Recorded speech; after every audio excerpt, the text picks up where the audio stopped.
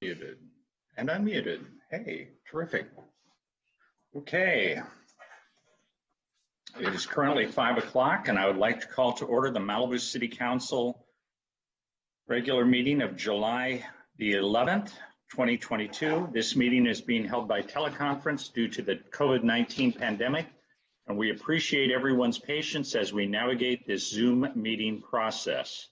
Members of the public can participate in the meeting or watch it by going to malibucity.org/virtual meeting. At this screen, you can click on the tab to either just watch the meeting or to sign up to speak on particular items. Those who wish to speak during the meeting should follow the instructions at malibucity.org/virtual meeting. Please make sure you visit malibucity.org/virtual meeting early to sign up to speak and download the Zoom application. The city clerk will call on those who have signed up to speak when the item is called, so you must be present in the Zoom meeting to be recognized. May I have a roll call? Councilmember Fair. Here. Councilmember Pearson. Here. Councilmember Euring. Here. Mayor Pro Tem Silverstein. Here. Mayor Grisanti. Here. You have a quorum. Do we have any public speakers on the closed session items?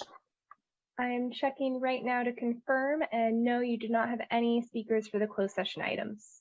We will now recess to the closed session to discuss the items listed on the closed session agenda. We will reconvene at 6:30 p.m. to begin the regular session and hear the closed session report. So now we go to the closed session.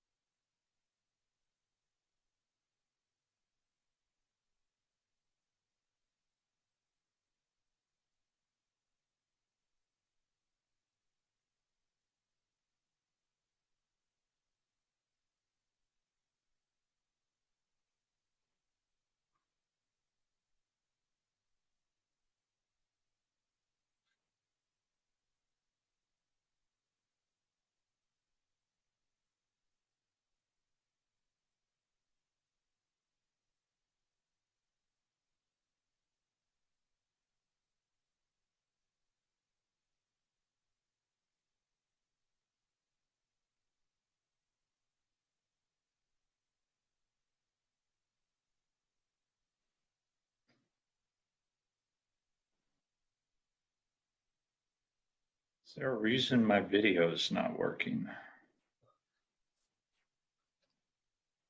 Probably got the pop-up hidden on it.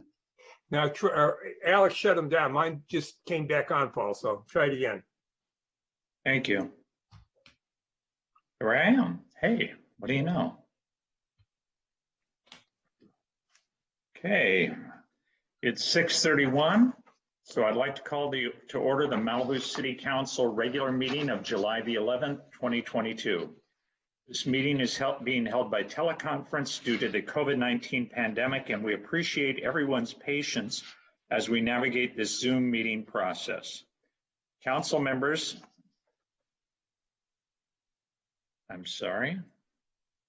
Council members and city staff are participating from remote locations, and all votes will be taken by roll call.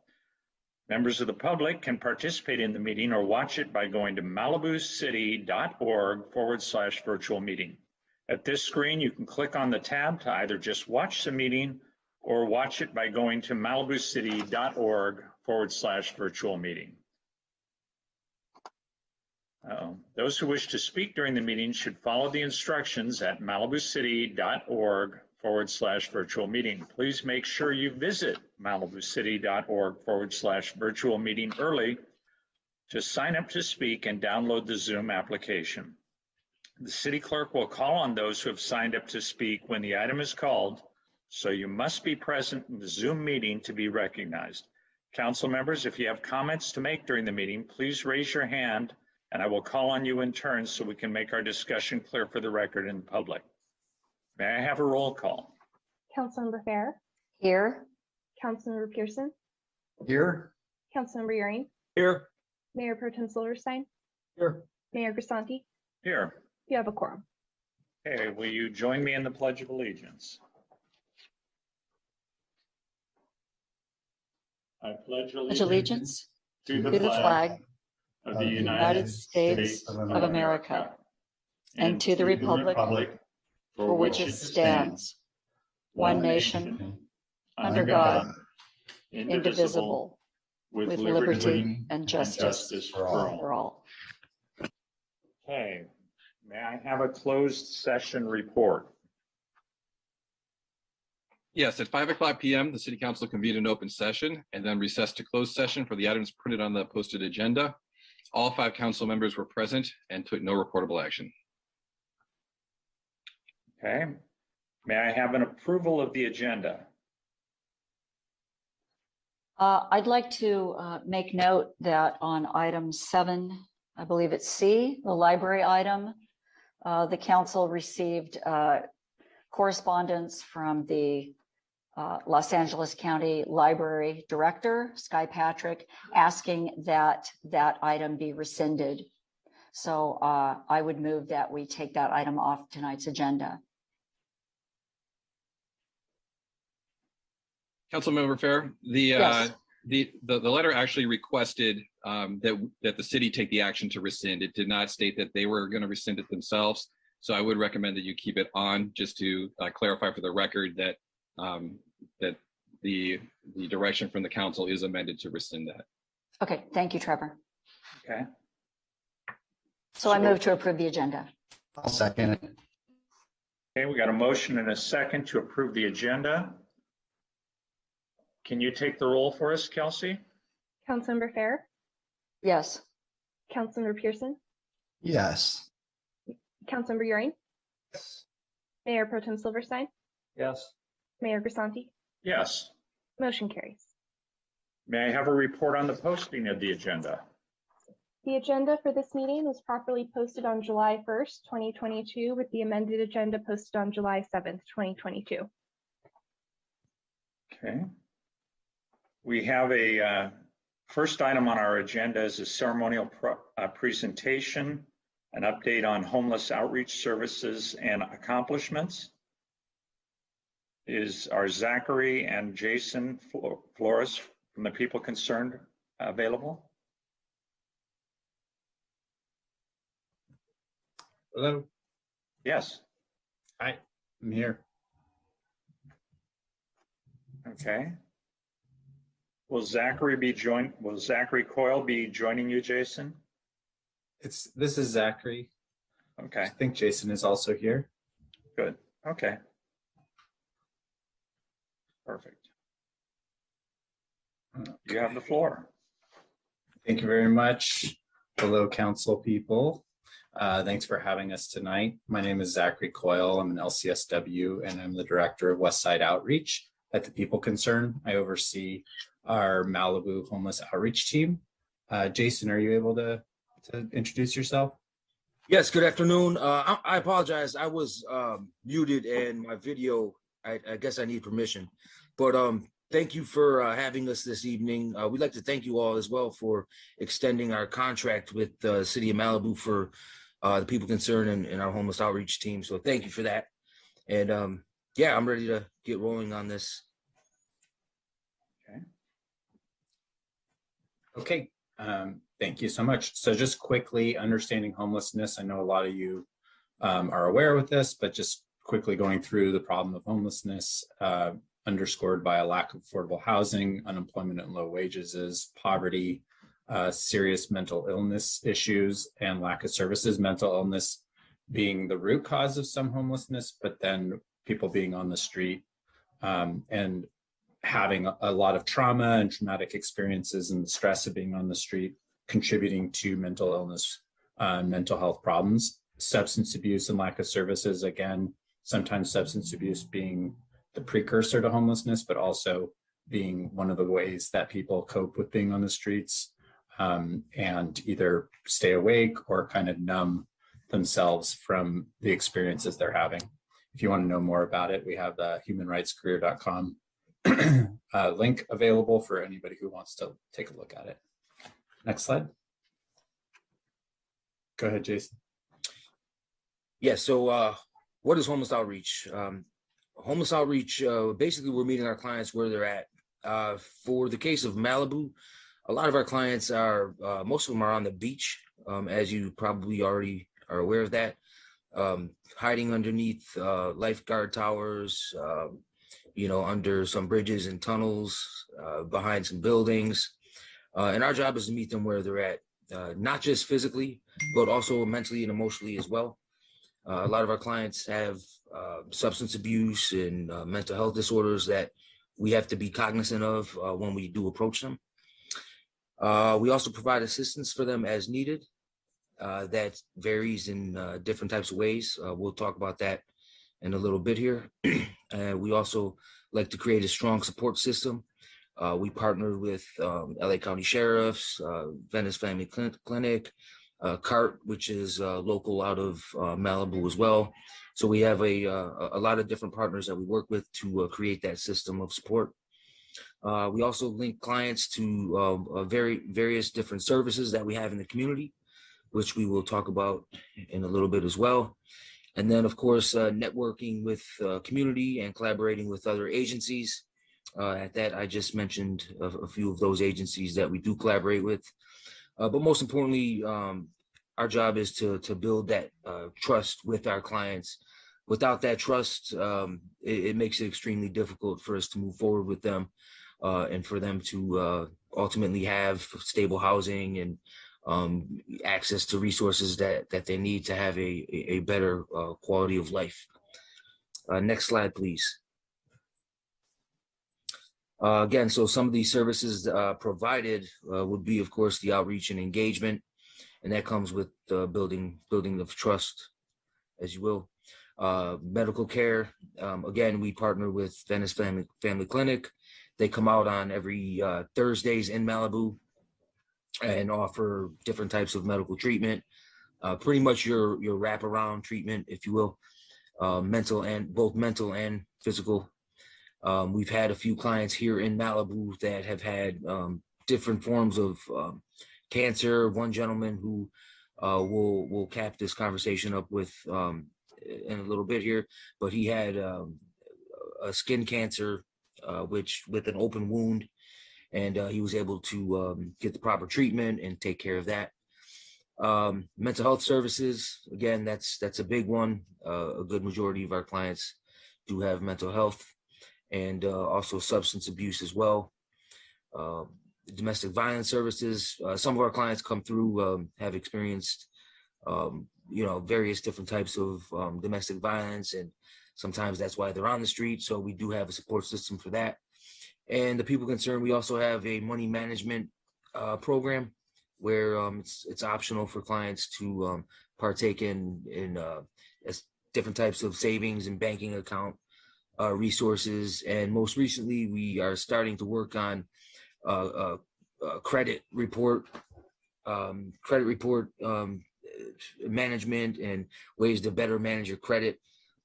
If you can just imagine for a second, somebody living on a street for a number of years, probably doesn't have, the greatest credit, or may have even been taken advantage of and a victim of identity theft. So we're working with these individuals who are nearing housing to take care of that, because when they get into housing, as you'll see in a couple minutes here, it's one of the barriers to housing. So we'll talk about that in a couple of slides ahead.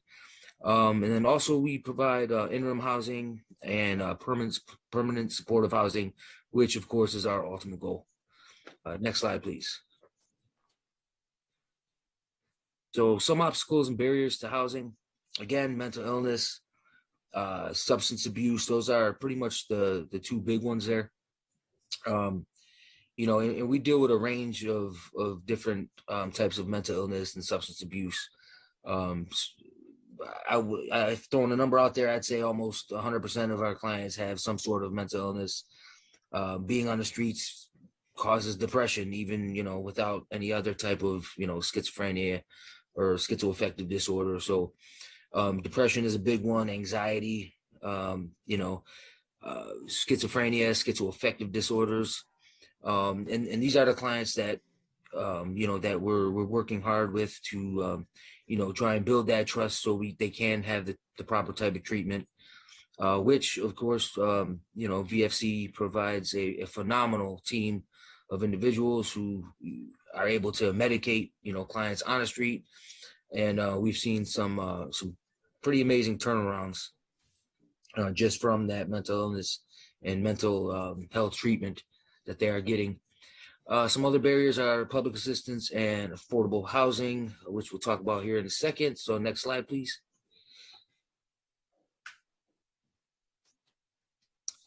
Yep, again, the mental illness, as you see in that little icon on the right there, there's depression, anxiety, different types of triggers from PTSD, and life on the streets is tough, so all different types of things happen. But again, schizophrenia, schizoaffective disorder, it takes time to build that trust and to break them barriers of that. Next slide, please. So substance use is very common among this population, as everybody has probably witnessed. We see a lot of alcohol and marijuana use, as well as other harder drugs. The predominant thing we're seeing lately on the streets, particularly in this side of town, is methamphetamine use that's just skyrocketed. It's very cheap, fairly readily available. It can be really useful for people on the streets to stay alert for periods of time. So I think sometimes we've seen people who get into methamphetamine while they're on the streets, and when they get into housing, they don't have as much of a use for it. But of course, it's a highly addictive substance, and you will see people who will get really, really strung out on it. It's particularly dangerous these days because fentanyl is flooding the market, and methamphetamine often has fentanyl cut into it. And so somebody who is using methamphetamine might not have a tolerance to opiates. And if there's a little bit of an opiate fentanyl in their meth that they're typically using, it can take them out really quickly, and they'll overdose on opiates when they think they're using methamphetamine. So again, this is a big part of street life, something that people do see a lot on the streets, and it can be a real barrier to gathering trust, gaining trust, getting involved with people. People who have been using meth for long periods of time will get very delusional at times, suffer a lot of issues with building trust, and have a lot of erratic behavior. This is a lot of the things that we deal with on the street that are particularly challenging or related to meth and alcohol use. Next slide, please. So public assistance, this is just to point out that without having a steady form of income, somebody who is a citizen can get $220 a month in cash and $180 a month in food stamp assistance. If they are able to prove that they have a long-standing mental illness or physical illness that keeps them from being able to get work, they can get what's called Social Security income or disability. This will go up to about $900 or $1,000. If they have a work history, it could be over that, but it's not a lot of money to try to afford a life on. If we connect people to housing and a voucher and they don't qualify for SSI, it's also very, very hard to make an application. It's a time-consuming process, and it's a legal process. So someone living in their house is trying to get by on about $400 of income, 30% of which is going to go to their rent. Next slide, please.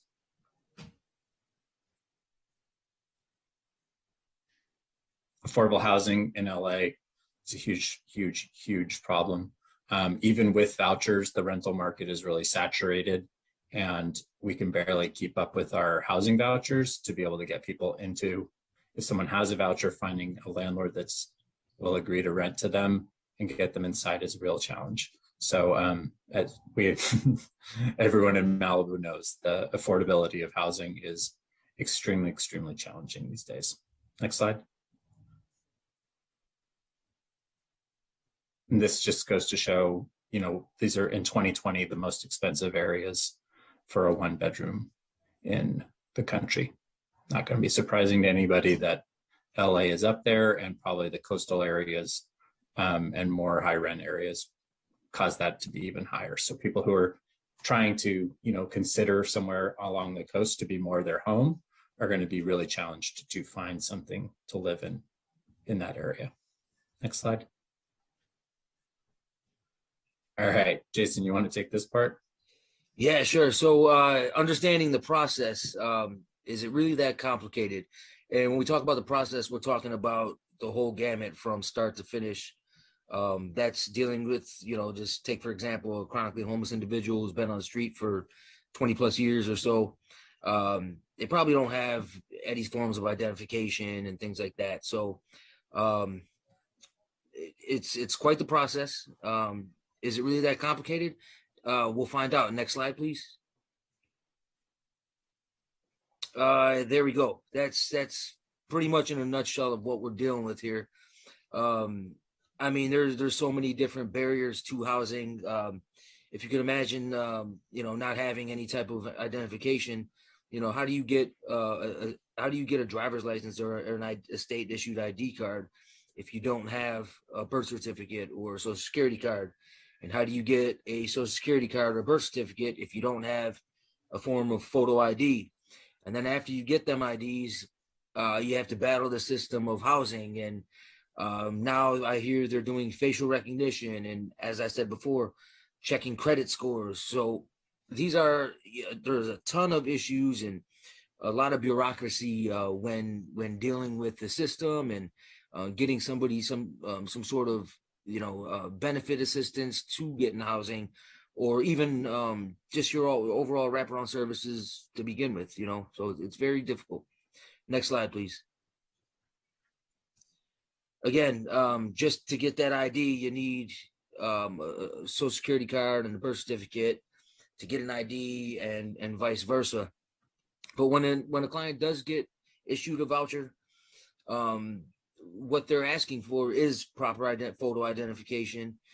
They're asking for a source of income, and they're also asking for a Social Security card and or a birth certificate. So that's where our street outreach team comes in and assists in, getting these type of documents so that they can be housed effectively. Next slide, please. We'll skip past that for the sake of time. Next slide, please. That VI SPDAT, it's about a 20-page 20-page report where we have to pull information from the client, sit down with them. It could be very taxing and draining because depending on the client, some of them, just take some energy out of you.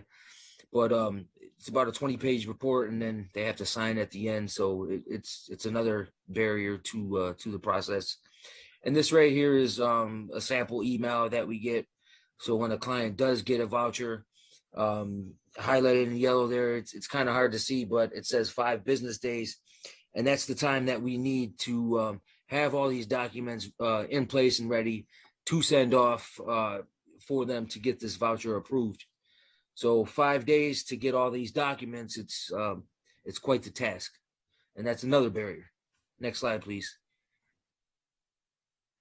Again, some of our community partners that we have are the City of Malibu, Venice Family Clinic, LASA, CART, which is also local in Malibu, and the LA County Sheriff's Department. And then also St. Joseph's, who is not listed on here. They typically deal with family type situations, which we've been seeing quite the influx here in Malibu in the past couple of months. Next slide, please. And so far to date, since 2017, since People Concerned took over the contract for homeless outreach in Malibu, we've made 4,086 contacts with people experiencing homelessness. And we moved 318 individuals off the streets into temporary and interim housing, and 53 individuals into permanent housing. Next slide, please. And here it is, our success story, Juan. Juan came to the United States in about somewhere in the 1980s from El Salvador. He was a farm worker, and he was married with his wife, and the marriage got a little rocky. They ended up getting divorced in the late 90s, which led Juan to experience severe depression, which ultimately led to his homelessness.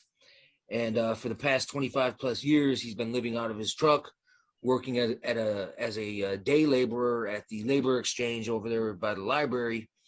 And today he's 74 years old, but because of the high cost of living and his low wage, he was unable to find permanent housing, and never asked for help. Humble man. It was the manager at the labor exchange who identified and notified the outreach team that he was living in his truck and he may benefit from some sort of assistance, which is when the outreach team engaged with him and learned that he had a lesion on his face that needed medical attention. They then linked him to Venice Family Clinic, who identified this as some form of skin cancer. Juan ultimately went through treatment, got that taken care of, had a voucher. Everything went through, and he's been housed since April of this past year. So again, he's 74 years old, spent a lot of time in that vehicle, and he finally was able to have a bed to sleep in. Next slide, please. And here's a few more success stories. Rebecca on the left there in the red hoodie. She was reunited with her family. I believe it was in Texas about a year ago. She's still there and doing well. And then the woman on the right there in the leopard shirt, she was actually in pretty rough shape. She was stabbed in her stomach, was released from the hospital to the streets, very disoriented. After some investigation, we found out that her son lived in Las Vegas and had been looking for the past 5 years. And we were able to link them together as well. So she's now under the care of her son, living in Las Vegas and still doing well. Next slide, please. And this is Michael. Michael's an artist. He was housed and missed some medication and kind of went out and forgot. He was very disoriented and just kind of was on the streets. He was hanging out in Malibu around Christmas time and November. You may remember him. You may have seen him out here with his artwork. But again, the outreach team engaged with him, was able to kind of break through and did a little bit of research and some investigation, and we found out that he was housed. He had stable housing. He had missed some medical appointments for treatment, reverted back to the streets, but we were able to relink him back to his case manager, who was also looking for him, and he's back in his apartment. Next slide, please. And that'd be it for us, folks. So if you have any questions, we're here to answer them for you. Thank you for your time. Thank you. Bruce, I see your hand. Yeah, I Followed by Steve. have a couple questions. I wonder if you could tell us how many people you housed from Malibu in the past 12 months. I don't have an exact number on hand right now, but if you'd like, I can get that to you. Yeah, actually, Yeah. if it could be done, I would like to see a year-by-year breakdown, please. Next question I have is, of the 318 people who were taken off the street, how many of them are still off the street today? I do not have. Zach, would you happen to know that, or? Any questions that are related to specific numbers and stuff would be, I'd rather not speak out of turn, and I don't have that all at hand. But if you want to email us, we can definitely get any answers to these questions that we have back to you. Okay, and then the last one, which I suppose I'm gonna get the same answer, but of the 53 that were put into permanent housing, are they still in that housing today, that permanent housing, or is that just a term meaning it was permanent until it was no longer available for whatever reason, if they fell off the grade again or what have you? Does that mean that they're still there, 53 of them, or does that just mean they were put in a certain kind of housing, which may or may not still be there today? So what happens in our permanent, so as an outreach team, we do not continue to do housing retention. If we were doing housing retention, we'd be spending all our time in the areas where people were housed, continuing to keep up with people. So we transfer people over to a housing retention program, and they take over the case management of people. We oftentimes lose track of what exactly is going on. Sometimes people come back to the streets and we find them. Sometimes we get notified that they're having a hard time, or they call us because we were their original point of contact. So we don't always have the exact numbers on those things, because the way that the system works is we pass it along. It's kind of like your primary doctor might not know what happened when you got referred to a specialist down the way. You know what I mean? Sure. So you don't know a percentage of people who are put into permanent housing As an stay agency, in that housing or fall back into homelessness, correct? our agency statistics are at around 90% of our people have retained housing. Okay, thank you. Mm-hmm. Mr. Euring. Yes, thank you. And thank you for the presentation. You got a sense of how difficult this process is. But one of the things is I think the last meeting we approved the new contract with you folks. And what I was looking to get is some idea of how successful you are in the street dealing with these people. Not over a 10-year time frame, but the last 12 months or the last 6 months. Do you provide any kind of report to the city regarding your activities on a monthly basis? Every month. Every month. And what basically is covered in that report? Can you just give me a quick? Yeah, that would be the number of contacts we have with individuals, both sheltered and unsheltered. The number of individuals we have housed, permanently placed in shelter, temporarily interim housing. I believe medical resources is on there. Cool. Okay, that's sort of what I was looking for. Who do you give that report to? I believe it's posted on the city website, but we give that to Susan. Okay, I can contact Susan and see if we can't get a copy of that. Thank you. You're welcome. Mikey? Yeah, Jason and Zach, I just want to say thank you for your report. Such a complicated issue, and you didn't really even get into the bureaucracy you have to deal with, which I know is, well, you showed that one slide of the 250,000 agencies you have to work through is, showed just how complicated it is. So I just want to thank you for your efforts in a really, really challenging issue, and City of Malibu appreciates it. Thank you. Thank you, Mr. Pearson. I just want to say thank you for meeting with me this morning, and I'm really glad that you're here to help us straighten all this out and keep a handle on it.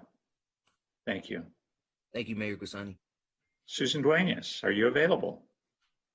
Yes, I just wanted to let everyone know that the reports are posted on the city website every month, as well as the report we get from our outreach worker that we have through the COG, Gabriel Graham. So all reports are posted on our website every month. Okay. Great. Anybody else? Okay, I believe that brings us to item number 2A, written and oral communications from the public. Do we have any speakers? Yes, Mayor, you have 11 speakers signed up for this item. The first few are Gerard Ide, Rosemary Ide, Georgia Goldfarb, and Joe Drummond. We'll hear from Gerard Ide first. Hey, Gerard, are you available? Yes, he is. Gerhard, I yield my time. Say that. I'm going to yield my time. Okay. We have a video that he intended to play during his time, so we'll start that in a second here. Yeah, Great. and Rosemary Ide is yielding her time too. Okay, terrific. Thank you.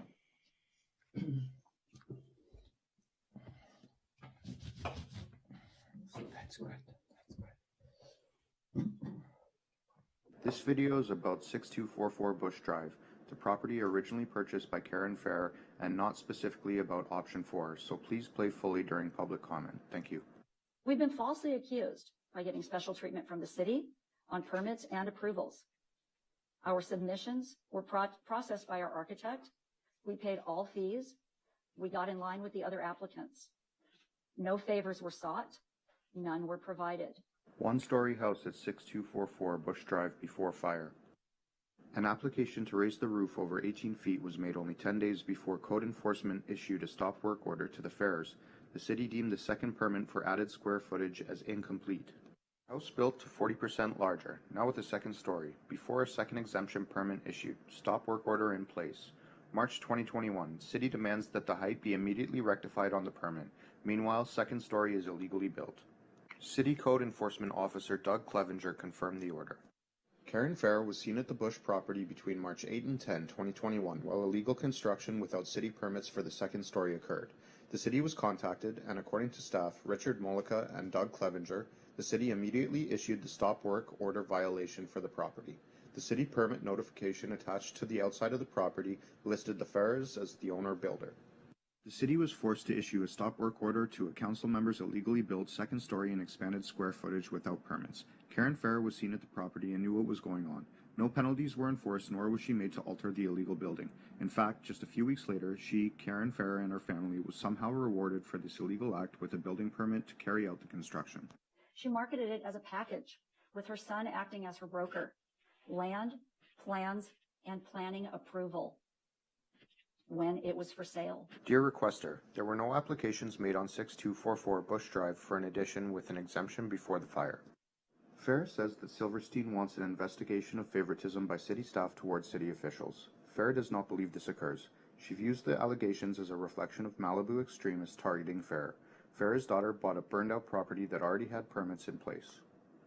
Member Karen Fair falsely claimed to the city corruption investigators responding to past council member Wagner's affidavit, verbatim from the official report, that Karen's daughter bought a burned-out property on Bush Drive that already had permits in place. In a specific 1-2-3 sequence of transactions, and contrary to Fair's disclaimed ownership and application for permits, city records confirm the first building construction permit issued after Woolsey Fire destroyed the previous house was obtained on November 20th, 2020, nearly 2 months after Karen bought the lot in September 2020. Remaining the builder owner, Fair then immediately transferred property's title interest and its development entitlements to her own daughter. In February of 2019, the council unanimously passed motions to address Woolsey Fire rebuilds. The plans approved by the planning department were for a 3-bedroom, 2-bathroom home of 2,703 square feet. That was with the already added 10%. The original size of the house was actually 1,994 square feet, but the tax records indicated construction totaling 2,465 square feet. It went to 3,448 square feet, which equals 74% larger than the original house and 40% over the tax recorded square footage. The maximum building height of 18 feet is exactly what the house is. No part of it is over that. And the building footprint is exactly the same as the home that burned down. After the permit was received from Building and Safety for the above project, we, as many others have done, applied for an administrative plan review for an additional 745 square feet, or a 21.6% increase in building size. The number's been thrown around. We added 40%, 50%. Richard Mollica confirms the 40% increase last month. What we did was utilize an option offered by the city and implemented, according to Yolanda Bundy, by 30% of the rebuilds, be they original owners or people who bought those properties after the fire. About 30% of the properties that get destroyed are usually sold, or they're not developed by the original property owner. Oh, maybe that was the 30%. Richard Mollica. Ask the city attorneys. Ask the city manager. Do any actual or factual research and let us all know what you find out. Then, by all means, please post the real This has been story. processed incorrectly as 2 exemptions. Our city is showing how far from transparent it is if we have to go to the Coastal Commission or our own hired attorneys to get the correct answers and actually have the codes properly applied. The planning department needs to learn the codes and follow them and not make up their own rules to benefit developers and people who want to profit from the fire. My planning commission days, it just seems that what happened at La Costa at the beach with the fence is pretty simple. It's a change in intensity, which is the definition of development, which requires a CDP. I'm apparently wrong somewhere, but that's my understanding of The it. 2-story completed structure in less than 9 months, changing the intensity and density without a coastal development permit, when the site in Coastal Commission's appealable zone and environmentally sensitive habitat area. Property is eventually deemed an ESHA and an appealable zone for its new septic system, but somehow avoids a coastal development permit for the main project built in less than 9 months. The Bush property received an occupancy permit when no septic system permit had been approved. How is that possible? How is that not favoritism? The City of Malibu had to issue a stop work order to City Council member Karen Farrer and her family for building a 745 square foot second story without a permit. Karen Farrer and her family received no penalties for building the second story without any permit. The permit was actually expedited. No favoritism? And Karen that Farrer was, led two if we could investigators pause for the video, wildcraft David. that was 3 minutes for Gerard and 3 minutes for Rosemary Ide. Our next speaker is Georgia Goldfarb, followed by Joe Drummond and Bill Sampson. Are you there, Georgia? Mute there. I wanted to give my time to Joe. So you'd like the rest of the video to be played with your time, correct? Thank you. Used by falsely stating that permits were in place for the property purchased by her and not her daughter, and the property was supposed to always have gone through a coastal development permit approval process because of its location within ESHA and within the Coastal Commission's appealable zone for the on-site wastewater treatment system, so double favoritism was definitely at play. Because people have got to know whether or not their president's a crook. Well, I'm not a crook. I've earned everything I've got.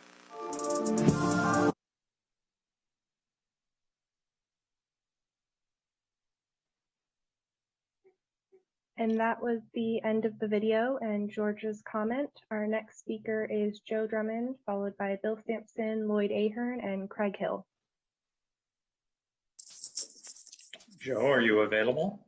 Yes. So basically, this video is a collaboration from residents in response to Councilmember Farrer's complete deflection last month of, firstly, she, her husband, who is a licensed contractor, and her architect not following the local implementation program of Malibu City codes that they should have professionally known, and secondly, not taking any responsibility for codes she voted on and codes she violated over and over again.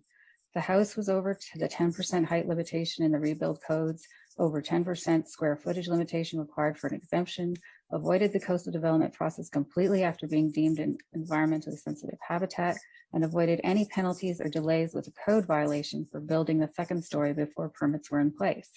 The video that just played included research that Ms. Farrer asked residents to complete, which was done for well over a year by other residents, planning commissioners, and other city council members, and by me just over the last few months. It also proves the favoritism granted to FAIR with all these concessions and the fast tracking of her rebuild. Why must she attack residents and colleagues who are just trying to uphold the laws and codes of Malibu that you so blatantly went against? Is that why? We are not attacking you, Ms. Fair. We just want straight answers. Not answering truthfully to the investigators during her interview in the Wagner investigation is also troubling. When asked specifically about favoritism, she falsely answers about who purchased the property and does not admit to all the code violations she and her family got away with, plus the avoidance of a CDP, even though the property was located in an ESHA, not to mention going against the codes she voted and adopted with her project with a second exemption, which the property should have never been qualified for in the first place. Where are the repercussions for this? Why does she say the home is for her daughter when they are planning on making a second unit on the top floor and renting it out? Is this for a short-term rental? By being at the property after she supposedly was not the owner, she was overseeing the project while it was being illegally built. How can she feel she is so above the law? Who does this? It is truly shameful. Again, I would not have gotten involved with this only a few months ago if I wasn't asked, because I can and did get the answers that the city should have known and responded to honestly and transparently. I will say more during the option 4 item, but this hiding and making up rules to help developers and favoritism from the planning department needs to stop. And I hope there is a brave and upstanding citizen and resident who will run against Karen Farrer and her corrupt actions in November. I don't say this lightly. You lied to me, Karen, when we talked before you were elected that you were not pro-development and stand by the city's vision and mission statement. And so I voted for you back then. I'm sorry to have to say this, but I hope that people know now that you don't tell the truth and can't be trusted with residents' interests first and not your own. And don't vote you back in frankly. Thanks. Thank you. Our next speaker is Bill Sampson, followed by Lloyd Ahern, Craig Hill, and Andy Lyons. Mr. Sampson, are you available? I am. Thank you. First, and somewhat different topic, Kelsey, I sent a written comment in about the delay in getting the minutes, and if my communications are misunderstood, I view it as my fault. So Kelsey, I want to apologize to you. I wasn't trying to criticize you at all. I would just like to get the minutes out. I don't know who has to do it, but please do. But Kelsey, I was not picking on you. And I wanted to publicly apologize because I think I poked you when you probably shouldn't have. I shouldn't have, excuse me.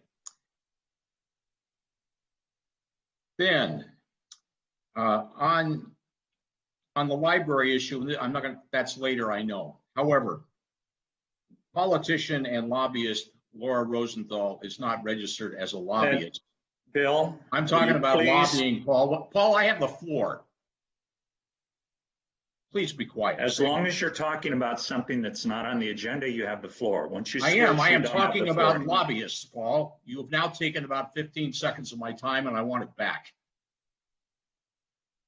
Please don't interrupt me. So, a lobbyist and politician appeared without registering as a lobbyist. I believe she should have done so. Her website indicates, just a second, my apologies. I got a phone ringing.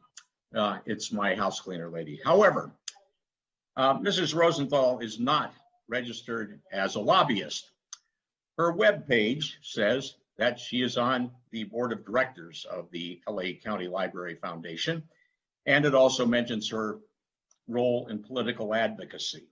If coming before us and asking for our use of our money is not trying to influence the council, I don't know what is. I would just ask that you direct the city attorney to find out why she is not registered as a lobbyist. Next, I found the video disturbing. That's about all I can say. I don't believe that Karen is at all as innocent as she lets on. The video may be overstated. I don't know. That's for other people to determine. It is disturbing. My disappointment was that the first time I saw Karen after the fire, rather than asking how it was, she came up and said, hey, we're going to get Airbnbs. And now we wonder why we don't have kids in the schools. That's a different issue. But please look into the lobbying issue or ask the attorney to, because Mrs. Rosenthal is not registered as a lobbyist, and she, in my opinion, reading our ordinance, clearly is. Thank you. Thank you, Bill. Our next speaker is Lloyd Ahern, followed by Craig Hale, Andy Lyon, and John Mazza. Hi, Lloyd, are you available? Yes. Good evening, City Council. My name's Lloyd Ahern. I'm the president of the Los Tunas Homeowners Association. And over the 4th of July, we had a very, very, very dangerous events 2 nights in a row where a man came out of Tuna Canyon who's homeless and in a very psychotic frame of mind. Anybody that has seen the video on the news can see it right in his face. He had an axe and he hit 5 homes and demolished every piece of glass he could, and then broke windows on 9 cars. He then came back the next night and did the same thing again to different parts of the deal. The police arrived each time, were fantastic. It was, it's tough for them on the 4th of July, but we then, got together with everybody and had a meeting where we decided we had to get as much information out as possible. Susan Duenas, Lieutenant Waters, and Mayor Paul Grisanti pulled a meeting together at the multi-purpose room at the City Hall and got everybody on the same page, where we decided how we were going to handle this guy. Now, our biggest problem right now is tomorrow he's being arraigned, and we found out through the DA's office that he's probably going to be let go. So what we need from Lieutenant Waters and from the sheriffs and from the city is we've got to either get some kind of a restraining order process in order, because he's got pictures of our citizen on his Facebook page. Karen, Mikey, and Paul, I sent you his Facebook rantings just before City Council meeting started. I don't know if you got to see him. Anybody that wants to see this guy, his name is Thomas Aaron Brothers. Believe it or not, Thomas Aaron Brothers. He's got his own Facebook page. His dialogue is 3 things. It is completely psychotic, completely sexual, and completely violent.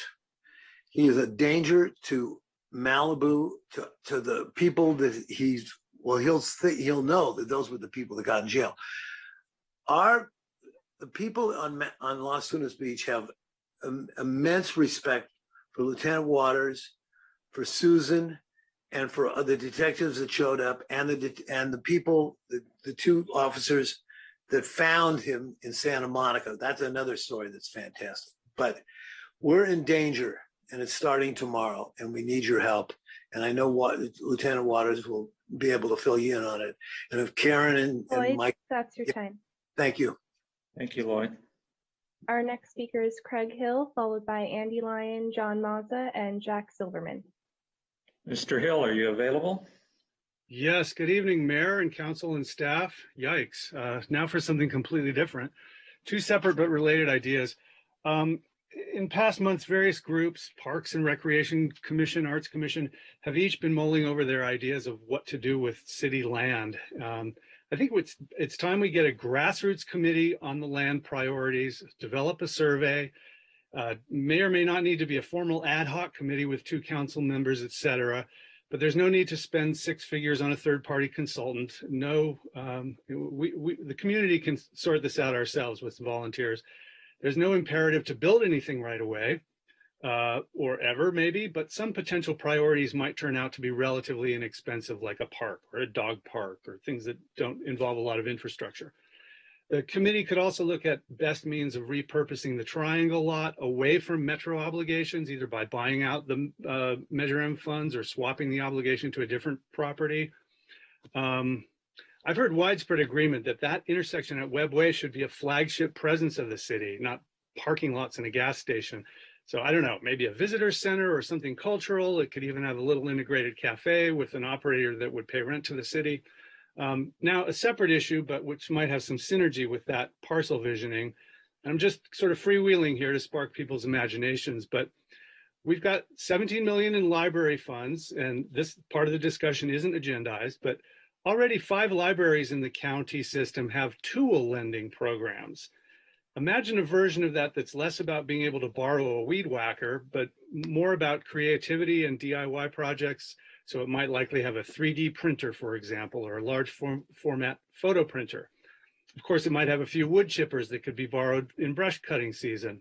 Then to tie in that tool library concept that already exists with what was originally an Australian idea called a men's shed, now it's a community shed, a place to do craft work and socialization, a maker space, a community alternative to the pub or the church.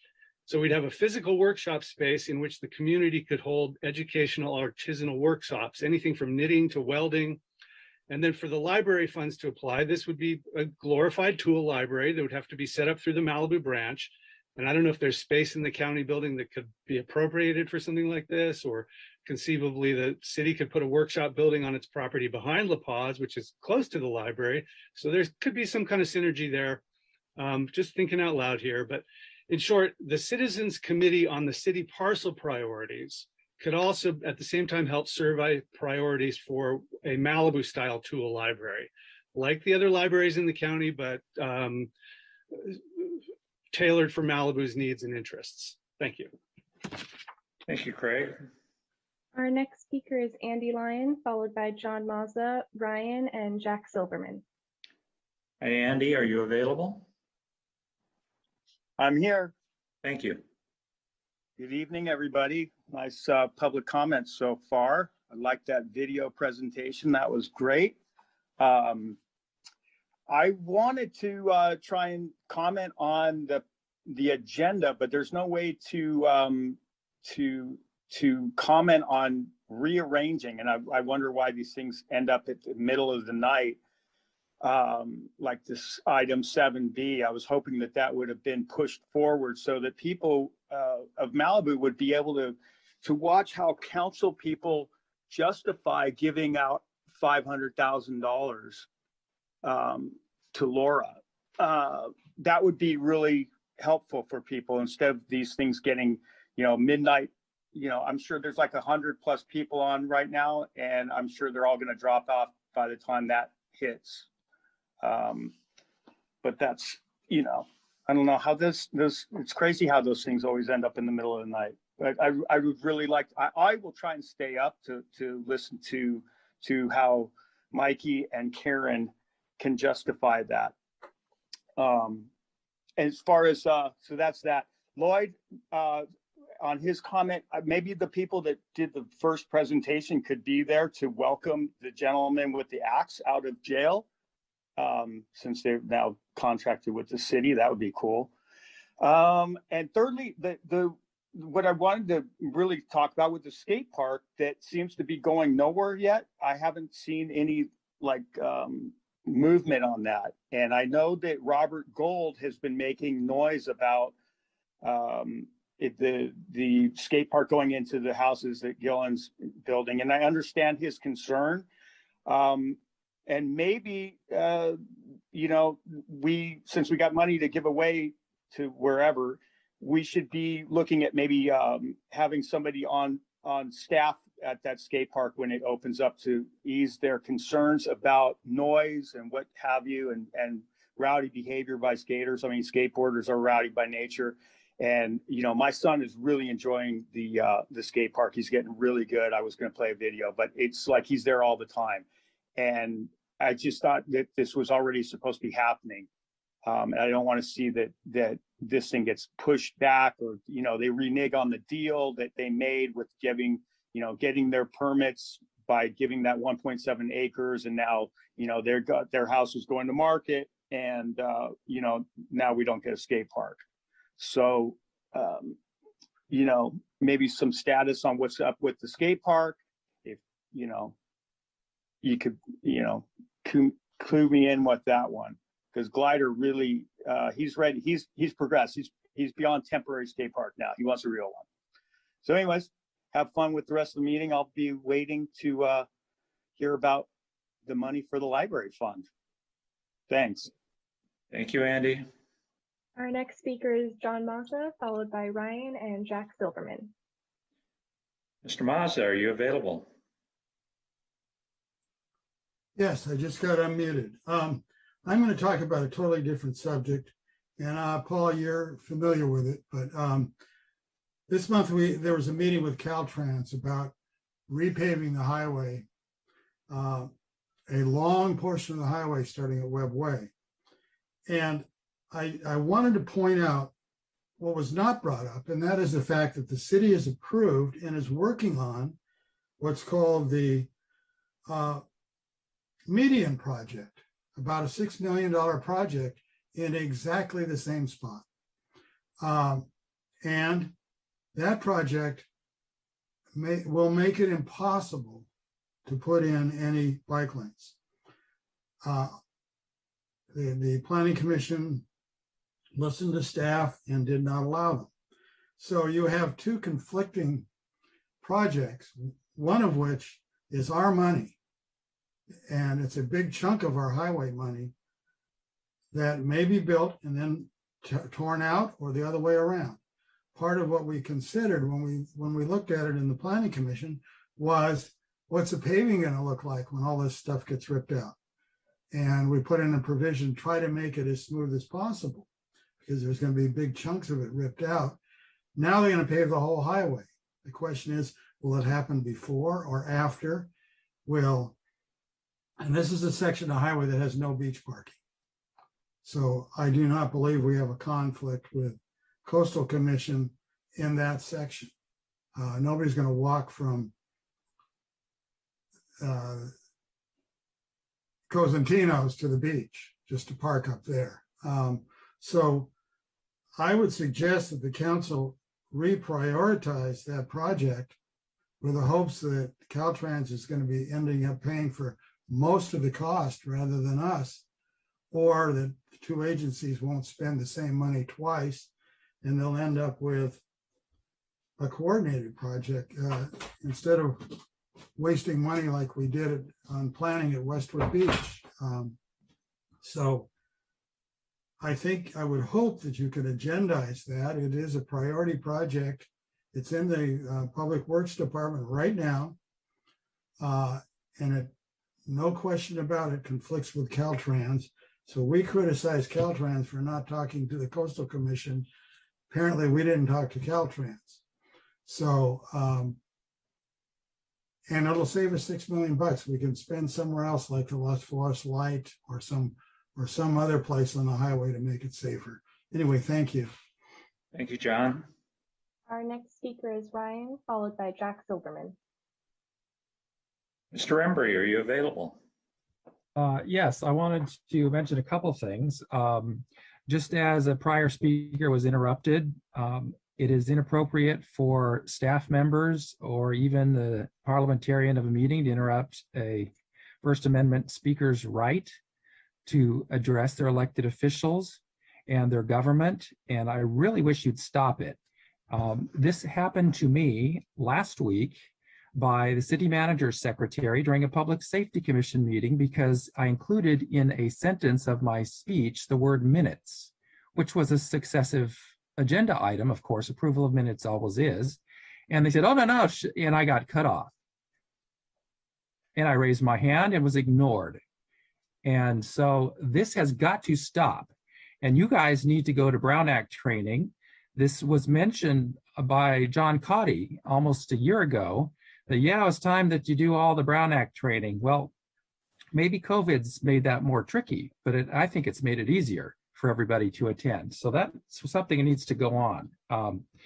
Stop interrupting the public because you think they're going to say something you don't want to hear. Second is the issue of the library, and don't cut me off because I said library. We do not have a library commission. What the city of Calabasas did correctly is they established a library commission, and look what they ended up with, a library. They got an $8 million grant. Their library is one of the best I've ever seen. And they use their library set aside funds, you can betcha. And what do we have to show for it? we got the same Dobie library. So I would ask you to reconstitute.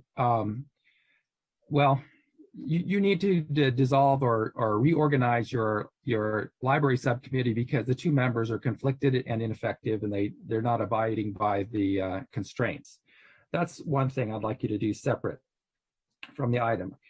You could either create a task force to investigate what went wrong, or you could simply appoint a library commission and maybe the community could get involved and we could start planning for the Western Malibu Library, which was anticipated and is codified in a memorandum of understanding, which is not the subject tonight particularly. It was a gift of funds, which is later on tonight.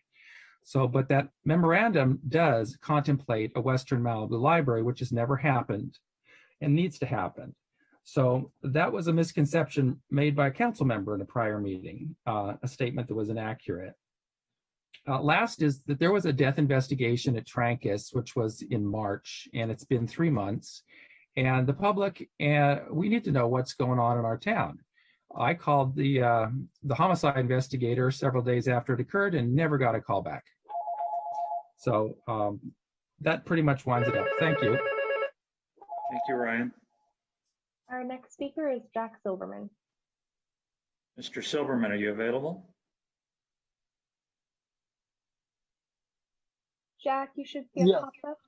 Yeah, good evening. Can you hear me now? We can hear you now.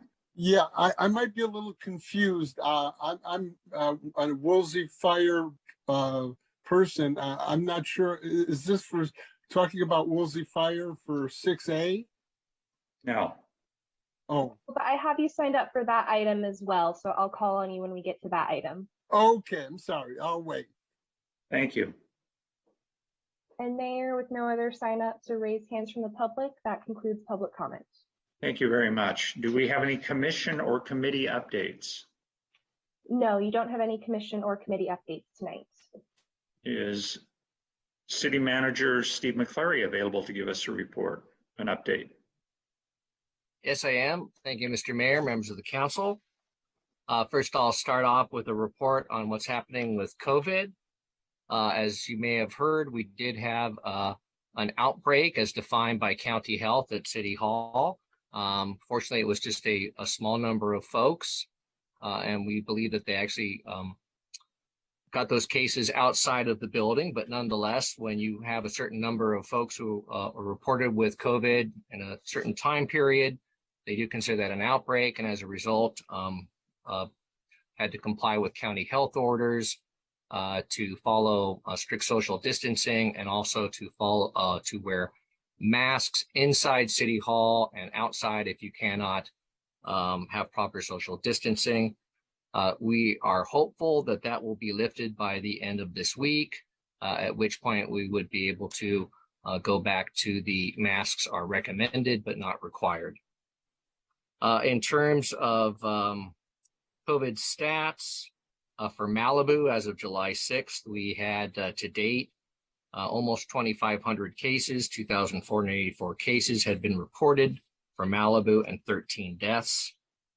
And as of the most recent update from County Health, which for us was July 1st, we'll be having another update tomorrow. At that point, the county noted that we had 7,300 new cases. That was the largest increase since the Omicron surge in early February. And they noted that there's likely to be serious undercounting of the positivity rate due to so many persons using over-the-counter tests and not necessarily reporting those on to county health. That was at that point a 20% increase in the case numbers from the prior week. And we were looking at that point at a 14% test positivity rate. Hospitalizations are somewhat steady, but they are above 770 a day. And we are still considered to be at the medium community risk, but there are potential concerns for moving to the high community risk category by the end of the month. And again, we'll be looking to see what we hear from the county this week on that. If we do go back into the high zone, that would mean some additional restrictions from the county, including and most likely the requirement to go back to indoor masking. Also wanted to note that the Omicron does continue to be the dominant variant in LA County, although the subvariants do continue to evolve and grow in number. Also, just to remind everybody that vaccines are available and can be administered to everyone, all ages 6 months and older. And also there are free test kits for those individuals who do not have access to health insurance, and they can find that information on the county public health site for more information there. Just to remind everybody that there is no regular city council meeting scheduled for 2 weeks from now, Monday, July 25th, so no meeting on that date.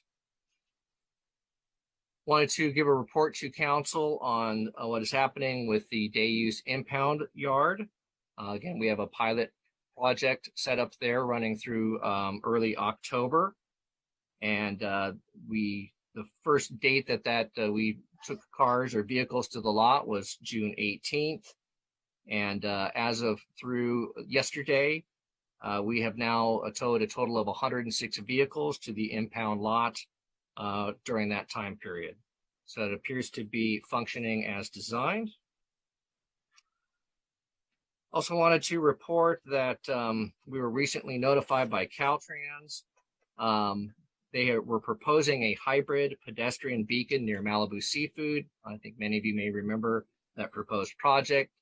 They had presented that at a public meeting in 2018, at which point the public had expressed a number of concerns about the project.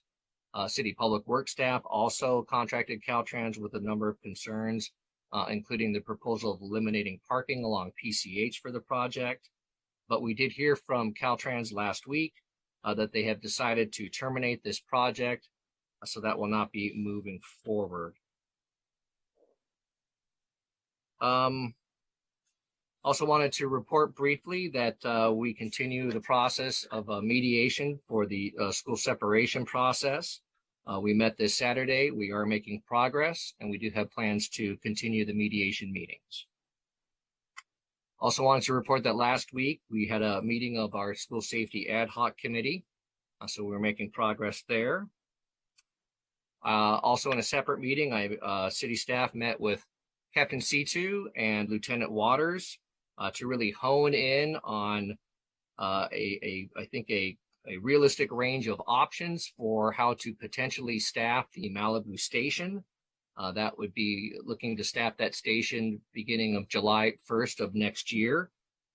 As we hone in on those options, we will be bringing those to council probably in a couple of months for discussion and direction. And then I'd like to call on first Yolanda Bundy for a report on dark skies. And then I would also like to call on Rob DeBow before we go to Captain C2 and Lieutenant Waters for a crime report. Thank you, Steve. Good evening, City Council. I just would like to invite our community to our dark sky ordinance informational webinar that the city will be hosting for our commercial properties. The commercial property owners and or managers are invited to attend to this virtual meeting. It's going to be on Wednesday, the 20th at 4 p.m. to get guidance and information on how to apply to obtain the necessary permit. We are urging our community to contact us as the deadline is getting closer, October 15th. Thank you so much. Thank you, Yolanda. Good evening, Council. I just wanted to kind of further clarify the Caltrans meeting that was held last week regarding bike lanes on PCH going west from Webway. My conversation with Caltrans, it was that they are gathering community interest on whether there is a strong interest of putting bike lanes on PCH. At this time, Caltrans does not have a project moving forward. I continually meet with Caltrans, coordinate and collaborate on different projects, including this one. And they do have paving projects scheduled for PCH, which we are coordinating on with our project with the median, and look forward to kind of having further discussions and collaboration with Caltrans on future projects. And with that, I will be available for questions if you so have some. Thank you, Rob. And then, so that concludes my report. I'd be happy to take any questions. And if not, I will turn it over to Captain C2 and Lieutenant Waters for a report from the police department. Thank you. I see Chad. Yeah, I think the captain had to step out. So thank you, city manager and mayor. So as you heard earlier today, we did have that the major incidents of vandalism down in the 19,000 block of PCH. And we did have a really, really good response to it as far as having deputies go out and do a good investigation, thorough investigation. We were able to apprehend the suspect. We're working with the DA's office on the filing for tomorrow, and I'm fairly confident that if they get the information that we give them, they'll act appropriately on it, and hopefully we'll be able to keep this guy behind bars until he's called to trial.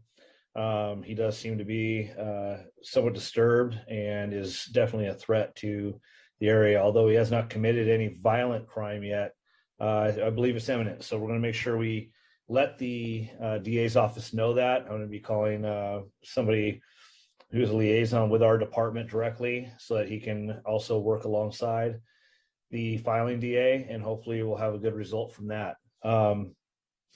As far as I did the outreach for the community too, reaching out to us for that and giving us as much information as they had really, really helps. So if you have information on a crime that was committed against you or committed against a person next to you, near you, please don't hesitate to give us a call, reach out to our tip line, call us directly back in Detective Bureau at the station. These are the kinds of things that really help us to get through a case and really find a way to solve them. So it's pretty much, with all these cameras out there right now, it's what really helps us. So the residents there, as much as they're thanking us, we thank you. You helped us. So on that route, still have a couple crimes out there that I've heard someone mention. The homicide at Trancas. I got an update right now. At this point, it looks to be a suspicious death. They're still doing an investigation on it. There have been no tips or leads on this at all so far. And Homicide Bureau will be updating us as soon as they can, as soon as they have their findings. So that should come out pretty soon. As far as the robbery at Heathercliff and PCH, that's still being investigated by Major Crimes Bureau. They have a really good lead right now and they're working it, and hopefully we'll have the suspect in custody soon. Beach team is doing an amazing job. They're writing several sites. If you guys want to hear about the numbers of sites that we've written and everything, it would be in the public safety meeting we just had last week. So all the stats are broken down inside the public safety meeting. Other than that, everything is looking really good. We did a motor operation on the east end Sunday morning, and it yielded approximately 15 sites for vehicles driving at a high rate of speed through that area on their way to the car show. So trying to hit that car show from that direction, as well as being present at the car show. Been working really well with the property management company in that, and they're doing a lot to help us to try to reduce the amount of traffic there. That's been great. That's been Mr. McCleary's done a really good job of helping us with that. So Mr. McCleary, thank you so much. We're also going to be doing, we did an etching event last month for vehicles, and we'll come back down into Malibu and do that again for the catalytic converters, probably in about another 3 months. We rotate through every city and do one a month. Other than that, the city's looking really good. Not a whole lot of accidents the last few days. The tow yard has been a blessing. It has really helped us. So the temporary tow yard, I know there's some opposition to that, but I hope you see it's not a nuisance. In fact, it's actually helping us to keep the area around Zuma, Point Doom, and Westford Beach just a lot safer for the patrons and for traffic. So thank you for having me on here. I really appreciate City of Malibu. I've had a great time working with you guys, and I hope to continue to do so for a while. Thank you, Chad. I see a question from Steve Euring. No, just wanted to say, Deputy Waters, you've done a great job for that car show. I mean, I drove through there Sunday. You've got motors and cars, sheriff's cars all over the place. So you really have done a lot to sort of calm that situation down. So thank you very much. I appreciate you seeing it. Oh, one thing I wanted to add too, today on Channel 4 News, Mayor Grisanti joined me with the host team and Luis from Public Safety, and we did a little episode on all the overnight campers and some of the homeless issues we're experiencing with RVs along the coast. So you can go to NBC4 and see that if you'd like, and see, just get a little more information on what we're doing to help out down there. Thank you. Okay. Thank you, Chad. Thank you, Mayor. Okay, do we have any, who would like to present their council member report first? Steve Euring. Yes, I have a sneaky feeling this is going to be a long meeting, so I'm going to try and be very short.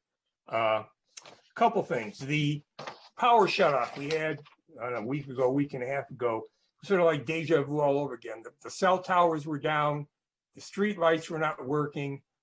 So, we're not going to do it tonight, but I think that's just something we have to keep working on, because if there is a disaster, there's no way to make emergency calls. And I don't think that's the situation we want to find ourselves in.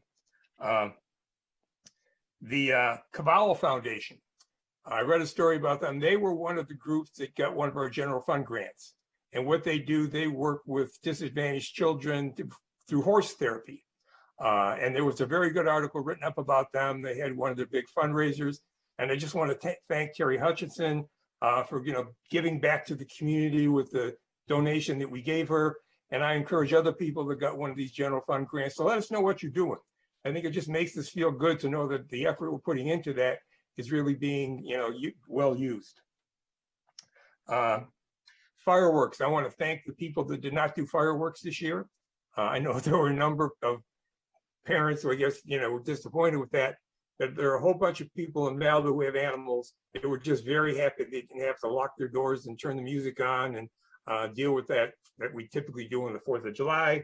And then finally, and this is maybe back to Yolanda, I don't need an answer right now, but I'm just wondering, are we working with the gas stations? Are we making any progress on those guys? Or are we waiting till the next city council meeting to do the reworded ordinance for the dark sky? I think Richard Mollica should be able to answer that. I believe that we're still working with the gas stations, but they're pending that decision by city council. As far as the rest of the commercial businesses that just need to report, we are calling every single commercial business property owner to invite them to this webinar. We have also sent notices, and there will be also an ad on our newspaper. The gas stations are sort of the biggest violators. So everybody keeps asking when we're going to see those go down, and I just don't have an answer for that. So just keep working on it, Richard. That's all we can do. I see Richard there. Maybe he wants to comment.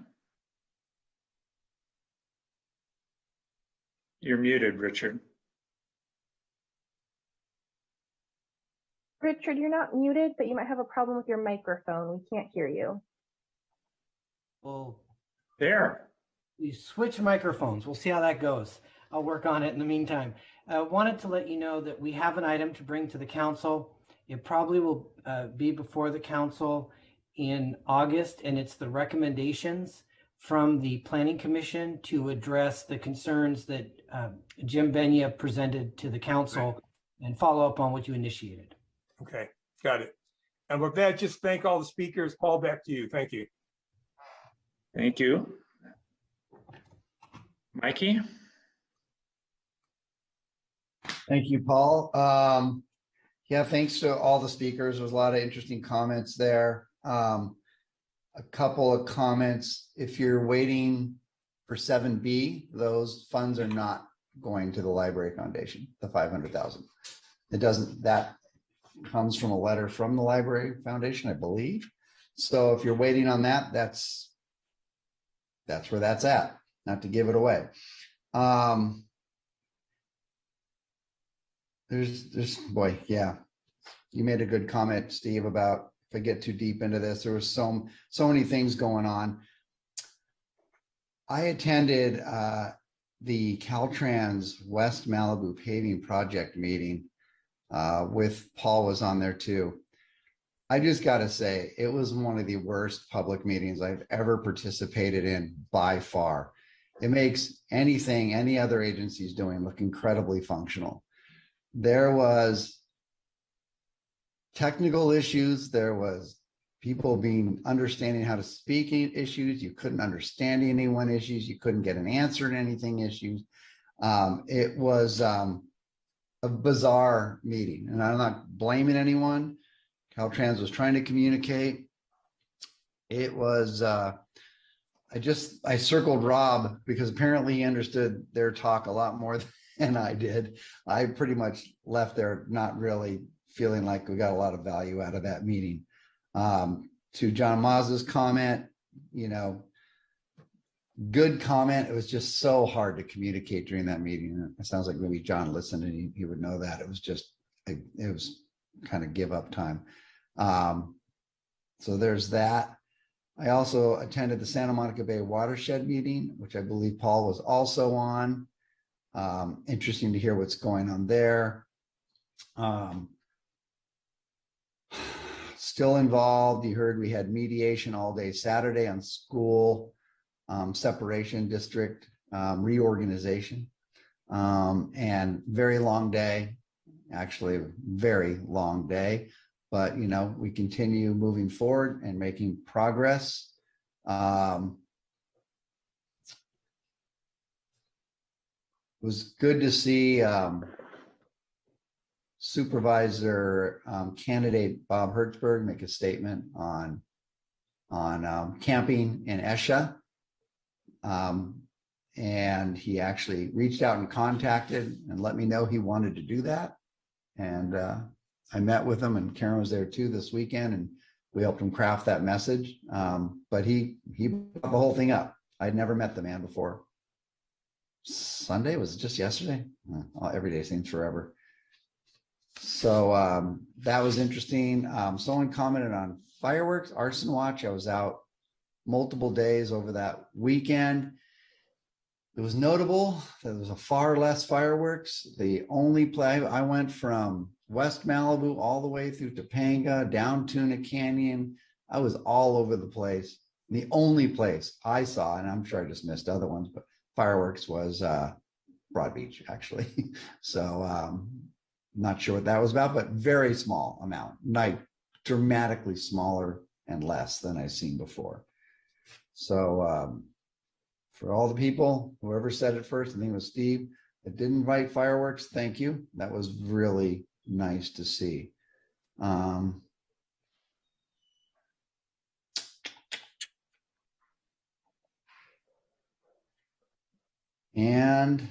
you know what?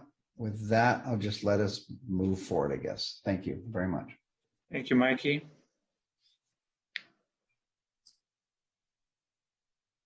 Bruce or Karen?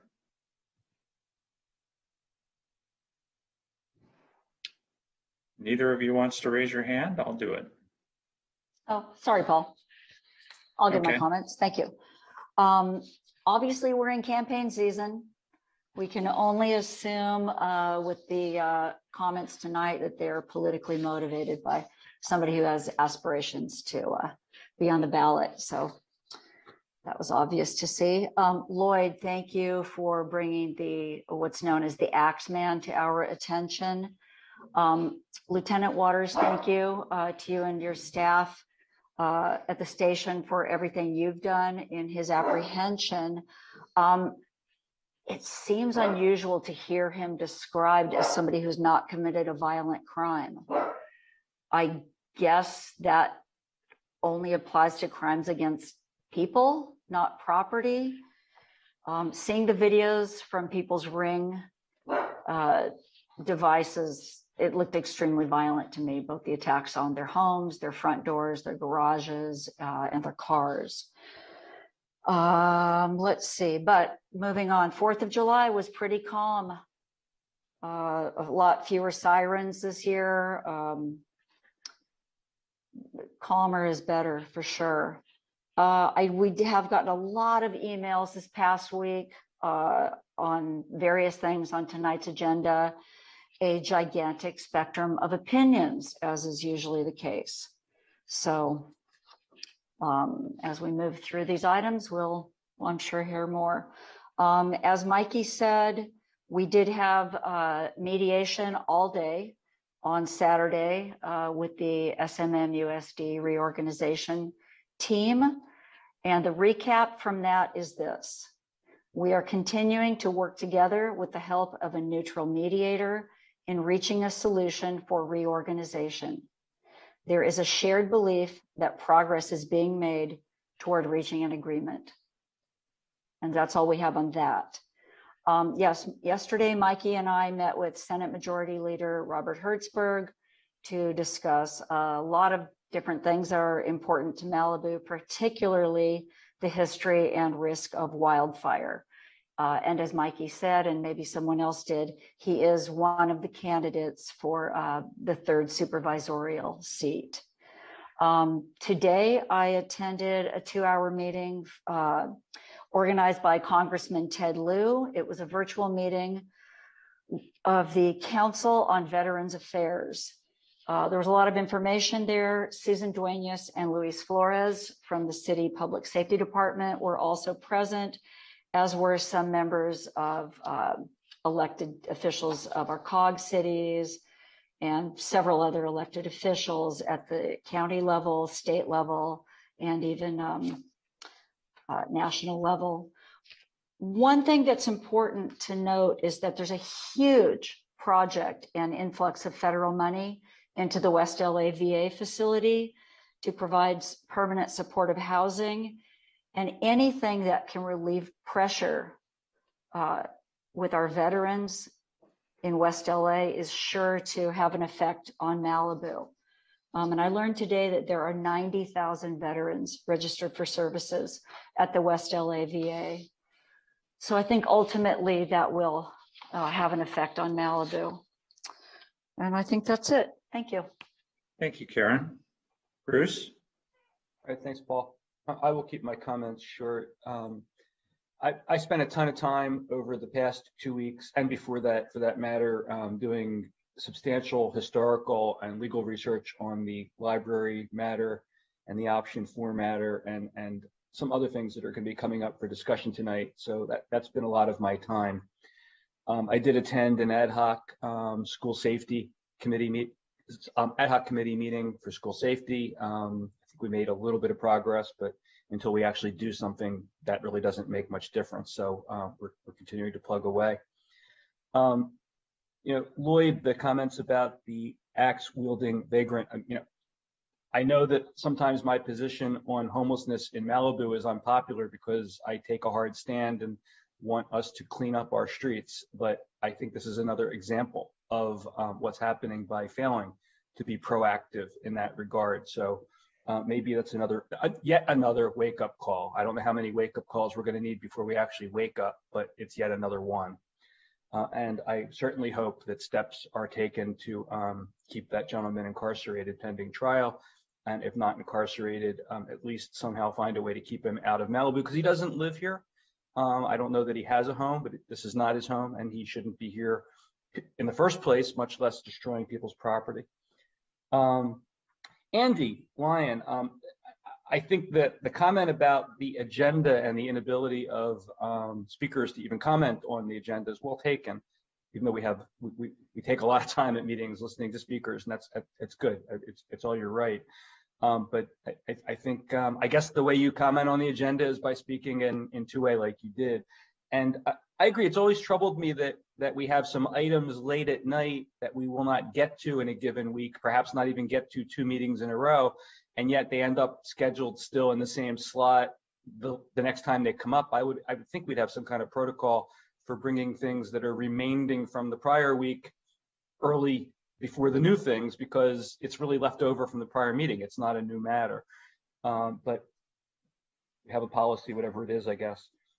And John Mazza, I totally agree. At a bare minimum, there should be coordination between Caltrans and the city on the two different projects for the along PCH. In fact, I had noted when I heard about the Caltrans project that it did to me sound potentially inconsistent with a project that we had approved for the median, because I remember there was discussion in connection with that of not creating bike lanes, but in fact it would. I think our project, I think, makes the space on each side of the highway smaller by increasing the median somewhat.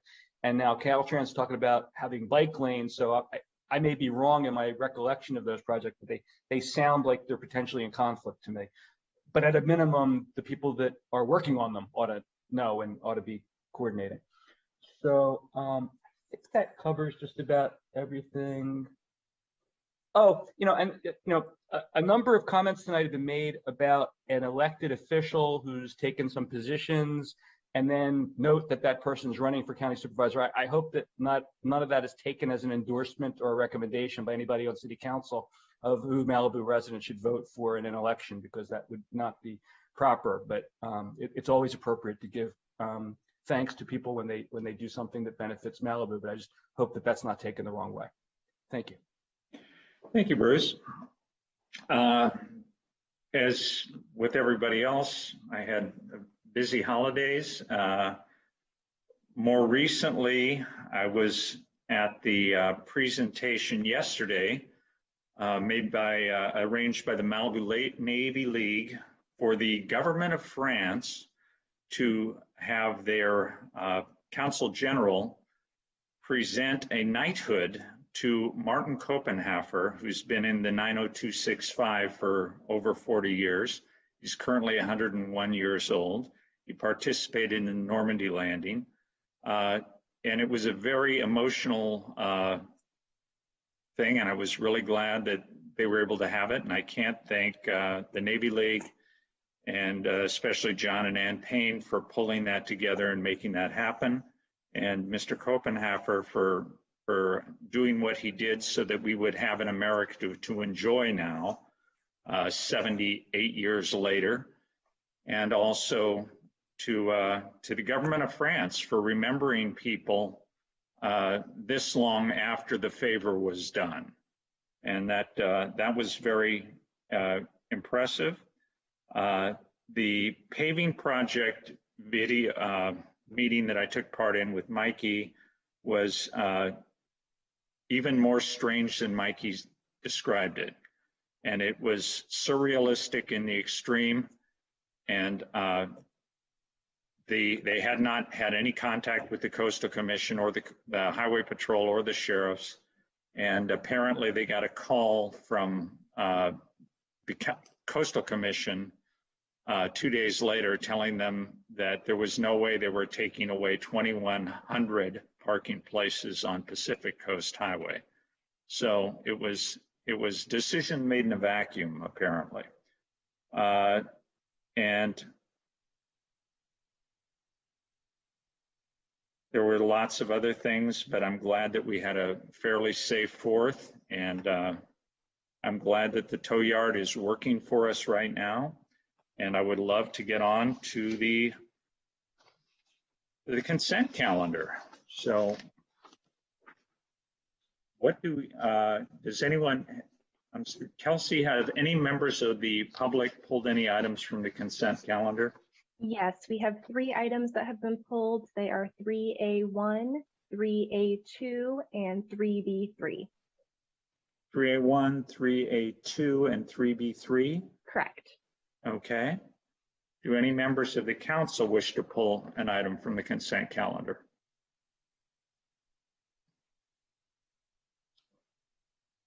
Seeing none, can I get a motion to approve the consent calendar with the exception of items 3A1, 3A2, and 3B3?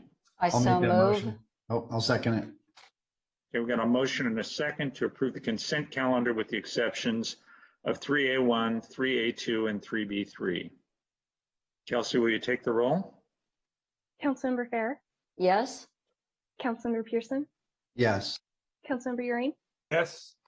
Mayor Pro Tem Silverstein, Yes. Mayor Grisanti. Yes. Motion carries. Okay, that brings us to item number 3A1.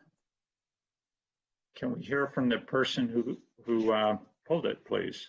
Yes, and Mayor, we do have the same speakers signed up for 3A1 and 3A2, and these items were considered concurrently by the council when they were first heard. Would you like to hear them concurrently again? Thank you so much. That's an excellent suggestion. You have three speakers. They are David Rosen, Charles Hagan, and James George. We'll hear from David first. Okay, Mr. Rosen, are you available? Yes, Mayor. I really don't have much to say on this. I've read the proposed resolution, and I'm the attorney for Lloyd Stateman, who's the property owner above. And I just wanted to say that we've read it, we approve it, we very much appreciate the work that was done to prepare it, and we hope the council will adopt it. Thank you. Thank you so much for your brevity. Our next speaker is Charles Hagan, followed by James George. Mr. Hagan, are you available?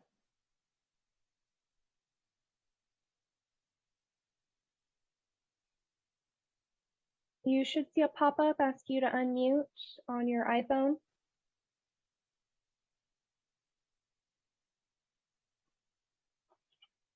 Well, we do have one more speaker, so we can try to circle back in one moment and see if Hello. there you go. Hi, this is Charles Hagan. Hey, Charles. I concur with David Rosen. I think it was a well-written and instructive review, and I concur. Thank you. Thank you, sir. And our next speaker is James George. Are you available, Mr. George? I am. Can you hear me? We can hear you. Evening, City Council.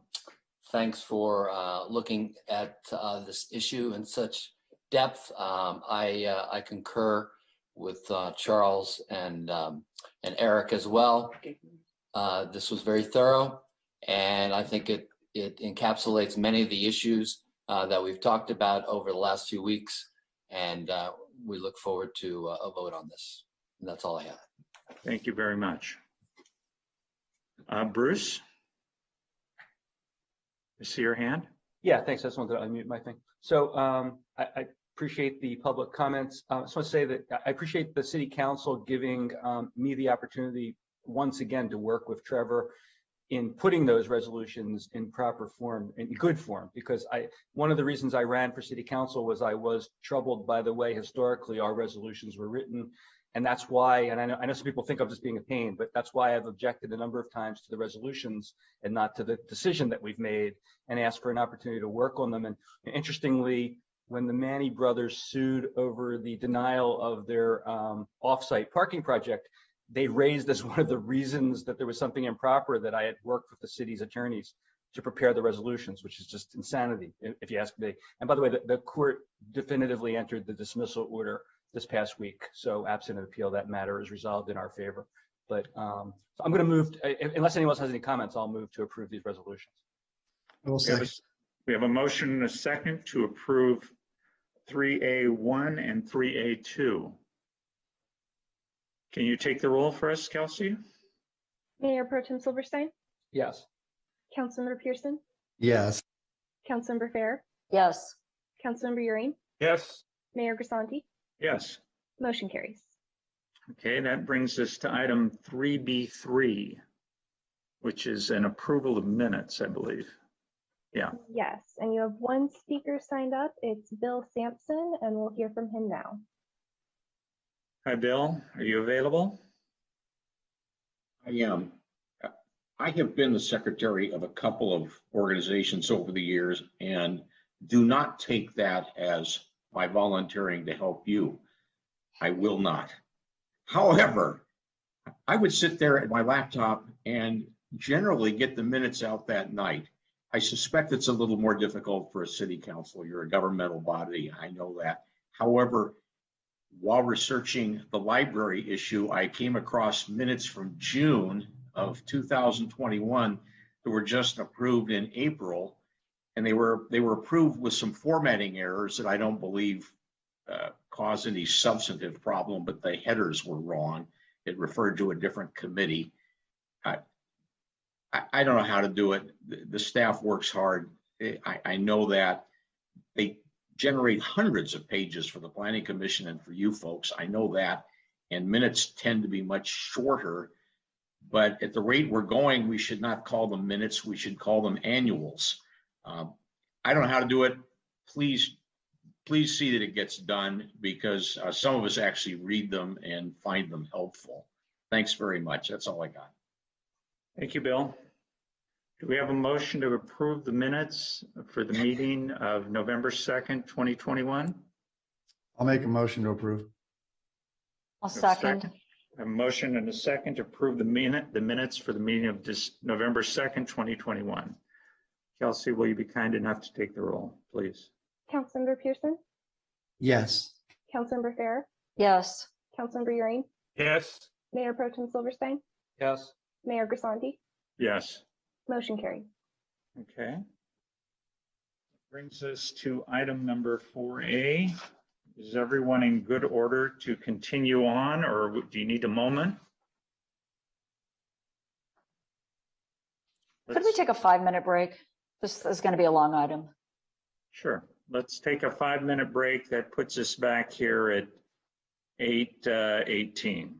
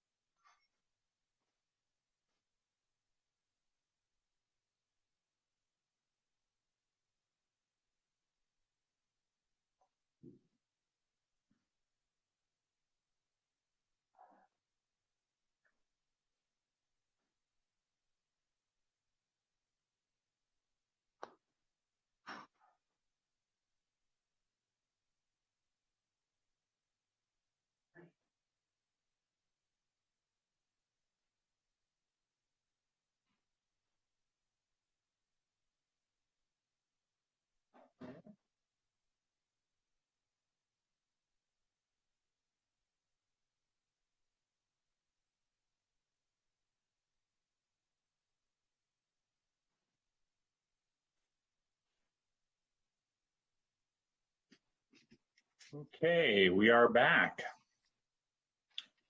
That brings us to item 4A, which is the Malibu Middle School and High School specific plan. Do we have a presentation?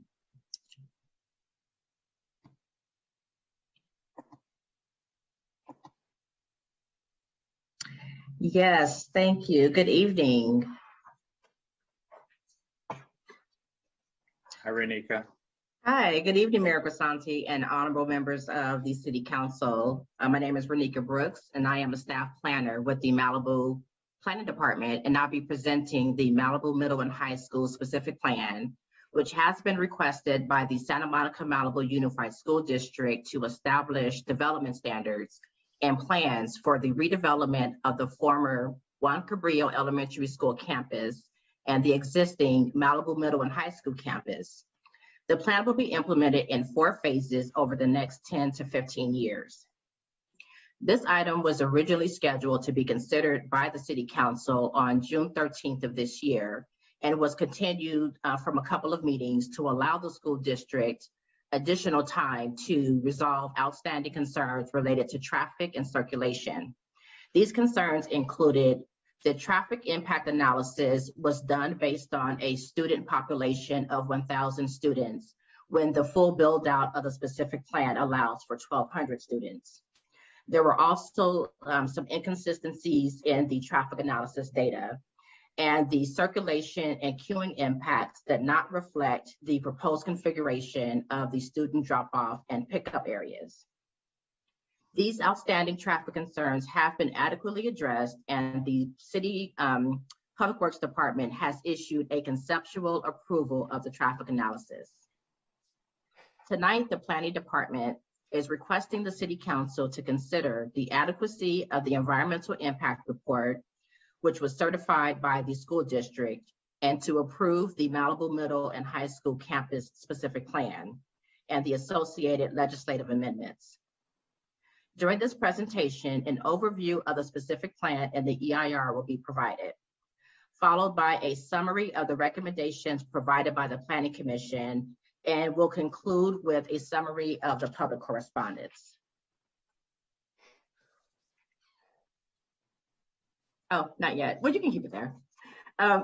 This plan comes to you after several years of meetings held by the school district to engage stakeholders in the development of the master plan.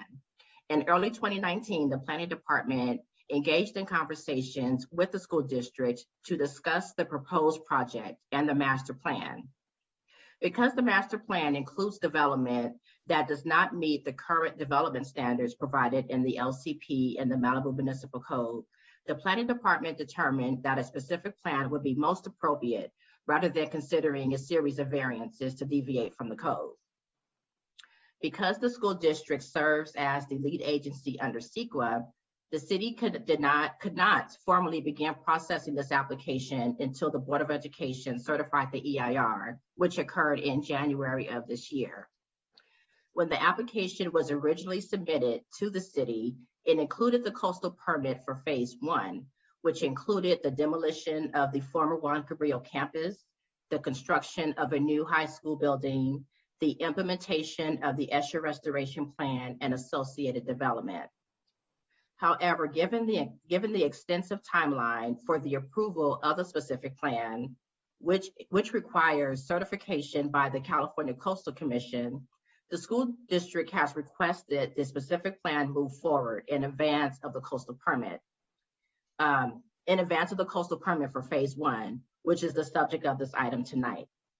Next slide, please.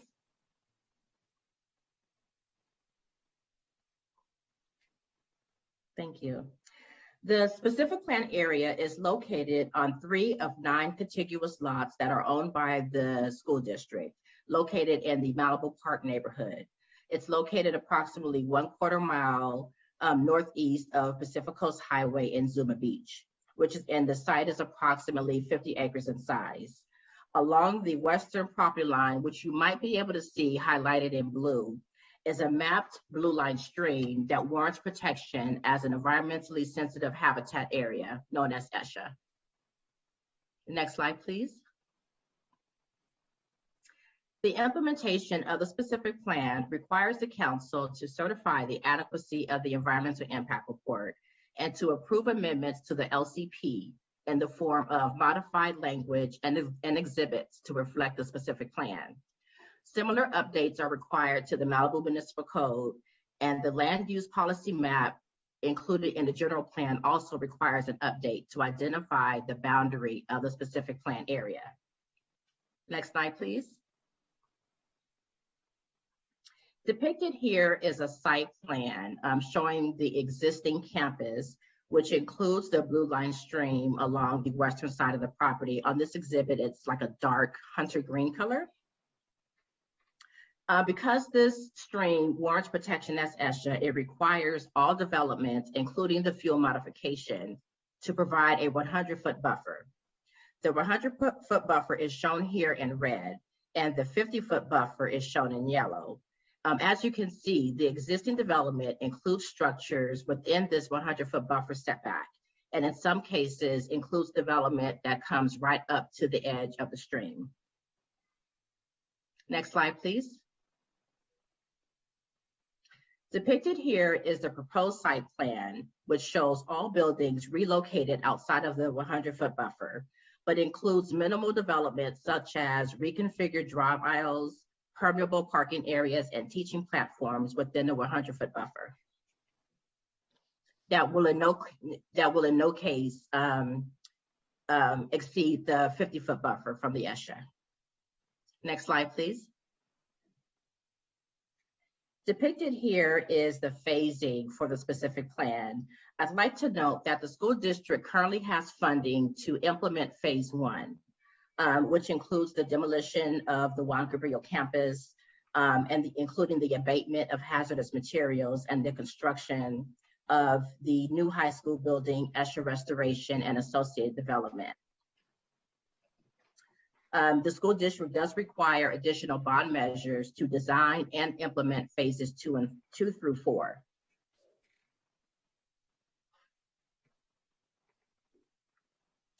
Phase 1, as I mentioned, includes the construction of the high school building, ESHA restoration, and associated development, which cannot begin until the Coastal Commission certifies the LCP, and is expected to conclude by 2024.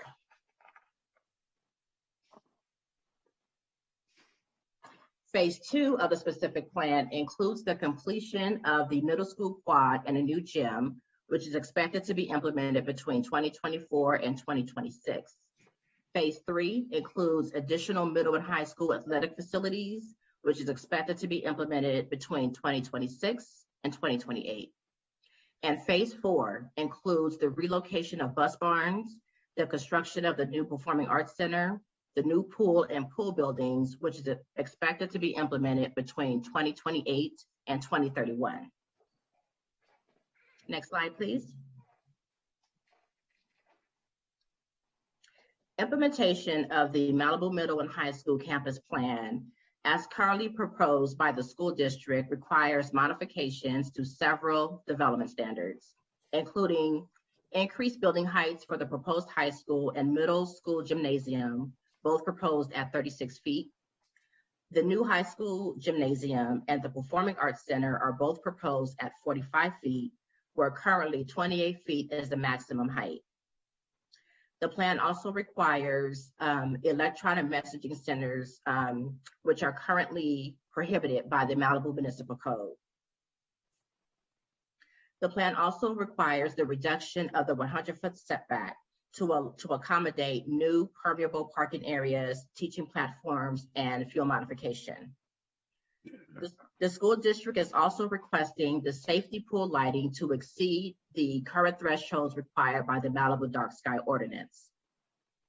And the specific plan establishes maximum grading quantities for cut and fill across all 4 phases of the project. Staff is recommending the approval of the modified development standards with the exception of the request to exceed the illumination thresholds required by the City Dark Sky Ordinance. Staff agrees with both the Environmental Review Board and the Planning Commission, who both recommended the pool be designed to comply with the ordinance. Next slide, please. This plan shows the location of the proposed buildings that are requested to exceed the current maximum height of 28 feet. Next slide, please. As mentioned, the school district serves as the lead agency for this project. And in January of this year, the Board of Education certified the EIR and identified these resource areas that require mitigation to reduce impacts. The bolded items are those that the school district indicated would result in significant and unavoidable impacts. Staff agrees with these conclusions with the exception of the issue related to aesthetics, because staff is recommending the pool lighting be required to comply with the city's dark sky ordinance. Accordingly, staff is recommending the council certify the adequacy of the EIR and adopt the statement of overriding considerations related to construction noise impacts on sensitive receptors. Next slide, please. On May 31st of this year, the Planning Commission considered this item and provided the following recommendations. The Planning Commission suggested that the city be involved in monitoring the implementation of all the mitigation measures currently required in the mitigation and monitoring reporting program, which is included as Exhibit A to attachment 1 to your staff report. And the district has agreed to this recommendation. The Planning Commission also suggested that the City Public Works Department complete review of the traffic analysis before the council considers this item. The school district has agreed, and as I mentioned earlier, this was completed last week.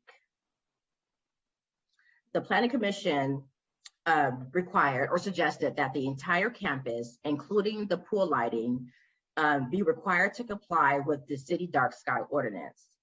The school district is opposed to this recommendation, citing the lighting recommendations for the pool as a Class 2 facility for water polo. The Planning Commission recommended that the marquee signs be oriented toward the campus and away from Morning View Drive to reduce aesthetic impacts. The school district is opposed to this recommendation, citing that it doesn't meet the intent to communicate safety and event information to the community at large. The Planning Commission also recommended that the marquee sign be reduced in size and that they be turned off within 30 minutes of the conclusion of all school events. The Planning Commission suggested that the public access to the campus be limited to Morning View Drive. The school district would like to maintain the additional access provided on the north side of the campus from Clover Heights to ensure continued equestrian access. Lastly, the Planning Commission suggested that parking lot F, which was previously proposed at the northernmost part of the campus, that it be deleted from the plan.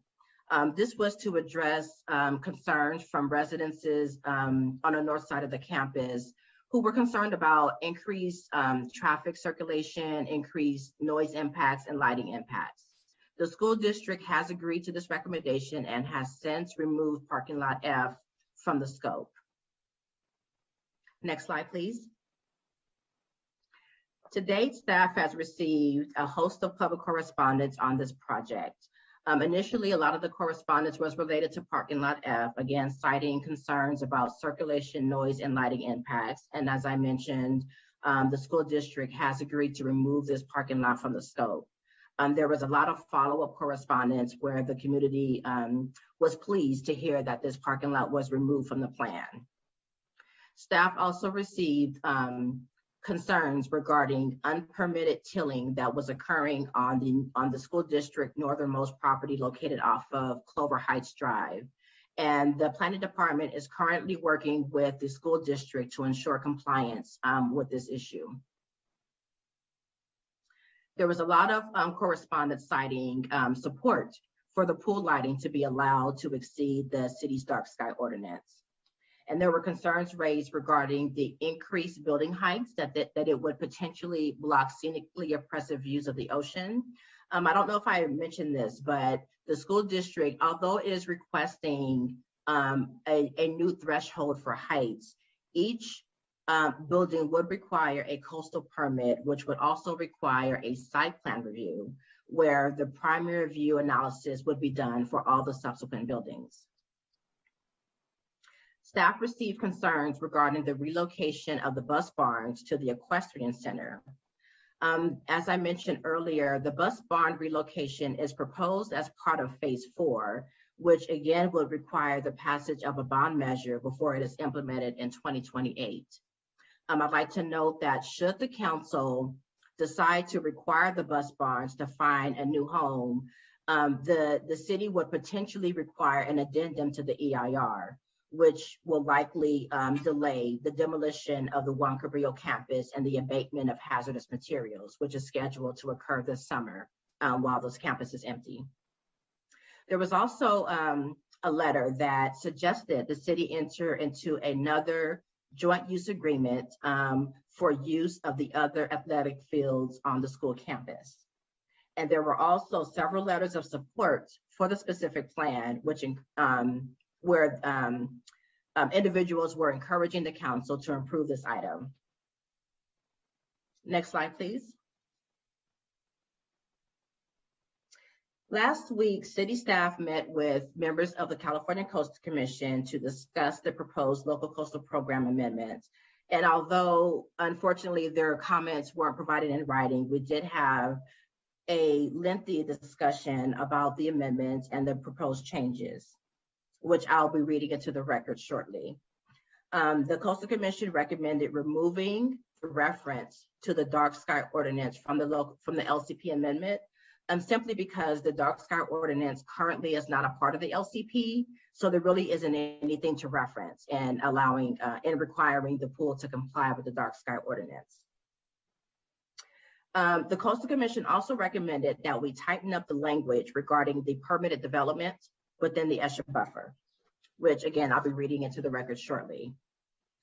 The Coastal Commission also recommended that the master site plan and the ESHA restoration plan sheets be included in the LCP to memorialize the layout that would be approved. And I think now I will read into the record the amendments that staff is suggesting to the language of the LCP. The first is found in Exhibit A of Attachment 2. This is the LCP amendment language. We're on page 9 of that exhibit.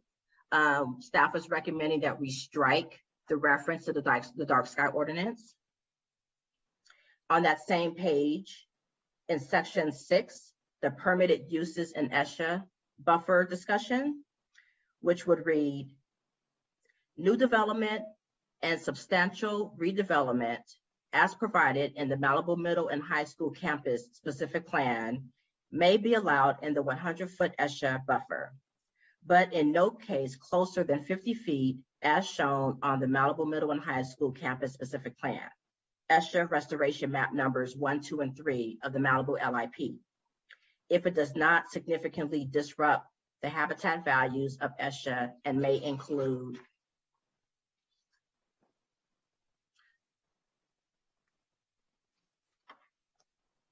ESHA and creek-related educational uses and viewing platforms, relocation of existing roads, road rights-of-way, utilities, public infrastructure and facilities, and parking lots D and E as depicted on the proposed site plan of the Malibu Middle and High School specific plan.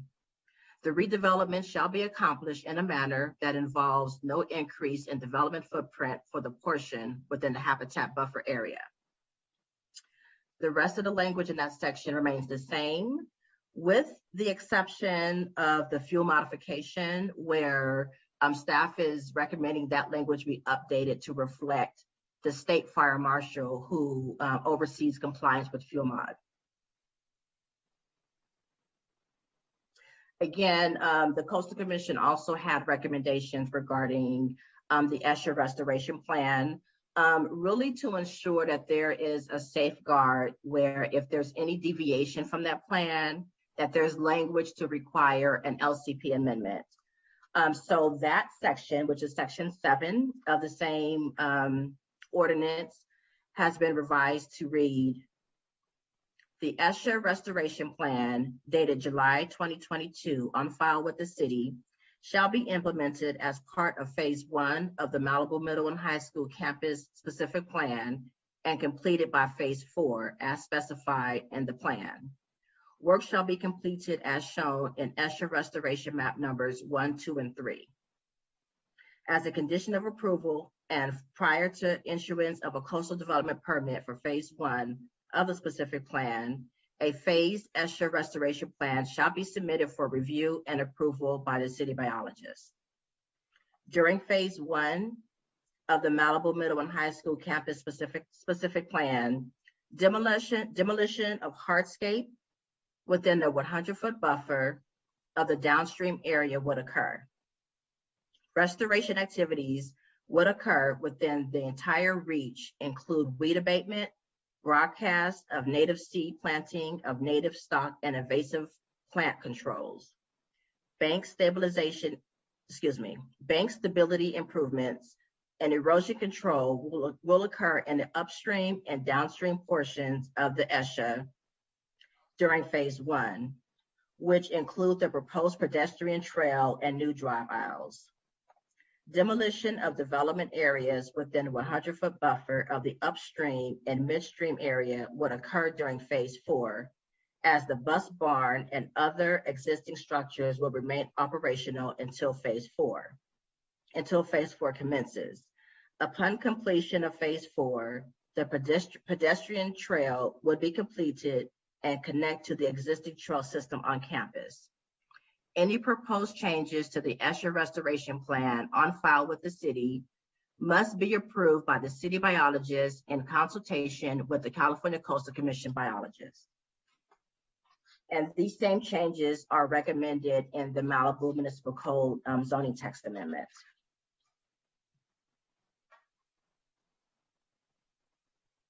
Next slide, please.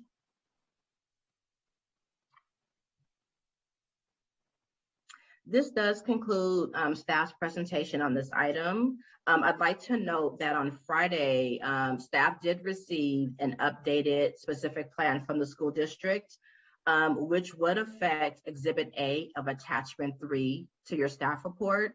Unfortunately, staff hasn't had a chance to review the changes in the updated specific plan, but that would potentially be updated should those changes are consistent with the current version of the project. And again, this does conclude my presentation. I am available, as well as additional staff is available for any questions. Thank you. Thank you. Now is the time for council member disclosures. Does anybody want to make a disclosure? Bruce? Happy to go first. I have 0 things to disclose. The only communications I've had with the public are what we've received by way of public comment. Thank you, Bruce. Steve? Yes. Yeah. Over the last couple of years, I've had a number of meetings with Steve Massetti and Carrie Upton regarding when they were designing the school. And we sort of talked to them about, they presented information to us and we gave them our opinion. And basically the main thrust of those meetings was to make sure that the school district was not going overboard in terms of what they were going to build based upon the enrollment we currently have in the schools.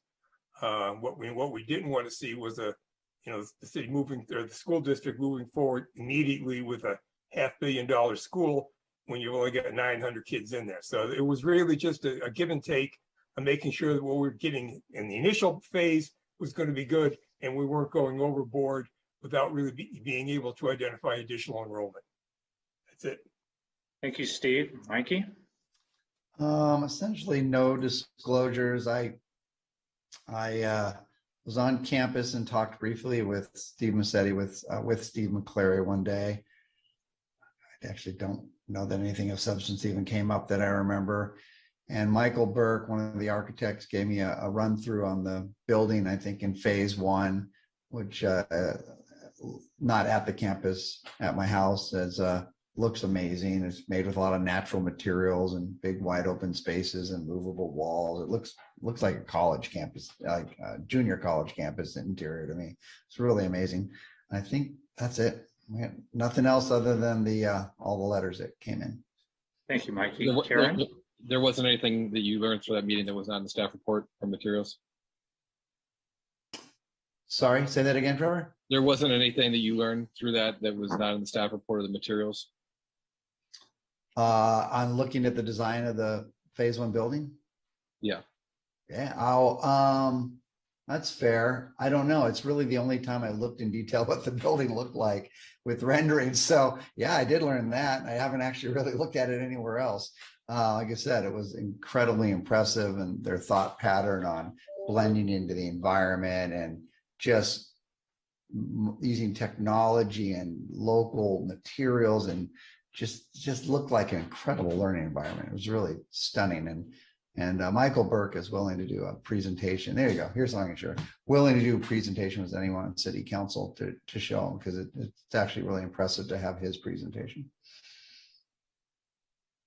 Did that answer it? Yeah, it was just you're talking about the building materials and what it looked like, but nothing else changed from earlier. Those other information. Yeah, right. And I don't actually remember what the building materials were and all that, other than it seemed really cool at the time, and I was like, wow, a lot of thought went into it. So, but no, other than that, I really had no communication with anyone. Karen? Thanks, Paul. This isn't exactly a disclosure, but before I was elected, I was a member of the Malibu Facilities District Advisory Committee. One of the first things that happened when I got elected was I was told that I was going to have to resign from that committee so that I wouldn't find myself on both sides of the table. Exactly where we are tonight. So it's one of the very first things I did when I got elected was resign from the Facilities DAC for Malibu. That's it. Okay. Well, I'm wondering if I have a problem. I was appointed to the Bond Oversight Committee about 2 years before I was elected, and the meetings have been infrequent, but I haven't learned anything in those meetings that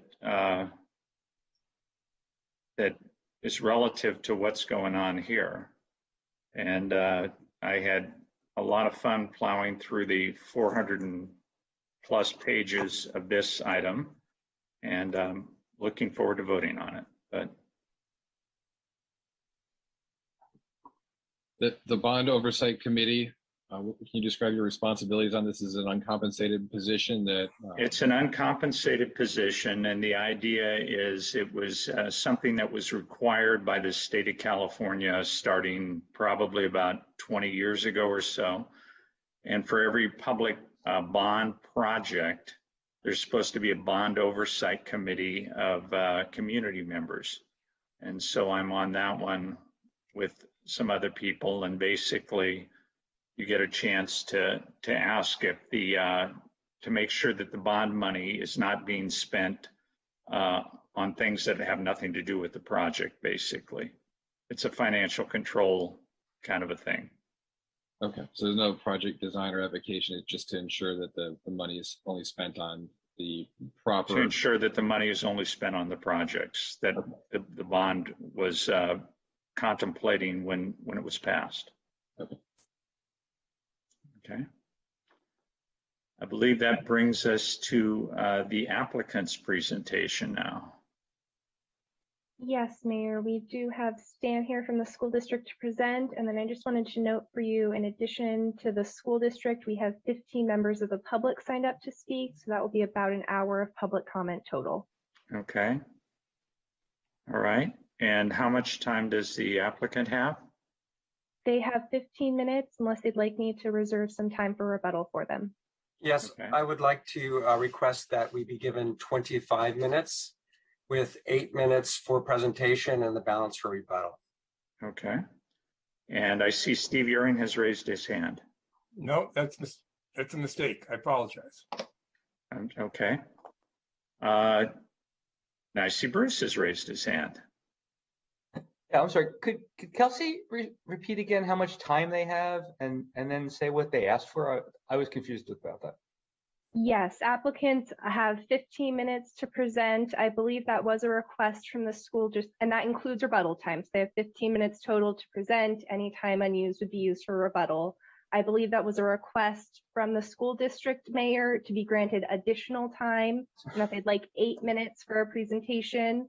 And then that would be 17 minutes for rebuttal with 25 minutes total. Okay, that's what confused me. I thought they asked for more time than you told them they had. So Mayor, Okay. if you'd like to grant that, it's at your discretion.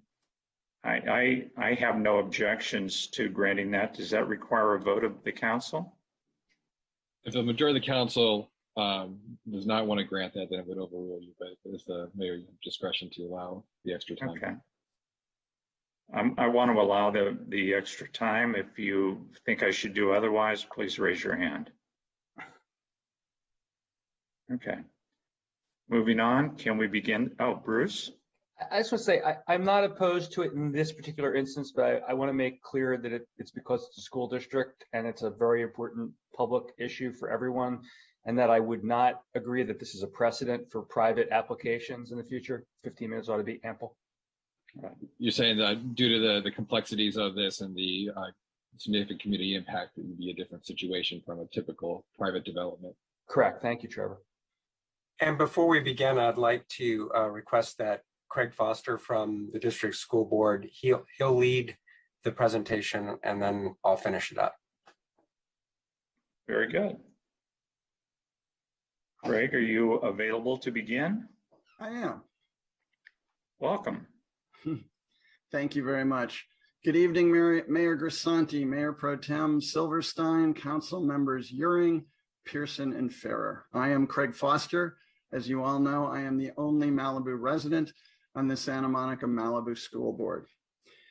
Thank you for all you do. I'd like to additionally thank city staff and leadership for the hard work and the long hours that was put into this effort. I'd also like to thank Caltrans for the very specific work they, the city, and the district did to hugely improve future traffic patterns around campus.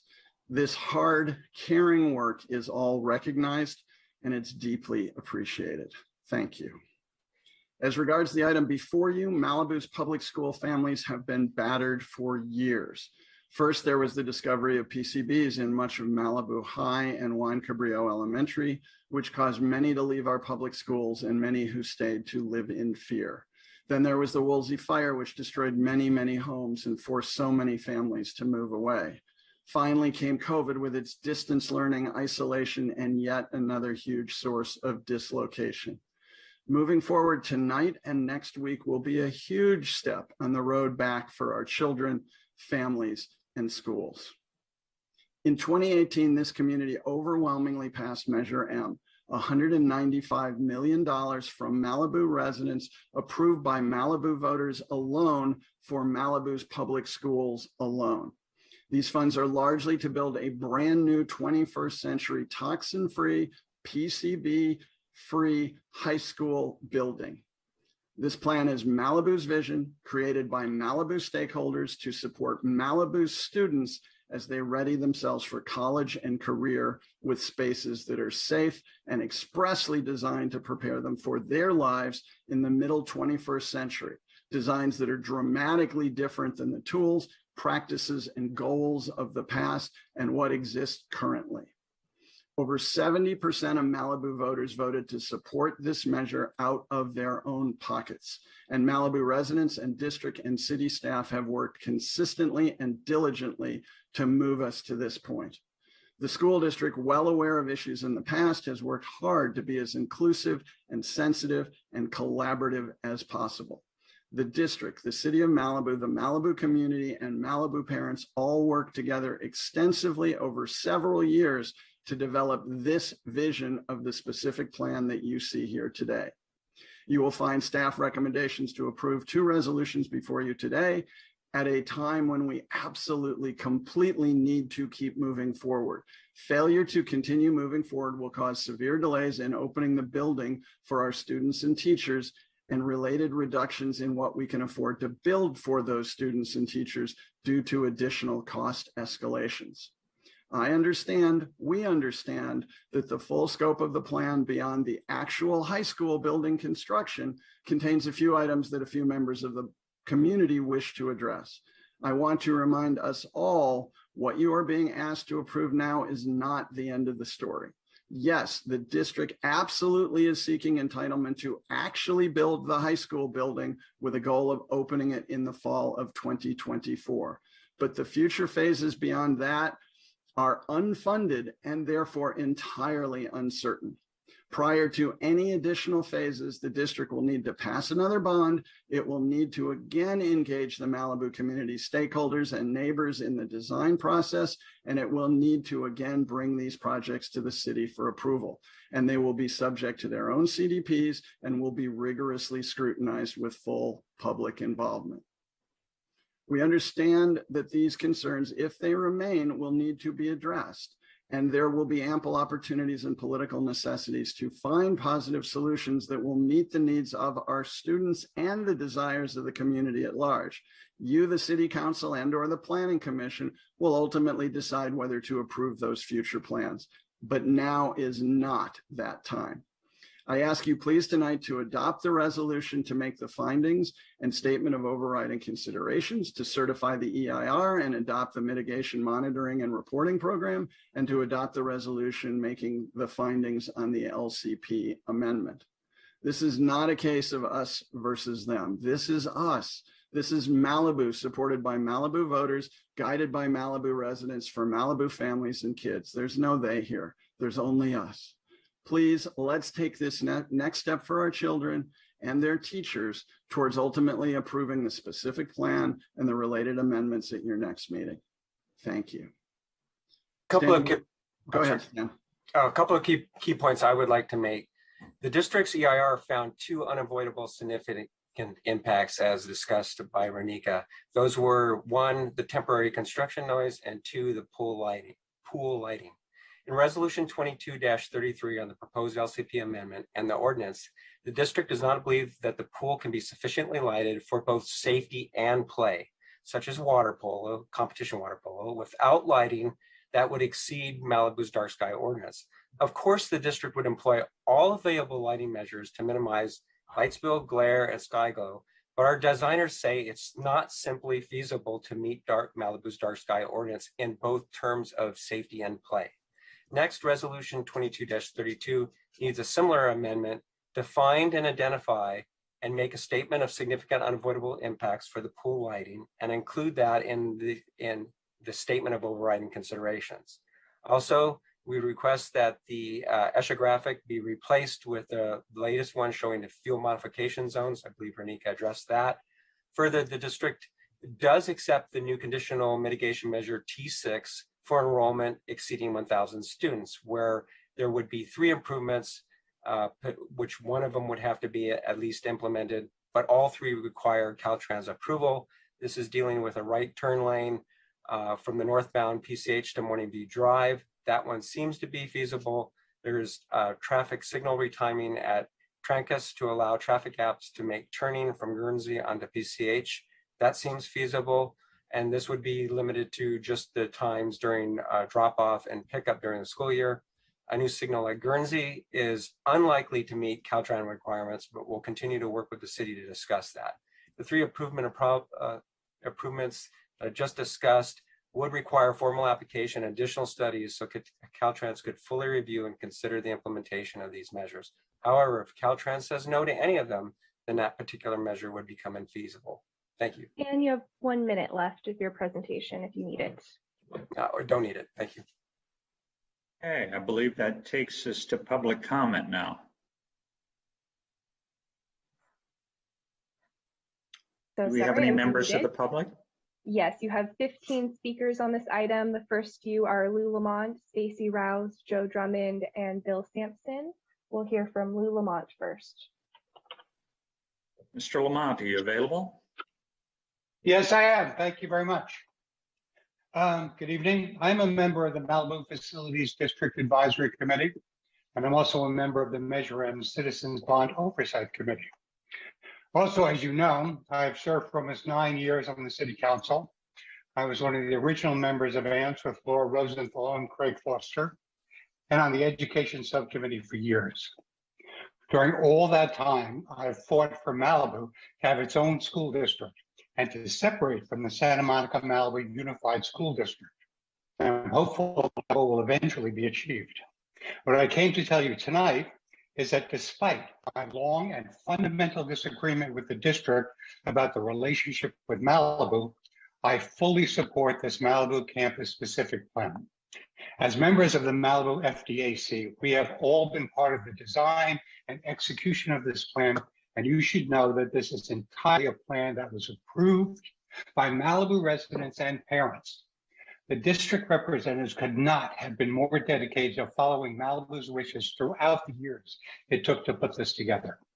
They listened to us about everything from student and teacher needs, architectural design, classrooms, landscaping, even furniture. And they understood that Malibu was very different from the rest of the campuses throughout the district. This is completely a Malibu campus. The district has made the changes that we requested and made many accommodations in the specific plan to satisfy the concerns of neighbors, parents, the city, and the Coastal Commission. With your support this evening, it will be the city's next step in making sure that Malibu has the best and safest schools for our children. You've all seen the plans. They are beautiful. And I ask that you all support our Malibu residents, parents, teachers, and most importantly, our children. Thank you very much. Thank you, Lou.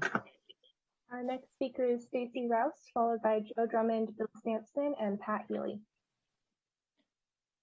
Ms. Rouse, are you available? I am. Good evening. Thank you all. I want to say that I am here tonight as a citizen in Malibu whose children came through this and won't benefit from this. But I'm so thankful kids after them will, and I know our community will. I also am part of the FDAC and have been since this newest one was in session. I'm not here on behalf of that tonight, but just as a citizen. And I want to say that I strongly support all this and reiterate what Craig was saying about how this is a community effort. And there has been great strides made in communication between the city and the district and Malibu entities, parents, but also community members at large who do not have direct ties to their school. And I think this process is just testimony to what we can all do together. I really hope that you will accept all these amendments as given tonight and see that as this goes forward, this does not set everything in stone, but allows something to be started. And there's plenty of time later to address the real concerns that people have and to continue this process. It also best uses the money that has already been given. If any delays unnecessarily waste those funds, they cannot go toward fulfilling the stage 1 plan if there are significant delays. So working together to help with that helps use our bond money to its highest potential without wasting it. But it doesn't leave out hearing community concerns and working on the plan as it goes forward. So I appreciate your care and concern in this matter, and Renika and the rest of the city, their tireless work on coming to meetings and coming to all of these things. And I hope that if you have any concerns, you'll ask questions and allow for rebuttal. This really has been a community effort. Thank you. Thank you, Stacy. Our next speaker is Joe Drummond, followed by Bill Sampson, Pat Healy, and Robert Brinkman. Joe, are you available? Hi, it's actually Colin Drummond. Joe's going to take my spot at the end, if that's okay. I wanted to just say a couple of things specifically about the pool and the dark sky ordinance. 2 of our kids went to Malibu High, and our third is going to be a junior starting this year. I'm also co-president of the Malibu Aquatics Foundation, which is a nonprofit that runs the master's program as well as the Malibu Seawolves at the pool. We have 80 swimmers, and we just wanted to draw some specific attention to the heavy use of the pool being used now, and obviously the 50-meter pool coming in the future. Because the pool is used by the high school very heavily in the afternoons, the Malibu Seawolves aren't able to get into the pool until 6 at night during the week. So it's really crucial that we have access to the pool with proper lighting that complies with LA County public safety regulations. And so, you know, it's a big part of what we do. Our kids, we have an Olympic hopeful and a lot of really committed swimmers. It's a great program and so on. So we just want to make clear that if the dark sky ordinance were not to be, if we couldn't get a variance or whatever it is, then we would it would make it very difficult for us. Yeah, and would only be, we only need it till 8 p.m. in the wintertime. So we don't want to, I'm sure nobody wants to put 80 kids on the street, basically, who swim so regularly 7 days a week at the pool. So that was all from my end. Thank you. Thank you, Colin. Our next speaker is Bill Sampson, followed by Pat Healy, Robert Brinkman, and Isaac Burge. Hi, Bill. Are you available? I am here, and I will confess that on this issue, I'm going to be speaking about the pool, and I am personally terribly conflicted.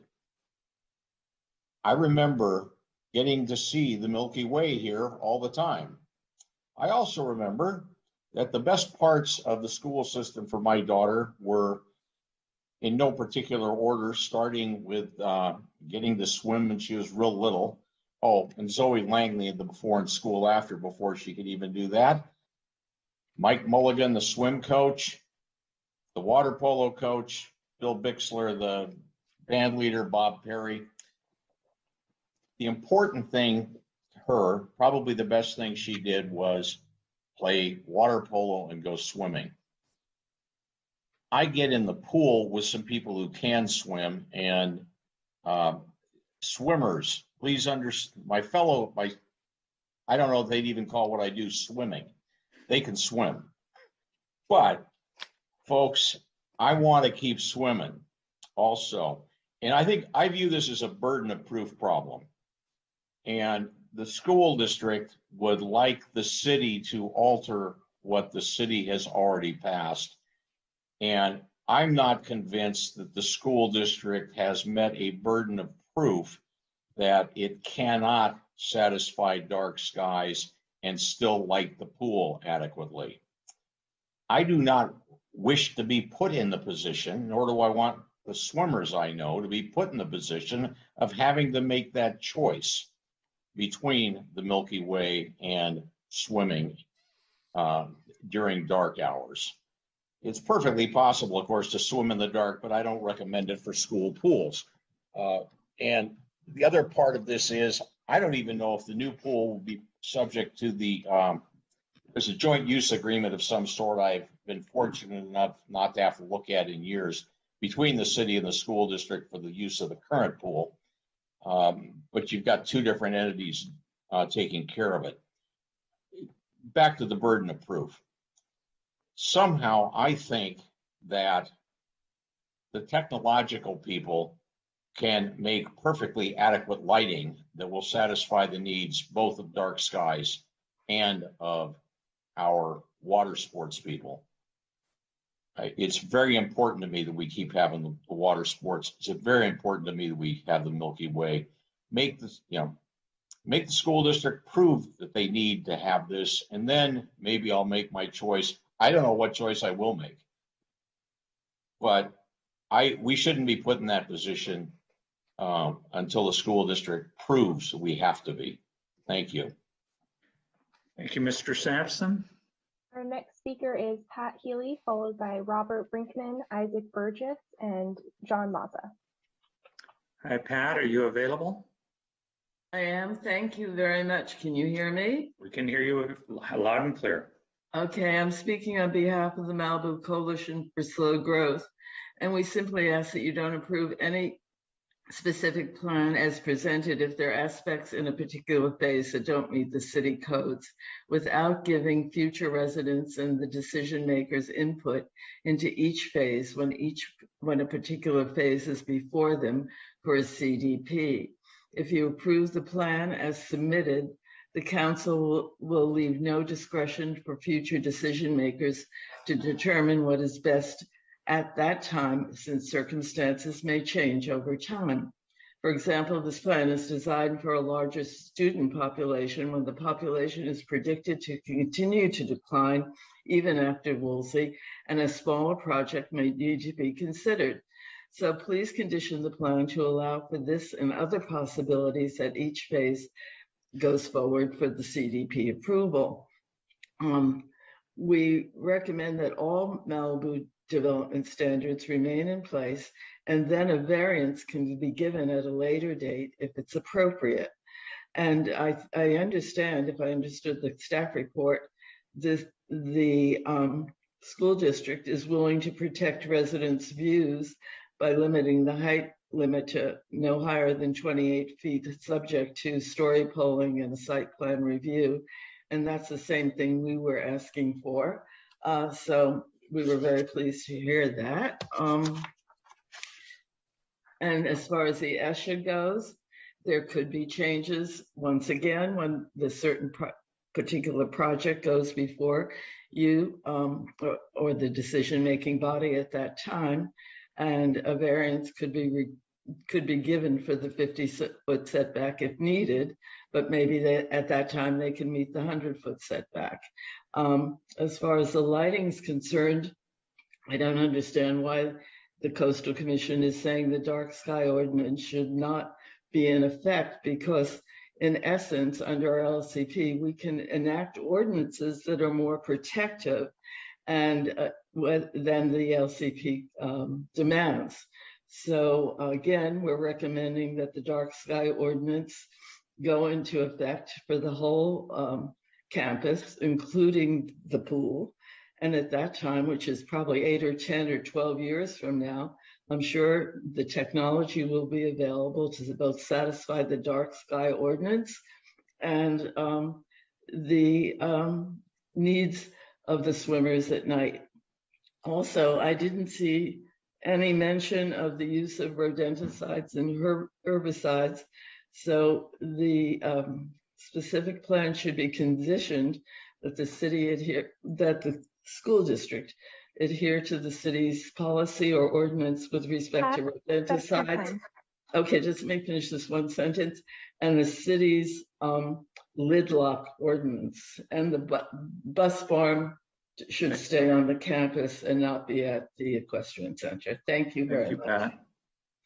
Our next speaker would be Robert Brinkman, but I don't see him in the meeting, so we'll circle back and we'll hear from Isaac Burgess now, followed by John Mazza, Carl Randall, and Valerie Seabaugh.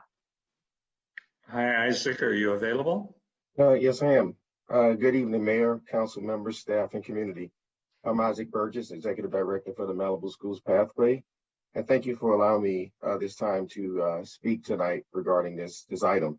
I ask that the council adopt the final ERR for the Malibu Middle and Malibu High School specific plan. This action allows for the building, or at least the beginning phase, of our new state-of-the-art facilities that our students, families, staff, and community have long awaited for. Several sessions involving input from students, staff, and stakeholders, key stakeholders, were held, contributing to the design of the new facilities to maximize the learning experiences on campus. These new facilities will support flexible learning spaces, foster collaborative integrated curriculum planning, and project-based learning for our 21st century learners. Also include technology upgrades. These are some of the reasons why adopting this ERR is vitally important. In 2018, Malibu voters demonstrated their continued support and commitment to our schools by passing Bond Measure M in the amount of $195 million with over 70% approval. By adopting this EIR tonight will not only benefit our students, staff, and families, but the entire Malibu community. Thank you for your support. Thank you for your consideration. Thank you for your consideration. Thank you, Mr. Burgess. Our next speaker is John Mazza, followed by Carl Randall, Valerie Seba, and Scott Dietrich. Mr. Mazza, are you available? I am available. First point I would like you to understand is that this was considered by the Planning Commission and voted unanimously for our recommendations. That's super rare, super rare. And everybody considered what was good for Malibu. Now, one thing that was mentioned by Craig, which is a little bit of a disinformation, is that we can always change things in the future. No, this is a specific plan issued by the Coastal Commission that sets this forever, okay? So the changes you make here determine how the CDPs are looked at in the future in the 4 phases. When you say a 45-foot building, it's a 45-foot building. That cuts off views of local neighborhoods. It is 12 feet higher than the Santa Monica City College. And I get a lot of comments on that. Those can be determined by variances, just like Santa Monica City College was. As far as dark skies goes, the Coastal Commission, as I understand, Renika said, don't mention it. It's a municipal code. That's correct. If you want to change that, change it later in the dark skies ordinance. It's very hard for me to believe that you can't swim in a gas station. There's plenty of light there. You have to remember that Pepperdine qualifies, so does the football field at the college. And Olympic water polo has been played at Pepperdine. So this is doable, and if it isn't, there's a provision in the dark skies ordinance to give a variance. So these are very important things. The other very important thing that we talked about was campus security. You just cannot take a 53-acre property and open up entrances and monitor them on a full-time basis. We've had a lot of school shootings lately. Anybody can walk into an open school, and you cannot monitor it if you have it open. It's very simple. So this is a rural area. That's why we considered electronic signs. Nobody drives on Morning View at 9:30 at night. They don't drive there when the school's closed. It's just common sense. So please look at what the Planning Commission recommended and consider the fact that CDPs are going to be granted on all these projects. The Planning Commission will and has in the past bent over backwards for public facilities and given variances where required. But to stick the Planning Commission 12 years from now or 10 years from now and saying they have to allow a 45-foot building is senseless. It's not good for the neighborhood, and it's not good for planning. Thank you very much. Thank you, John. Our next speaker is Carl Randall, followed by Valerie Seba, Scott Dietrich, and Carrie Upton. Hi, Carl. How are you? I'm good. Good evening, council members. I'm Carl Randall, and I chair the Malibu Facilities District Advisory Committee. However, tonight I'm here to speak as an individual Malibu resident. First, I would like to thank city and school staff for working so diligently to bring this project before you tonight, especially the last couple of months. But it's been more than 4 years of effort to get here this evening. So I'd like you all to recognize that this project is just a part of a 3-pronged approach to bring Malibu kids back to Malibu schools. Number one, local control. I appreciate that the city council has taken that on. And I'm great to hear that Saturday was a productive meeting again. And here we are at number 2, where we're going to remove 7-year-old classrooms and build a new campus. And number 3 is to create a progressive 21st century curriculum and education. But please recognize this is truly a Malibu City project funded by Malibu residents with Malibu resident oversight Both the Malibu FDAC and the Bond Oversight Committee are comprised completely of Malibu residents. As mentioned, in 2018, 70% of Malibu voters chose to pay for a new high school with bond measure M. The FDAC, the Malibu FDAC, comprised of Malibu residents, was created to follow through on our residents' wishes. Before you tonight is the product of 3.5 years of community outreach. We had more than 50 meetings, community outreach, to get some input from all of our neighbors. And this is all, this before you tonight is all 4 phases of the project, much of which is 5 to 8 to even 10 or more years away. But I'd like to make note of a few items as you consider this specific plan. The first piece I'd like to talk about is the pool and the lighting. The request for an LCP amendment for the pool lights is a critical component. I'd like to thank Mr. Drummond earlier for speaking about the Seawolves and just how important that is. But I also, in my former life, I spent 10 years as a Parks and Rec commissioner, and I was fully aware about how our community uses and needs the pool. And so I'd just like to make it aware that without the required safety lighting, it's likely there'll be limited to no time for the community to use the pool. Do note that we already have plans to work with Mr. Benya to identify how we can limit the impact of the pool. But do know whatever you choose with the dark skies, I know staff is recommending removing that. Do know that you have 9 Malibu residents on the FDAC. Our intention is to live the dark skies and do that with the entire campus, but we need some relief on the pool.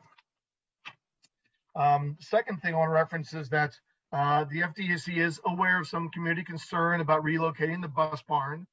This is truly a necessity to remove the bus barn out of the ESHA. This part of the project is in the last phase, and as you can all imagine, needs could change on that, maybe 10 years from now. And finally, Carl, I asked that's City your time. Council, can you give me 3 seconds? I asked City Council to pass this tonight. Malibu taxpayers are spending nearly $50,000 for each day we are delayed. Thank you. Thank you, Carl. Our next speaker is Valerie Seabaugh, followed by Scott Dietrich, Carrie Upton, and Marianne Riggins. Hi, Valerie, are you available? I am. Can you hear me okay? We can hear you. So full disclosure, I have a swimmer who is a high school student. So I have a vested interest in seeing this through to completion. You know, we've never loved the fact that our kids have been at a school that we knew was sort of infested with toxic materials. And, you know, now here we are all these years later, the voters have said, hey, we really want a new school, and we're getting hung up over pool lighting. Can we step back and think about the fact that we already have a high school that exists that has a pool and it is lit, and it has to be lit so that people that get in trouble when they're swimming can be rescued. I understand the dark sky ordinance, and it is important that we respect nature, and that I'm a big fan of owls. I want them to be able to see at night, to be able to get something to eat. We're not talking about people swimming till 2 a.m. It's the same pool situation at the new school that's going to be at the old school right now. And we don't seem to be fighting about that right now. So I just would really ask that, you know, we keep our eye on the ball. The voters said we want a new school, and we taxed ourselves to do so. Let's not get distracted with talking about pool lighting. If you've been to the grocery store, you know what's going to happen. I mean, everything is going up in price, and every day that this gets delayed, we're going to price ourselves out of this high school that we voted to have as citizens, which I don't think is fair, because there are a few people that are, you know, have specific concerns that can be worked through later. I mean, every day of delay puts kids back on campus with PCBs flying through the air. I just would really urge the city council to think about what the voters said, that we were willing to pay a lot of money to have a new high school building. And we can't get started with that until this gets approved. So I just would hope that we don't get too distracted with, there's plenty of time to fight about pool lighting, and there's plenty of time to fight about how high the gym is. Because I know the citizens of Malibu are not going to just give up on that and walk away. But, this is kind of an urgent issue. So please don't get distracted. Please do the right thing for the kids. Thank you. Thank you, Valerie. Our next speaker is Scott Dietrich, followed by Carrie Upton, Marianne Riggins, Joe Drummond, and Ryan. Mr. Dietrich, are you available? I am. Thank you, Mayor Grisanti and members of the council. In all this discussion, I've heard nothing about the Malibu vision statement.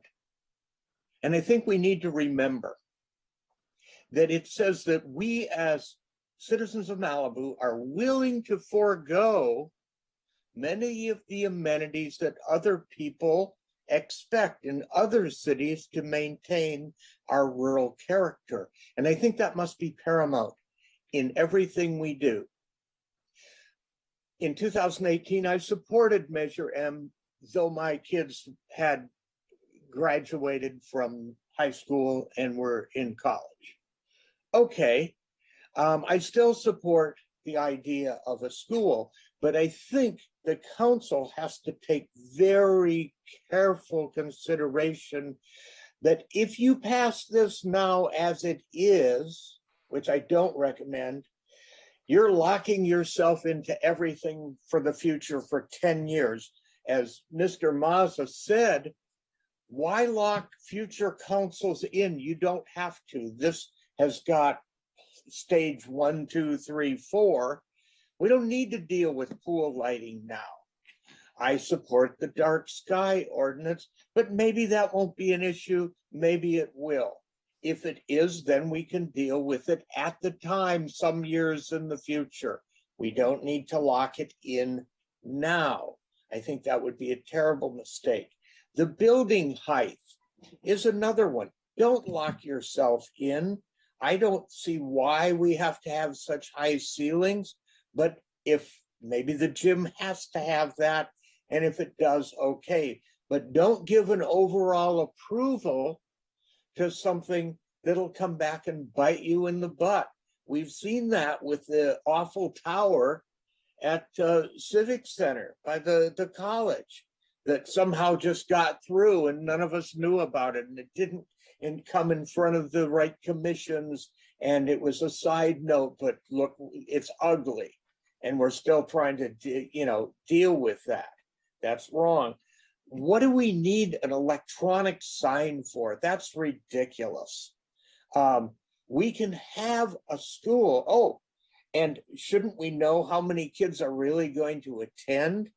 And now there's a number of people that are saying, oh, if you don't do it now, everything's going to fall apart.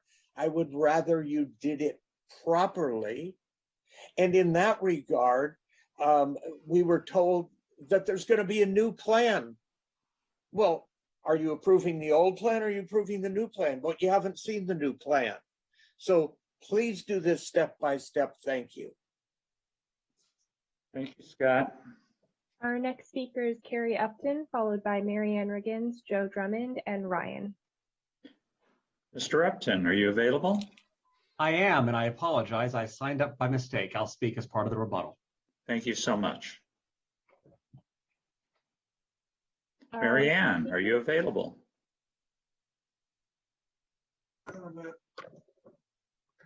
Hi, can you hear me? Yes, I can hear you. Hi, I also am a member of the FDAC committee, but I am speaking as a resident tonight. Some of the speakers have highlighted the need to not lock us into requirements at this time. I want to just remind everybody that our institutional standards in our local coastal program and our LCP really didn't consider that we would have to repair, replace, or do any changes to our campus here in Malibu. And the specific plan is correcting that situation. Just because you have the allowance in there to allow 45-foot buildings doesn't mean that they're necessarily going to propose them. Yes, auditoriums and Different gymnasiums do have requirements for high roof lines, but those are individual items and they will be on a future coastal development permit, which we'll be reviewing in the future. Additionally, regarding the lighting for the pool, this is a community campus. This is used by our community members, both historically and into the future. We do need to have safety lighting. I think if we look at the field lighting on the upper field, we see that the dark skies lighting has worked. Fixtures are designed in order to reduce their impacts. Between shielding and other mitigation measures, I think the safety can be achieved at the pool while also being respectful of their environment. So I just wanted to say, again, remember the specific plan is because our institutional standards did not anticipate the need for these replacements of these buildings. There were also comments with regards to student population. We've lost a lot of students between the environmental issues, the fire, and we're seeing a renewal of our residents here in Malibu. If we want to encourage families to move to our community, we need to build a public school that is going to have the features that parents want their children to attend. We get a lot of competition from other private schools in the area, and people are willing to drive to those schools. We need to provide our residents the schools here in Malibu and not have them go out to other areas. Thank you. Have a good day. Thank you, Marianne. Our next speaker is Joe Drummond, followed by Ryan. Hi, Joe, are you available? Hi, yes. Well, as a parent of 2 former Malibu high schoolers and 1 current one, I strongly support the project as long as it doesn't block anyone's direct ocean views or impede on their privacy or enjoyment of their property. I participated in surveys of the proposed project over the last few years, and there are some important things to note about the project. It does not increase the floor area ratio, nor does it allow for an increase in the maximum student population. This will be the state-of-the-art gorgeous school we've been clamoring for to attract more students and families, and which is what we've been fighting for regarding school separation and is a step in the right direction. The proposed specific plan would not increase the capacity of the MMHS campus, but would be designed to support the regrowth of the community from the Woolsey fire. Also increased building heights for the proposed high school building, which is 36 feet. The proposed 36-foot tall high school gymnasium is sited where a 48-foot tall gymnasium currently exists. So this is a good thing as it's being lowered. And then the theater performing arts center will go up to 45 feet, which is only about 4 feet higher than the current auditorium. And the heights of the new buildings already there seem even higher, so this shouldn't cause a view issue. We need this gymnasium and performing arts center. Our gyms are rotting with mold and our current auditorium is pathetic compared to huge Samo High's Barnum Hall. The auditorium can be possibly used for community events such as Malibu Film Society events, festival events. We need a proper performing arts center in Malibu, and this is already paid for or soon will be easily. As part of the project, the existing 25-meter pool would be replaced with a new Olympic-sized 50-meter pool, as noted in the EIR. The duration of illumination of the proposed pool would be the same as the existing use and operation. This is something residents have desperately asked for years and serves the entire community. The current pool is way too small and not preparing the kids for Olympic-level swimming, of which we have several hopefuls, on top of serving master swimming, etc., for locals through City Hall. According to SMM-USD, the pool lighting will be installed to meet the requirements of Class 2 facility as identified by the Illuminating Engineers Society of North America. Pool lighting will be regulated by the requirements of the California Building Code and requiring sufficient illumination that lifeguards have direct view of all areas of the pool surface and diving appurtenances. Pool safety lighting will likely exceed the threshold established by the Malibu Dark Sky Ordinance, perhaps in the winter only. Lighting will only be on till 8 p.m. when the SeaWolves Club swimming ends. The kids need the pool and to swim at these times. The lights needed for the safety of the kids, especially with a new and larger and deeper pool. Please ensure a divergence waiver is possible, as was approved for gas stations in Malibu for the pool at least until 8 p.m. from Monday through Thursday during the school year. Or if the ordinance is not yet enforced, and then just please approve it with the current lighting and the changes can be made later. There's more, but obviously we want this approved. Thanks. Thank you very much, Mrs. Drummond. Our next speaker is Ryan, and then we'll see if we can circle back. Ryan, are you available? Yes, I wanted to say it's disappointing that the traffic analysis was withheld until the last minute so that it's not been able to be debunked by the public or the city staff sufficiently. I think that's a dirty trick. I'm sorry, but this school has been aware that there's traffic problems on Morning View for the last 15 years, and that was not a genuine effort. You know, the proper thing would be to continue the item, but there's a lot of community outcry that we ought to just give them whatever they want and get on with it. So the traffic analysis is a big issue. I think that you need to condition the project that there be a traffic reanalysis every 3 years, and that current state-of-the-art mitigations be employed, whatever they are, and the school will have to absorb those public infrastructure costs, and don't, you know, heap that on the city. New technology comes out all the time. So that would be one. And the second is this Friday last minute, you know, submission of the amended Exhibit A in Attachment 3. And I was like, well, there we go again. The problem that's gone on in the Civic Center from Santa Monica College isn't really the college exactly. It's the way certain negative components were disguised and thrown into the initial plan. So the way you cure that is you condition the state of the art and a reanalysis or review, or you don't approve phase 3 or phase 4. Now let's say phase 4, the bus barn. Well, you know, that thing is so last second, you know, goof up that should not be included. And I do not think that excluding it is going to cause a problem with an amendment to say we remove this item from the plan. Obviously, they're going to do that with some of the other aspects, such as the vehicular access from Clover Heights. That should be conditioned, if that's the will of the council, to pedestrian and equestrian only. That's solvable. The marquee issue, well, that's an issue. It's not an essential element exactly.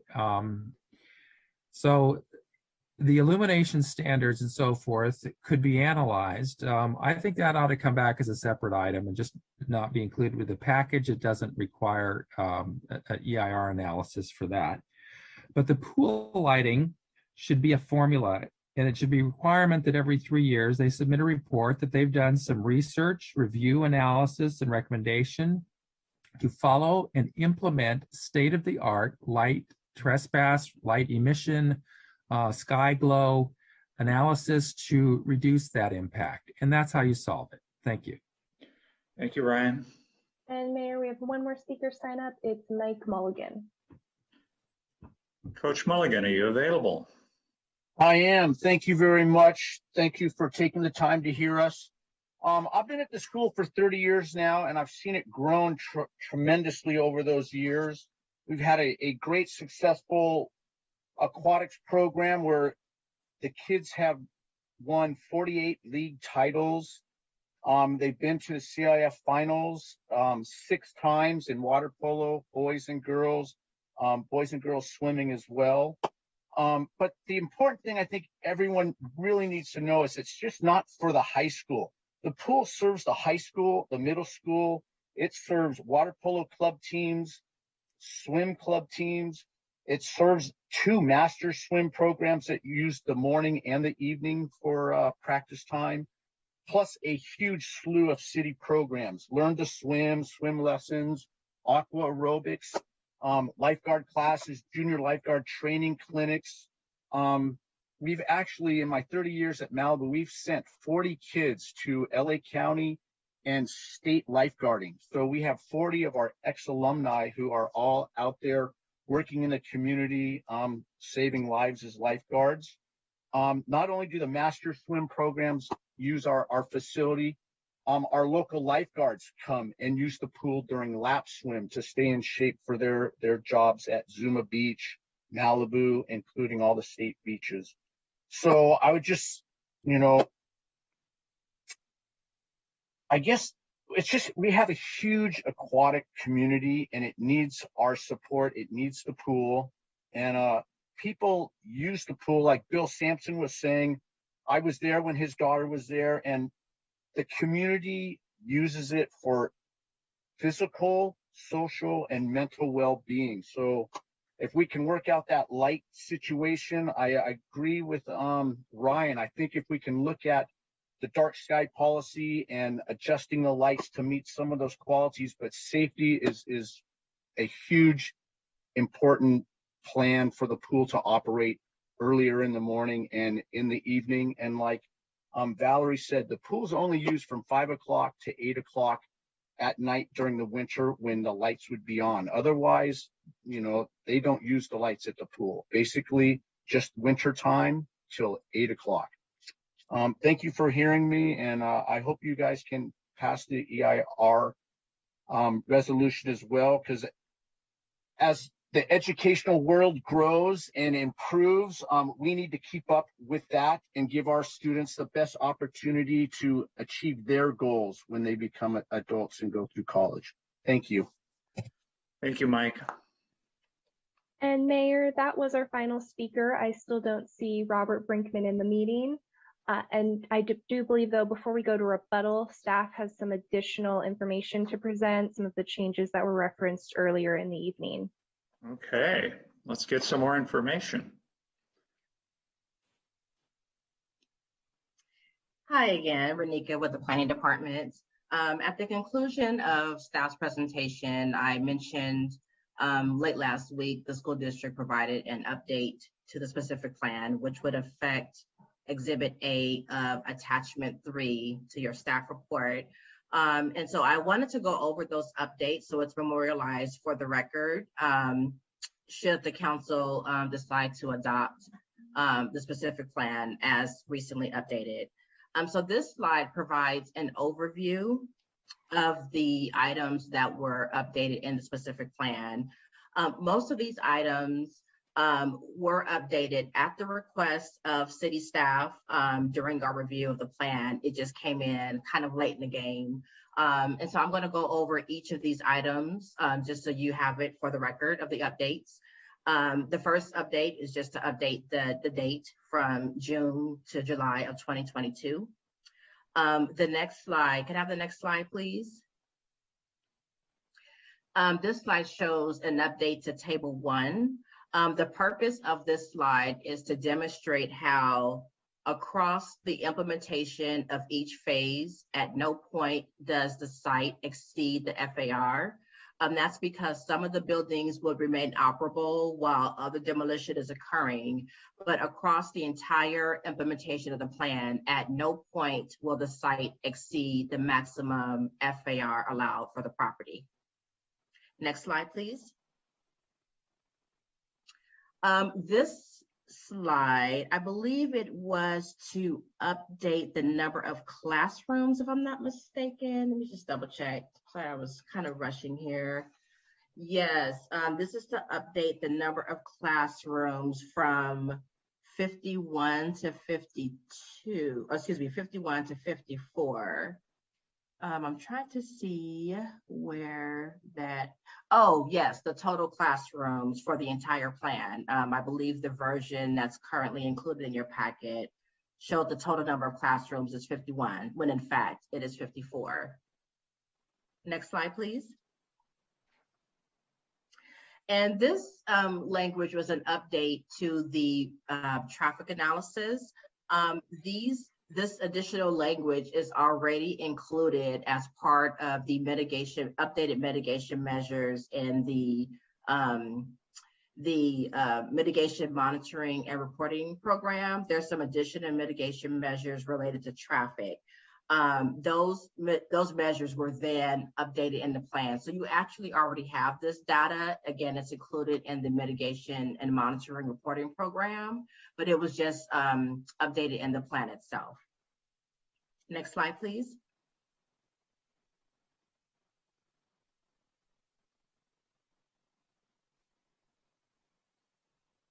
Let's see. Thank you. Table 16. Okay, so then similar to the FAR calculations, this slide shows that at no point will the site be underparked. Again, across the different phases, certain parking lots will be removed, some will be added. At no point will the site be underparked. Next slide, please. And this figure is an updated master site plan. I believe this was actually already updated with your packet, which shows the removal of parking lot F, which was on the northernmost property of the plan. Next slide, please. This exhibit includes the required fuel modification zones required by the state. This is the ESHA restoration plan. Really, this is, and specifically, it's the downstream portion, which is adjacent to the high school building. It's the downstream stretch of the creek that would result in fuel modification that would encroach in the ESHA buffer. It does not encroach into the stream itself, but it does encroach in the ESHA buffer. And this exhibit memorializes the boundary of the fuel modification that would encroach. Next slide, please.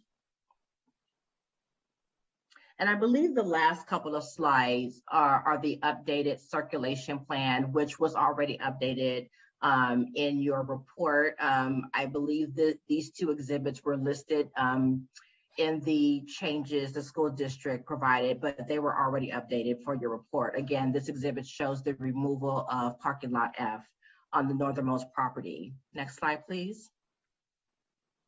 And similarly here shows the removal of parking lot F. That's, again, already included in your packet.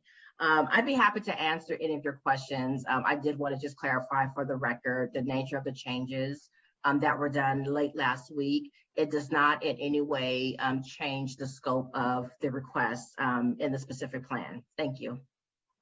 Thank you, Renika. I see Trevor has raised his hand. Yeah, Mr. Mayor, I just wanted to follow up on that. Since this is new information, I would recommend that you reopen public comment for anyone who wants to comment just upon that new information that came in. The council also has the ability to continue the item if they want to have more time to digest that. But as Renika said, this is, as has been discussed, and is not any significant departure from what was proposed there. But it is important that we do allow anyone to make comment upon the new information that was put there. Well, I see John Mazza has his hand raised, so I guess we have our first batter. Yes, and I just want to note for anyone else who may have an additional bit of public comment they'd like to give, you can raise your hand in Zoom by clicking on the raise hand button at the bottom of your screen, since that's not always our standard operating procedure. But we can hear from John Mazza first. Mayor, would you like me to set a specific time limit? Yes, I would. Would you like me to set it for 3 minutes? I think 3 minutes should be more than adequate, and people will get bonus points if they use less than 3 minutes, and their opinion will be considered to have higher value. All right, then we'll hear from John Mazza first. Okay, I want a lot of bonus points. I'm going to be quick. If you put up the last slide you put up, and this is really hard, and I think it's not really proper to have that much information given to you. I need the last slide or I can't say a word. It was page 17 that Renika just put up. There's a red circle up at the top. Yes. It says vehicle campus entry. And that is not on Morning View. The slide before that also has one that's not on Morning View. And I believe you're proposing to have Morning View only for safety reasons. This is an entrance on Clover Heights, which is not going to have, the neighbors are not going to like this. And this is something that the neighbors should be able to comment on. And they haven't been told. And they're long gone because they were told nothing was going to happen up there. So, and I think the prior slide has another vehicle entry that's not on Morning View. So I think it's a big problem on this particular proposal. You've excluded the whole neighborhood from making comments about this. And there's going to be people hanging out up there doing whatever all the time because they can enter the campus from a place that can't be monitored on a narrow street that's a fire lane and there's no security. Parker, can you show the slide that he was, the prior one that Commissioner Mazza was referencing? Yeah, it does have that circle. That's figure 17. How about figure 16? Well, he did figure 18 before, so it's figure. Okay, never mind. But basically, this is a huge part of the project. If you're having entrances coming from Clover Heights and other places, the whole hearing, as far as I'm concerned, is wasted. Thank you. Thank you, John. Our next speaker is Howard Rudsky, followed by Marianne Riggins and Carl Randall. Hi, guys. I just wanted to say, we have to keep in mind this is for the kids and this is for the community. And there's got to be some give and take here. Nothing's perfect, but at least the school board's working with us in an honest way, I've heard from a number of people.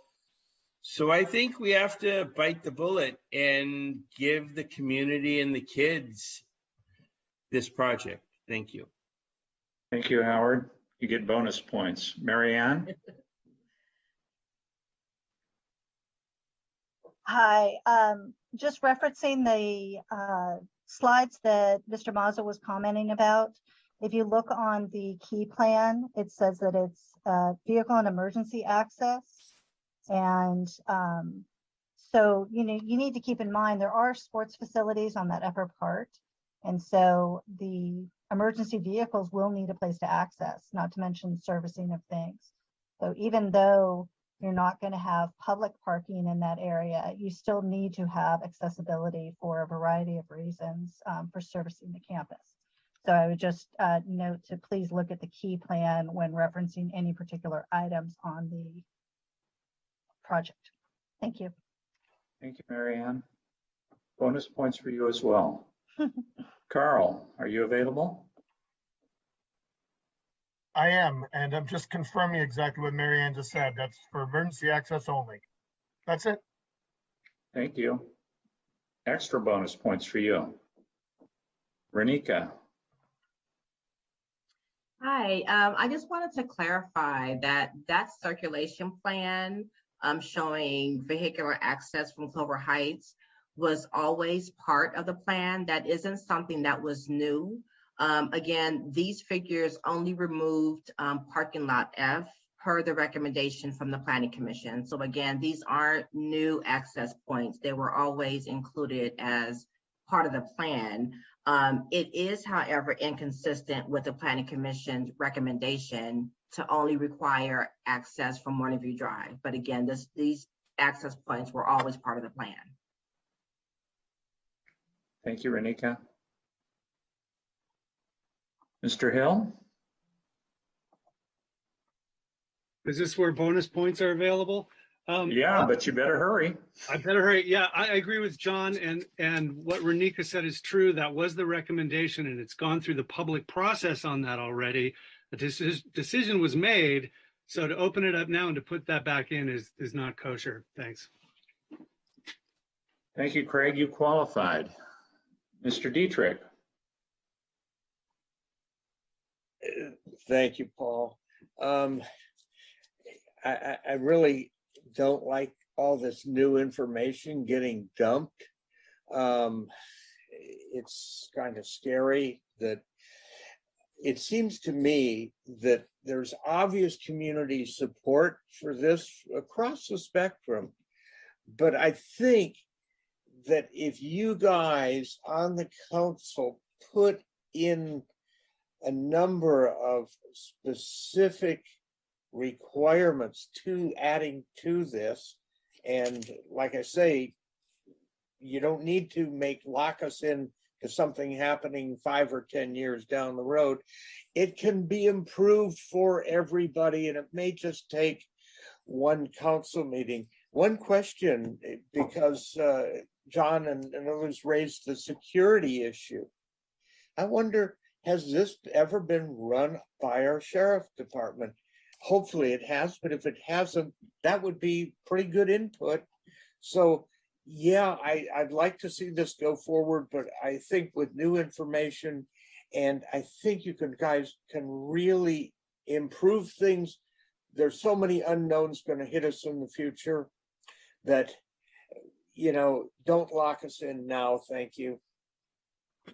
Thank you very much, Scott. Ryan, you're up. I wanted to say that I had written to the Santa Monica School District's risk manager with a copy to Superintendent Dr. Vendrati about access to the school, and never received a response from either one. And that is specific to what we're talking about here when they're doing the switcheroo again, trying to reopen the northern access.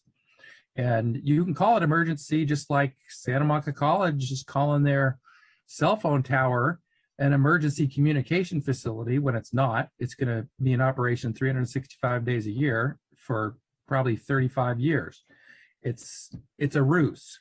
There needs to be some type of condition placed on access, that access will only be open for emergency vehicles when an emergency vehicle is needed, not because you're having a fair or some use of the field or something that weekend. You just think somebody will just open up the gate.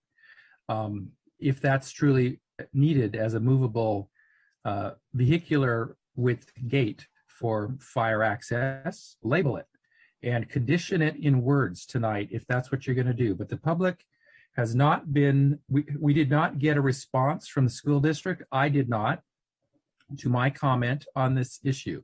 And it was not analyzed, and now it's back on the table for discussion, and that's a little disingenuous. And lastly, I wanted to say that there were words used by the city staff tonight characterizing the Coastal Commission again. And it said, we talked to the Coastal Commission, or we met with the Coastal Commission. We did not meet with the Coastal Commission.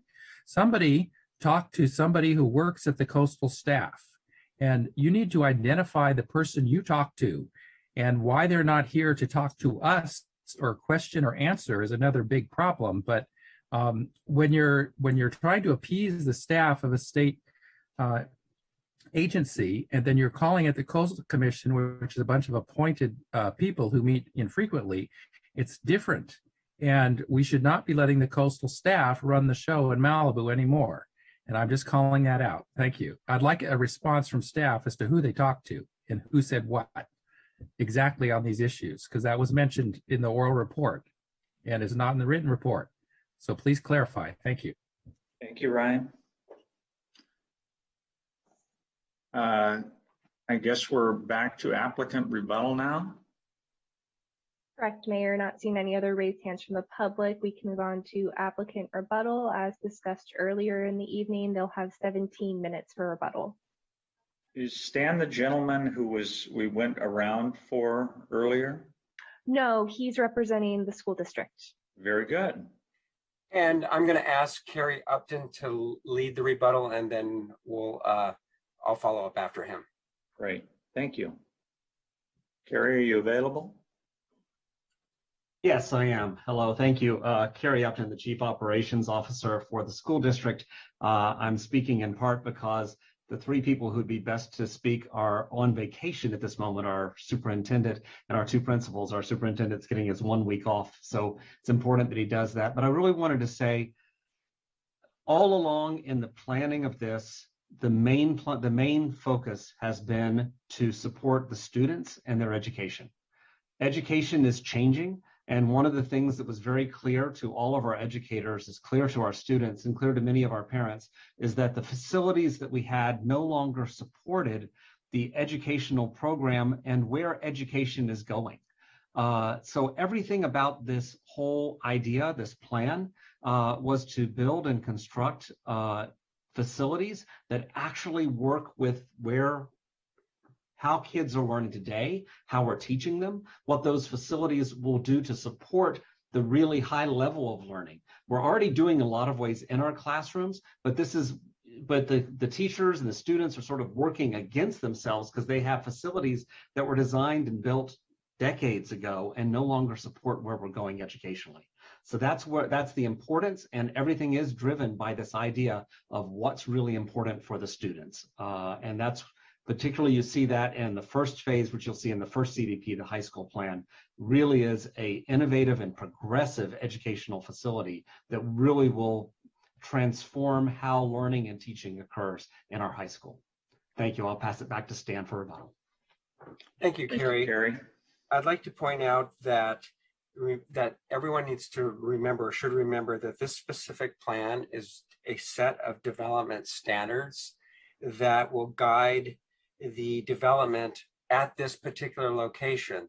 This is, as you heard earlier today, the institutional zone its standards are ill-suited for school uses and needs, but in consultation with both staff as well as the Coastal Commission, it was deemed that the best way to approach this is to have a specific plan, which is in essence a little mini municipal code section that's specific to this property, and it's appropriate because a lot of this development is at the toe of the hill where the buildings are, and it's not on prominent vistas or viewpoints. The issue about campus security that was brought up, the district is definitely opposed to closing off that northern entry, and so it's opposed to the Planning Commission recommendation. The Planning Commission, we would posit that the city shouldn't be restricting access, how the district accesses its property. We've already taken out the parking lot from there, but that northern entry site, as noted, is an entry for emergency vehicles only that currently exists. It's gated and closed during school hours now to protect and provide security. It's only open in the evenings to allow the public to have access. And if we were to close that off completely, we could be running afoul of the Coastal Commission's requirement to provide access to the coastal resources when we've already got that access now. And so those gates, we do have the security, we do need the vehicular access. It's not a drop off and pickup area at all. That all occurs, all pickup and drop off through this plan will now be accomplished within the campus itself and not on Morning View Drive. That is a big improvement under this plan. And then also the specific plan was revised. The new information was simply some information to provide as the city had requested. And with the traffic analysis, both the city and its consultant did fully review that analysis, and that is reported on in their staff report. And it appears to me that they are fully satisfied with it. And that's why we're also in agreement. This was additional analysis, not changed analysis. It was the analysis that dealt with, well, what happens if you go above 1,000 student enrollment? What do you do then? And that's what this additional analysis was meant to address. And from that came the mitigation measure T6. So to recap, what we're asking for here tonight is that you reject the Planning Commission's recommendation and staff's recommendation to restrict the pool lighting to only complying with the dark skies ordinance and allow the pool lighting to exceed that and make the finding of significant unavoidable impact, and to revise the resolution on it and the ordinance and the LCP amendment ordinance to reflect that it is a significant unavoidable impact, the correct findings for that, as well as making the statement of overriding consideration, which would mirror the district's determination on its final EIR. And then also, like I mentioned just before I started, we also are opposed to the Planning Commission recommendation to close off all access except for along Morning View Drive, because that issue has, like I said, been addressed through this plan to take the pickup and drop off traffic off Morning View Drive. There's no reason for the city council to get involved with further access to the campus when the district has in good faith removed any chance of parking up on the Cloverleaf part. And with that, we close. Thank you very much. And now we are open to the council discussion. And I see Mikey's hand followed by Steve's hand. Mikey? Okay, thank you first of all to all the speakers. And I know it's getting late and I know we have another important item, but this is a big one. This is really big, many, many years coming. The first thing I want to go through is we have two different narratives, and I just want to make sure that I and we understand which narrative is correct. We have a narrative that if we pass this specific plan, that each item will be looked at individually and re-judged, re-voted on with public input. And then we have another narrative that says if we pass this, then it's just the way this is and nothing can be changed.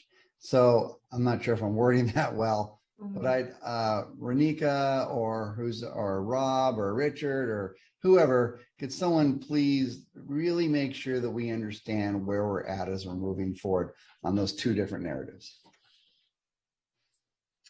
I can take a crack at addressing your question.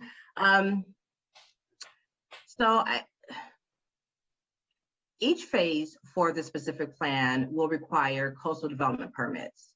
And each time a coastal development permit is issued, whatever that scope of work is, we not only look to see that it's consistent with the thresholds established in the plan, but we also make sure that the CEQA document, the EIR that was certified, that it still applies to whatever the scope of work is proposed in that CDP. So with each CDP, again, like regarding the height, we still would require story poles. The primary view protection still applies.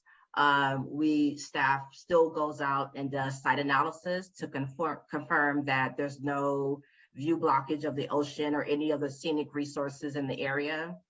And then similarly regarding the student population, again, we do an environmental review to confirm that the CEQA document still applies. We did also add a mitigation measure that requires the submittal of student population projection with each phase. At any point, if those student population projections exceed 1,000 students, then a bunch of other things come into play, which will be reviewed by the city's public works department and the school district's transportation consultant. So really we're asking, or the school district is requesting to basically increase the thresholds, but there's still a bunch of discretionary review that's required with the submittal of each coastal development permit application. Okay, thank you, Renika. Trevor, you want to add to that? Just to add a big picture, you're approving, the specific plan, which are setting up the standards, that are going to be different for the site from the rest of the code and the standards that apply right now. And then when the CDP comes through, you're going to be measuring it against the specific plan that you are approving here tonight. Okay, thank you for that. So let's just say my one concern is the bus barn off Merritt, let's just say that. So if that issue in 8-10 years ever comes up or does come up, and the community at that time decides, well, that's not an appropriate place for buses to go, but it's in the specific plan, what happens there? It's my understanding it's not a green light approval. The Planning Commission still has the discretion to say, you know what, that's not going to fly. We're not going to approve it. And what the school district would be required to do is to find an alternate location for the bus barns, which would require an addendum to the EIR. because again, the current environmental review, it analyzes the current proposal.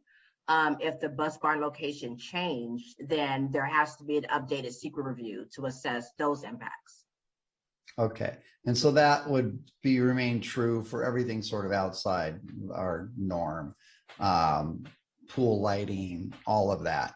So all the concerns, I really just want to make sure that if we approve the specific plan, the community knows and understands that planning commission in the future and that city council in the future are still going to weigh in on these issues. That is correct. And I also wanted to highlight the pool lighting issue. The Planning Commission and the ERB believes that by the time phase 4 rolls around, that there would be better technology that would allow the pool to comply with the city's dark sky ordinance. When it's time to design phase 4 and the pool, if it's determined that they can't comply, then it's understood that the specific plan would have to be amended, which would basically will go through the same process to allow the pool lighting to exceed the thresholds of the dark sky ordinance. Okay. Thank you on that, Renika. And I want to be clear though that this is not like it's not reopening the specific plan. Once these standards are put in, it's depending on what language you have in the specific plan, such as height. These numbers are now allowed. You don't need a variance now to get 41 feet in height. Yes, the coastal development permit findings need to be made, that it's consistent with the plan. But once you put this in at 41 feet is the height, we can't now say, oh, well, actually, you're going to need a variance or something else for that. You've now put, these over-encompassing standards in, and it depends.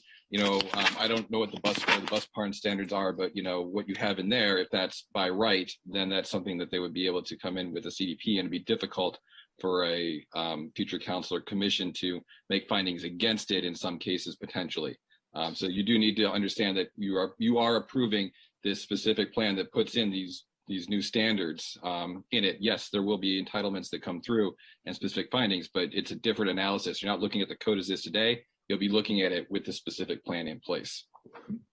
Right. So I want to explore this a little longer just to make sure I understand. So let's go back to the bus barn theory or issue or potential.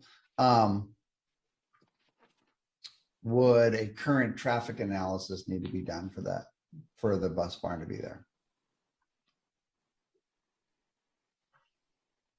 I believe that was already analyzed in the EIR that was certified by the school district.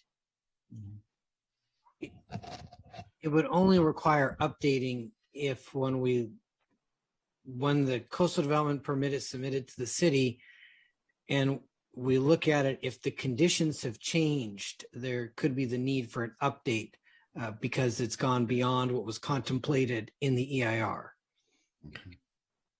Okay. All right. The EIR has studied, what are the impacts from, putting these standards in place. Correct. Okay. Thank you on that. As far as a couple of the issues addressed tonight, I find myself in the not common position of agreeing with Bill Sampson. Once in a while, the worlds collide and we agree on something. And yes, the full disclosure, the swimming pool, Coach Mulligan, and that whole program has changed my family's life over the years. It's changed a lot of people's lives. My son ended up all CIF because of water polo. Both my kids were on swim team. It paved a pathway for my son to go to colleges he wouldn't have gone to otherwise. Incredible program. And I think kind of a heart and soul program for all of Malibu, as Coach Mulligan pointed out so well. Huge fan of the dark sky ordinance. A lot of us worked really hard on it. Back when I was a planning commissioner, honor it greatly. I think Valerie Seabaugh, who I don't believe I know, just said it really well.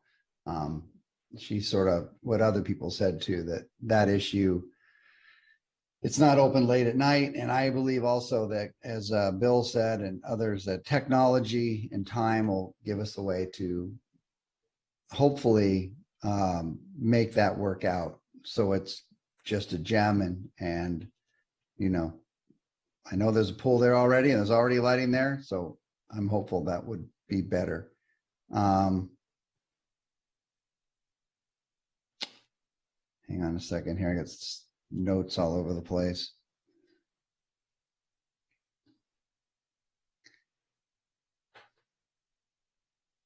I think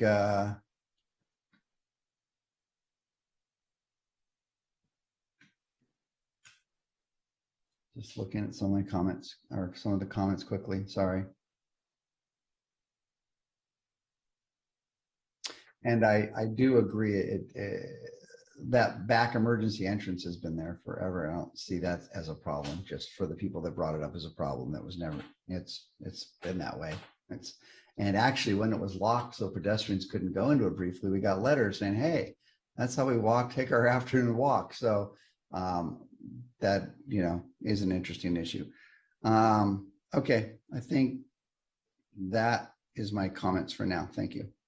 Thank you, Mikey. Steve? Yes, I want to sort of key out something Mikey was talking about. Richard, when we do this overlay district for the school grounds, and it allows 45 buildings, 45 feet tall, how many of those buildings can be put on that school district property, 45 feet? At this time, and correct No, over time, okay? Once you make that thing says 45, how many buildings could potentially be built on there? They're going to be 45 feet high. The specific plan only identifies, Renika, it's 2 at 45 feet and 2 at 36 feet. That's correct. So changing the overlay district to allow 45-foot buildings has no impact on anything else that once it get built there. Is that what you're saying? It's worded such that, and correct me if I'm wrong here, Renika, it's worded such that it's only those buildings which have that ability. They can't say, oh, wait a minute, it's this other building over here is now going to be 35 feet or 45 feet. The overlay, or excuse me, the specific plan is to those particular buildings. So you're saying that the overlay district will not allow, as a result of that overlay, allowing 45-foot tall buildings will not impact or not be attributed to any other building trying to be built there at any time in the future. That's correct. It would need to be, it'd have to come back as an amendment to the specific plan. Mm-hmm. Oh, but it could be done. You could allow additional, because you've got a 45-foot building by right there. So somebody else could come back and argue, I want to put another 45-foot building up there, and they would have to be allowed to do that without going through variances, right? No.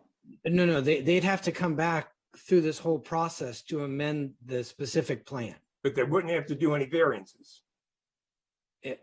Only if the council were to approve something like that. And the Coastal Commission. Correct, and the Coastal Commission. It would require this whole process to open up again and start over. For any other building, so this is the only 2 buildings that can be 45 feet, period. That is correct.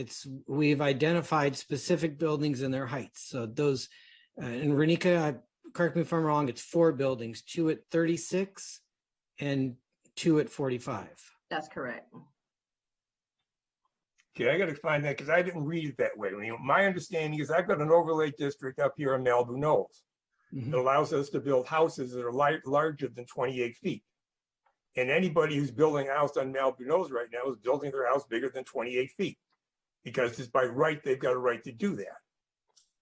Right? And I would have thought that this thing, the overlay district on the school property would work the same way, but you're telling me it does not. Correct. We're identifying the specific buildings, and we're doing that because of view concerns and what the campus would look like in the future. And I'm not sure I understand or agree with all that, but that's okay. Well, Councilmember Euring, if I can direct you to Exhibit A of attachment 2, this is in the ordinance, that includes the updated development standards that would be included in both the LCP and the municipal code. It specifies the buildings that are allowed at 36 feet and the 2 buildings that are allowed at 45 feet. So it's very specific. Okay, I'm going to take your word for that, guys. All right, here's my concern, okay? That when I go down through the stuff that the Planning Commission recommended, city provides monitoring function required by EIR. I agree with that. That puts the city in control, right? We're controlling what's going on in there. We're making sure that we know what's going to be done right. Because you go back, I mean, the meeting we had, or the conversation we had earlier in the evening says nobody trusts the Santa Monica College. So we want to make sure that we're keeping the city in control of what's going on. The same thing happens with the Public Works reviewing the traffic impacts, right? We're going to send them out and make sure we know exactly what's going on in that area. Same thing applies to at least the discussion regarding dark skies. We're saying we want to put the dark sky program in place and then so we can control that. And down the road, if somewhere in the future they come back and say, you know, there are laws someplace that make us provide greater lighting, we can always do that. But now they have to prove that they need that additional lighting. It's not something they get by right. And that's my concern with the 45-foot buildings. I mean, I went back and took a look at a couple things. There's a statement in here that says, and I've got to find this, high school performing arts facilities require a vertical stage opening of 25 feet to the bottom of the proscenium. And that's the front part. That was a good word. I ain't gonna look that word up. I didn't know what that meant before I saw that. But what happens if it's 24 feet versus 25 feet? They can't use it at the Performing Arts Center?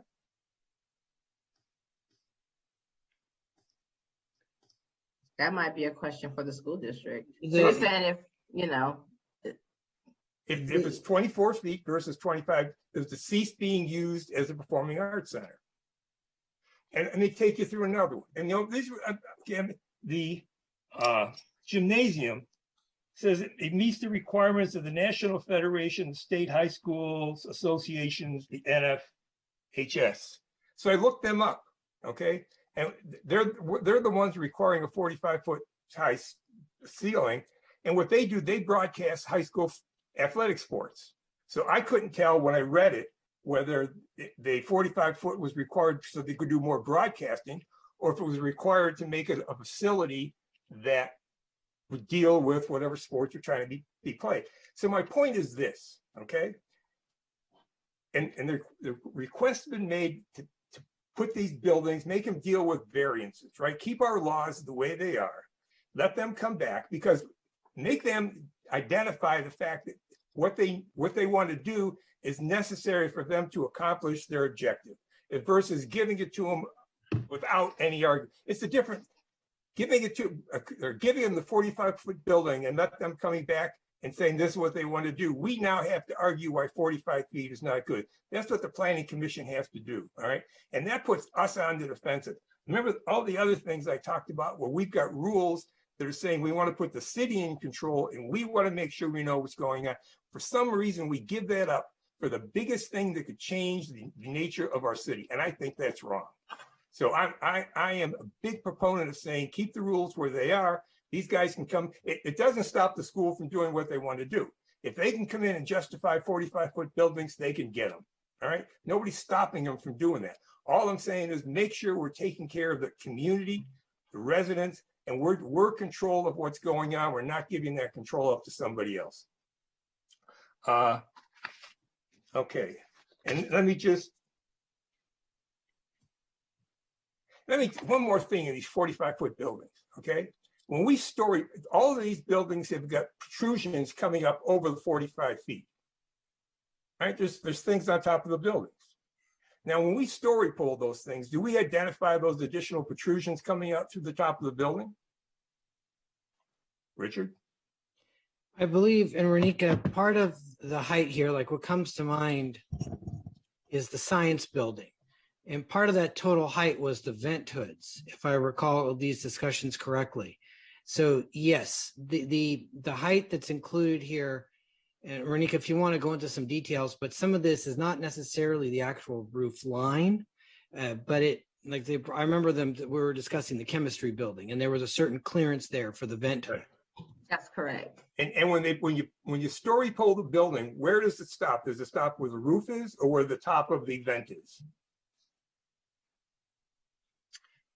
So it's my understanding that the current version of the plan would allow those fume hoods to be allowed. I'm just asking how the story poles work. And let me tell you why I'm asking this. And you could talk to Adrian. I got a call, and I was working with Adrian last week. There's a guy on the beach, okay, that built a new house, and they story poled the house, and the story poles stopped at the roof of the house. The guy went out and built another 8-foot chimney on top of his house that blocks this guy's view. And right now, there's nothing we can do about it because it wasn't story pole. He never knew it was there. Somehow it was included in the plan. So this guy, he said, look, if I had seen it, I would have argued against it when I went to the planning commission. But the story poles never reflected that. So I never got a chance to really understand what was being done. I just want to make sure we're not doing the same thing for the school district, right? That's a good point. And I'm wondering, we could probably just add some language to the development standards. Since a site plan review is already required for that additional height, we can also require the projections to also be subject to the site plan review. That would be great if you could do that. That would be wonderful. I got just a couple more. Poison-free Malibu, the use of pesticides, is that included? Can we include that in the specifics plan someplace? We can, but it's already a standard condition for every coastal development permit. So it's already a city requirement. The school will have to abide by that ruling. That's correct. Okay. That's good. The campus is dark sky compliant. I agree with that. I mean, look, if you look over the last couple of years, the improvements in lighting technology have been amazing. And if down the road, I don't know how many years it is, 5 years, 6 years, 8 years, that's going to improve. So I agree. What we should do is put the dark sky rules in place today. You know, nobody is going to make the children or the community swim in unsafe areas. That's not going to happen. And if somebody comes back and says these lights are absolutely required for safety, they'll get them. But make them come back and argue that point, and make them go back and try and find some technology improvements that allow us to maintain a good swimming environment plus the dark sky.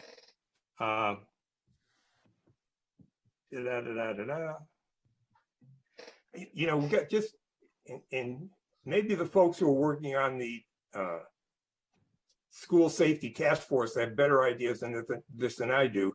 But, you know, putting up additional entrances to the school is a little risky.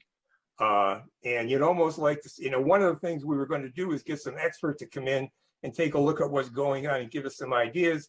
You may want to get that expert in to review some of the stuff and make sure we're doing it right in the beginning.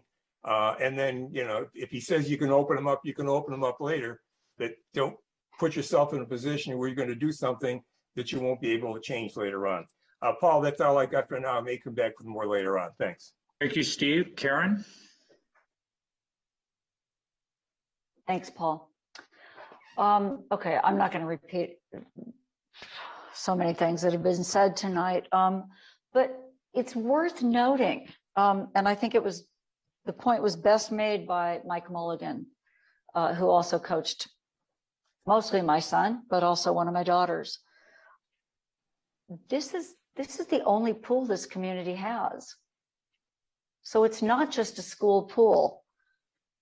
It's used for the city-run water polo program, which means anybody before they get to high school, junior lifeguards, the other lifeguard programs, the masters, the aquatics program, everything from tiny kids learning how to swim, learning how to hold their breath underwater, to people who just want to swim for the betterment of their health as they grow older.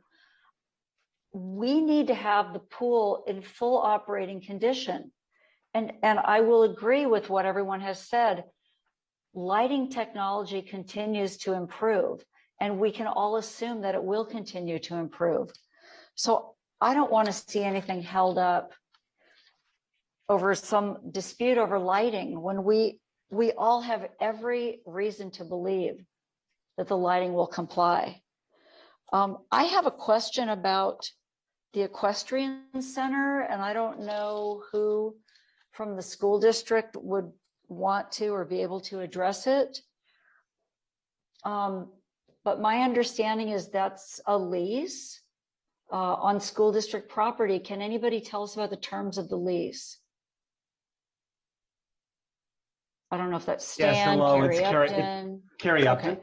Upton. The city has a ongoing lease to use that facility for $1 a year. It automatically renewed on July 1st for another year. It has the ability for us to make changes with a 180-day period. We did not request any changes to that lease at this time because we are still working on what, we know we need to move the bus barn away from students and student traffic. We know we need to move the bus barn away and off of the ESHA. As part of the EIR, we were required to locate it somewhere on our property. The equestrian park is district property, so we had to find some place to move it. It's not the ideal place, and I cannot, but we had to say where it's going to be in this plan in the EIR.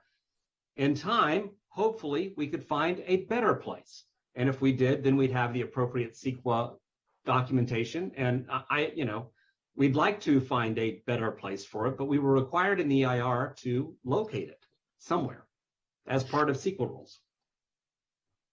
Okay, thank you. Now I don't know if it's every year or just certain years depending on who's in school at that time, but Malibu High has either an equestrian team or club. I'm not sure of the exact designation. I'd like to know about the requirements of the team or club with the equestrian center and the impact it will have. I see Carrie's hand raised. Mr. Upton?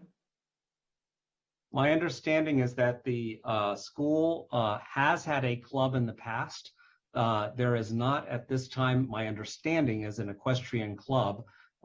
If the school had an equestrian club, or if they developed an equestrian team, those are two different things, then the language in the agreement is that the school could use the equestrian park and would get a priority use of that facility.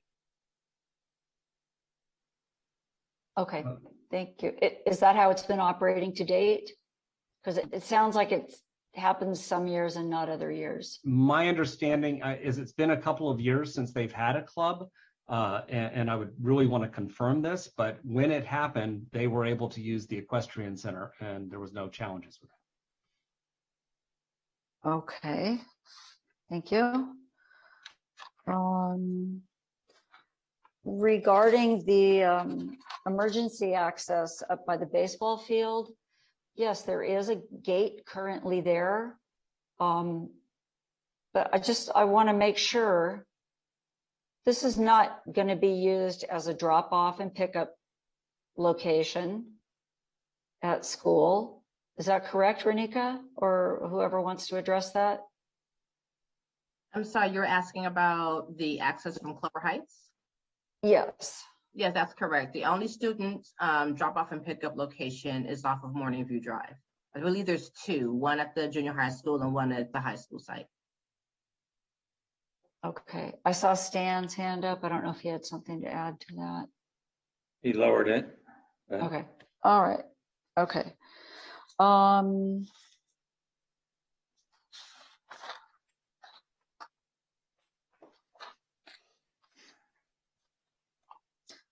I think it was interesting what Marianne Riggins pointed out is that part of the reason all of this discussion is necessary was that the institutional standards in the local coastal plan did not anticipate or address something like this school renovation, which obviously is major. not something that happens even every decade. It looks like it's going to happen once, at least in my lifetime. And, you know, I guess hindsight is 20/20. But it sounds like had that taken place, a lot of this would have been accounted for. So I just want to make sure we think about that. And I do want to acknowledge what several speakers said. I don't know if it was mostly Stan, I think. But a state-of-the-art, or at least a vastly improved facility, is one of the things that's going to allow our local schools to attract and retain students, something that's been a huge problem in the past. Everything from the discovery of PCBs, which I believe was in 2007, is that right?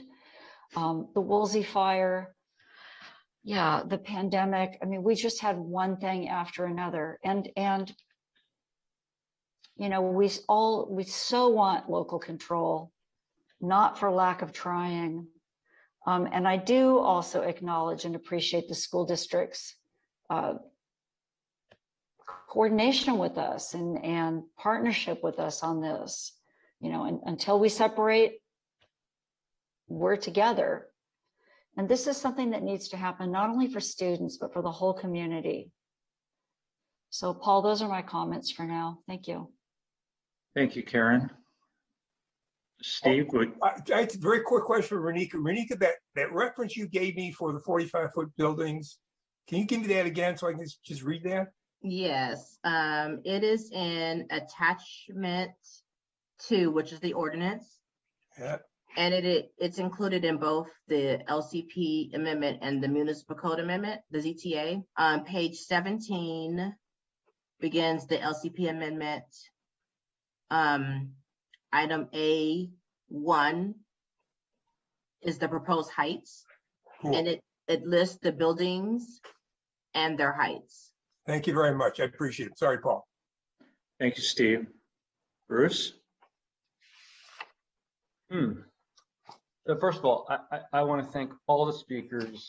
If I don't address a specific comment, it's not because it wasn't well made and well taken and absorbed and put into the consideration of all this. There's just so much here tonight. I want to compliment Trevor because he went out of his way to make clear an important point that I don't think was being made clear, which is that this is about burden of proof in terms of whether we grant a specific plan and make all these global changes now, or whether we just approve what needs to be approved specifically right now and hold the law the way it is going forward and consider things on a case-by-case basis as they come up. It is true that by approving the specific plan, if we were to do that, we're not approving any specific thing without a CDP and going through the analysis. But as I think Trevor made very clear, there's a big difference between asking for a variance, the burden of proof on the party asking for the variance, and the city making a making a decision that findings, not for a variance, but findings consistent with the specific plan and the ZTA, and Steve's been calling it an overlay district. I think that's kind of equivalent. I'm not sure it's exactly what we're doing, but finding that things don't conform to that and denying a CDP is a completely different thing than saying, no, you can't have a variance. The variance puts the burden squarely on the applicant. Adopting this giant plan that we're being asked to adopt takes the burden of proof in large ways off the applicant and puts it on the objectors. And I don't like that if it doesn't have to be done. So Trevor, again, thank you for and if I've explained that wrong, Trevor, please correct me, but I think that's the gist of what you were saying. First of all, I want to ask a stupid question about the height issue. And it may be really stupid, but if you were to need 45 feet from the base of a building to the roof to do whatever, could we not get permission to bury 15 or 20 feet and have the building only be 20 feet, 25 feet tall, but yet still have 40 feet of height from the bottom of it to the top of it, like a gymnasium? You know, they do sports stadiums, they build them into the ground, and then they don't protrude as much above the ground. Is there a reason that couldn't be done here? physically? I don't mean legally, because I understand that would require us to give permission, but if we're giving strange permissions in the first place, couldn't we do that instead? Currently the standard will read from whichever results in a lower building height. So you're talking about changing the grade, or you talking about just maybe making it a basement, perhaps like a. Hey, I said it's a stupid question. I'm just talking about building the same exact building, but having it not protrude as much from the ground so that it satisfies view issues, doesn't look out of character, but gives the space within the building all that's necessary to accommodate the gymnasium and performing arts requirements. If I may, the sections through the buildings, several of them are actually cut into the rising soil, so that at the back wall there is 12 or maybe more than that feet that's buried. But I don't know if there is nothing depicted that is a full basement that you descend into it, and which in an auditorium works great, by the way.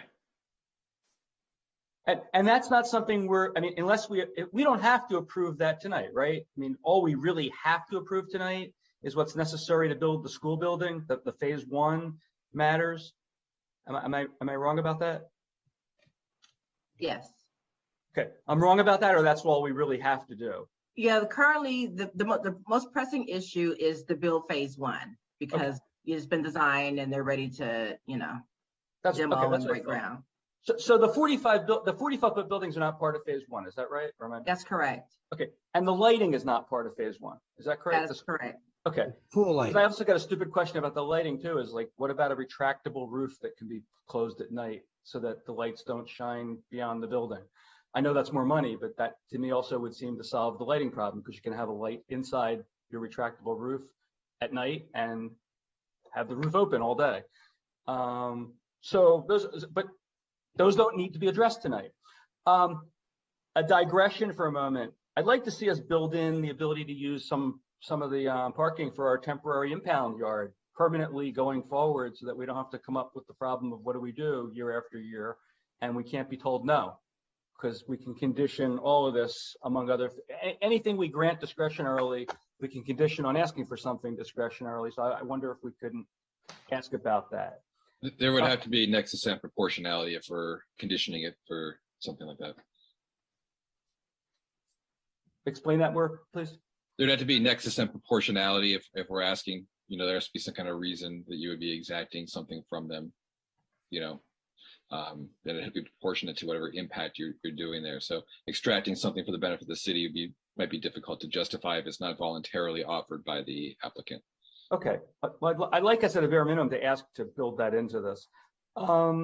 So again, I don't know why we would approve the unfunded, who knows whether they're going to get done, when they're going to get done, parts of this, because, I think the best argument is always, I'm actually going to say, what I'm hearing is not a fundamental disagreement from people. Everyone seems to agree. There's going to be future technology. There's going to be different financing in the future. The world will be different.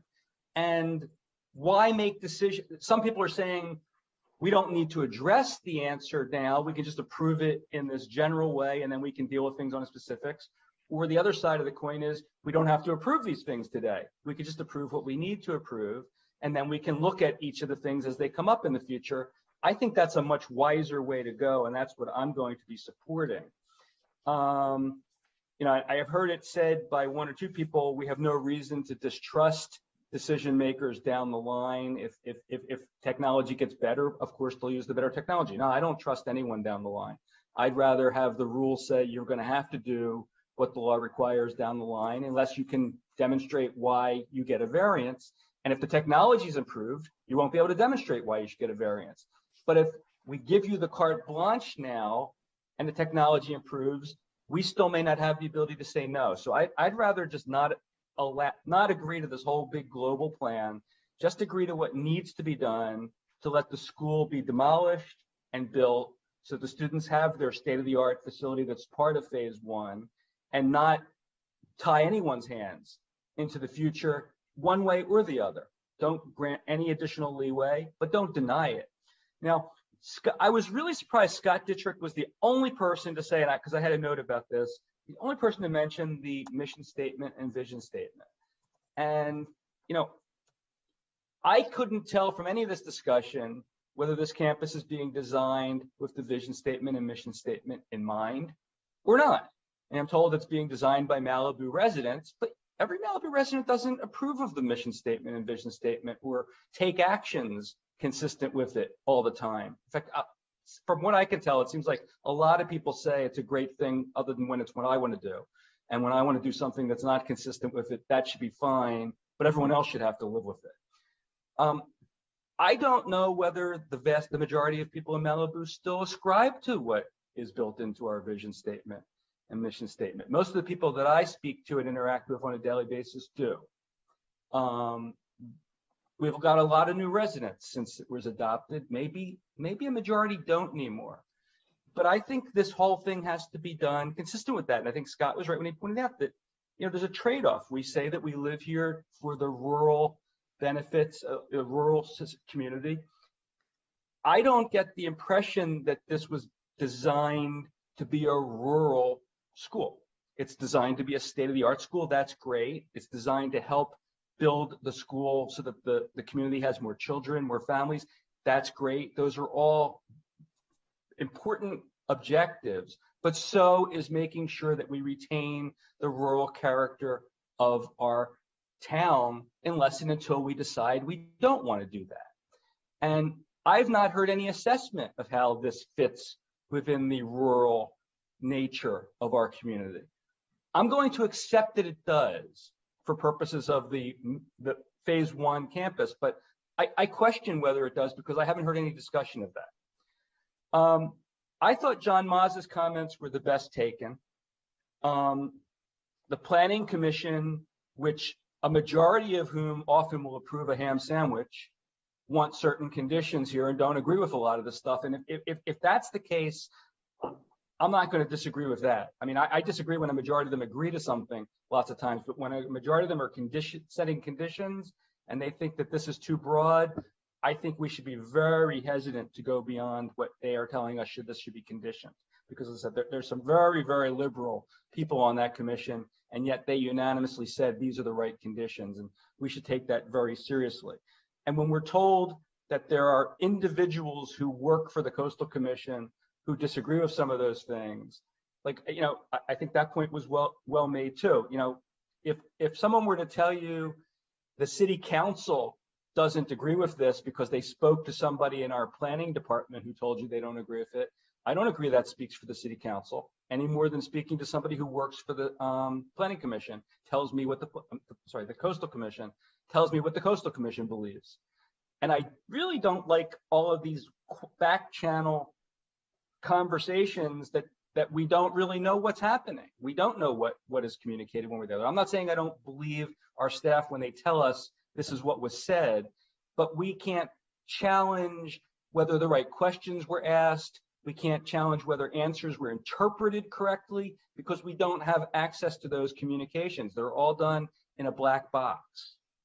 But the Planning Commission was concerned about lighting, height, security, and so far as I can tell, none of those things need to be addressed in phase 1. Is the access issue part of phase 1, or is that also a future phase? The emergency access. Can someone answer that? I believe see Stan's hand is raised back there. Yeah, but he might be better suited to answer that question. I don't believe any changes are proposed to the access from Clover Heights. Right, I didn't think so. That gate the gate is whatever it is right now. That doesn't change until some future phase. That's my understanding. It's not going to change. It's not going to change at all. Okay. So if we were to go just approving phase 1 tonight, that's a non-issue tonight. Is that right? That is correct. And if I may, can I add a few extra points to what? Please do. Excuse me. Please do. Okay. So I wanted to point out too that this idea behind the specific plan, you know, this came as a genesis from discussions with the Coastal Commission, where the Coastal Commission was getting very upset at the city of Malibu for processing many variances, and said, sent a warning saying this is not the way that business should be done. We need to have a more orderly development scheme, and they're the ones that suggested that that the specific plan be the best way to accomplish this, and not through successive variances and a multitude of variances. And then the other part of this is, I've heard it bantered around tonight, but you are not being asked to approve phase 1 tonight. The only thing you're being asked to approve tonight is the EIR and the findings. You're not being asked to approve the specific plan. You're not being asked to approve phase 1. Those come later. And there, with the pool lighting, there is no carte blanche, because we're still, the district will still be required to employ the best feasible lighting mechanisms to make sure that the lighting has the most minimum impact as possible as the technology allows. So there is no. Wait a minute. Maybe I'm going to ask a question, and Trevor can answer this question. I mean, EIR is first thing on our agenda, so far as I can tell, but then we're being asked to do a lot of other things, change the law, rezone. I thought that what we were doing was changing all kinds of conditions going forward, so that when we later are presented with applications for CDPs, the new parameters have been established, which is why we wouldn't have to grant variances, because the variances would all be built into this plan already. Am I missing something, Trevor? No, we are approving the specific plan tonight. That's why we have a zone text amendment and an LCP amendment. We're changing the code. That is going forward. We're not approving any CDP for any particular phase tonight. We're making less changes.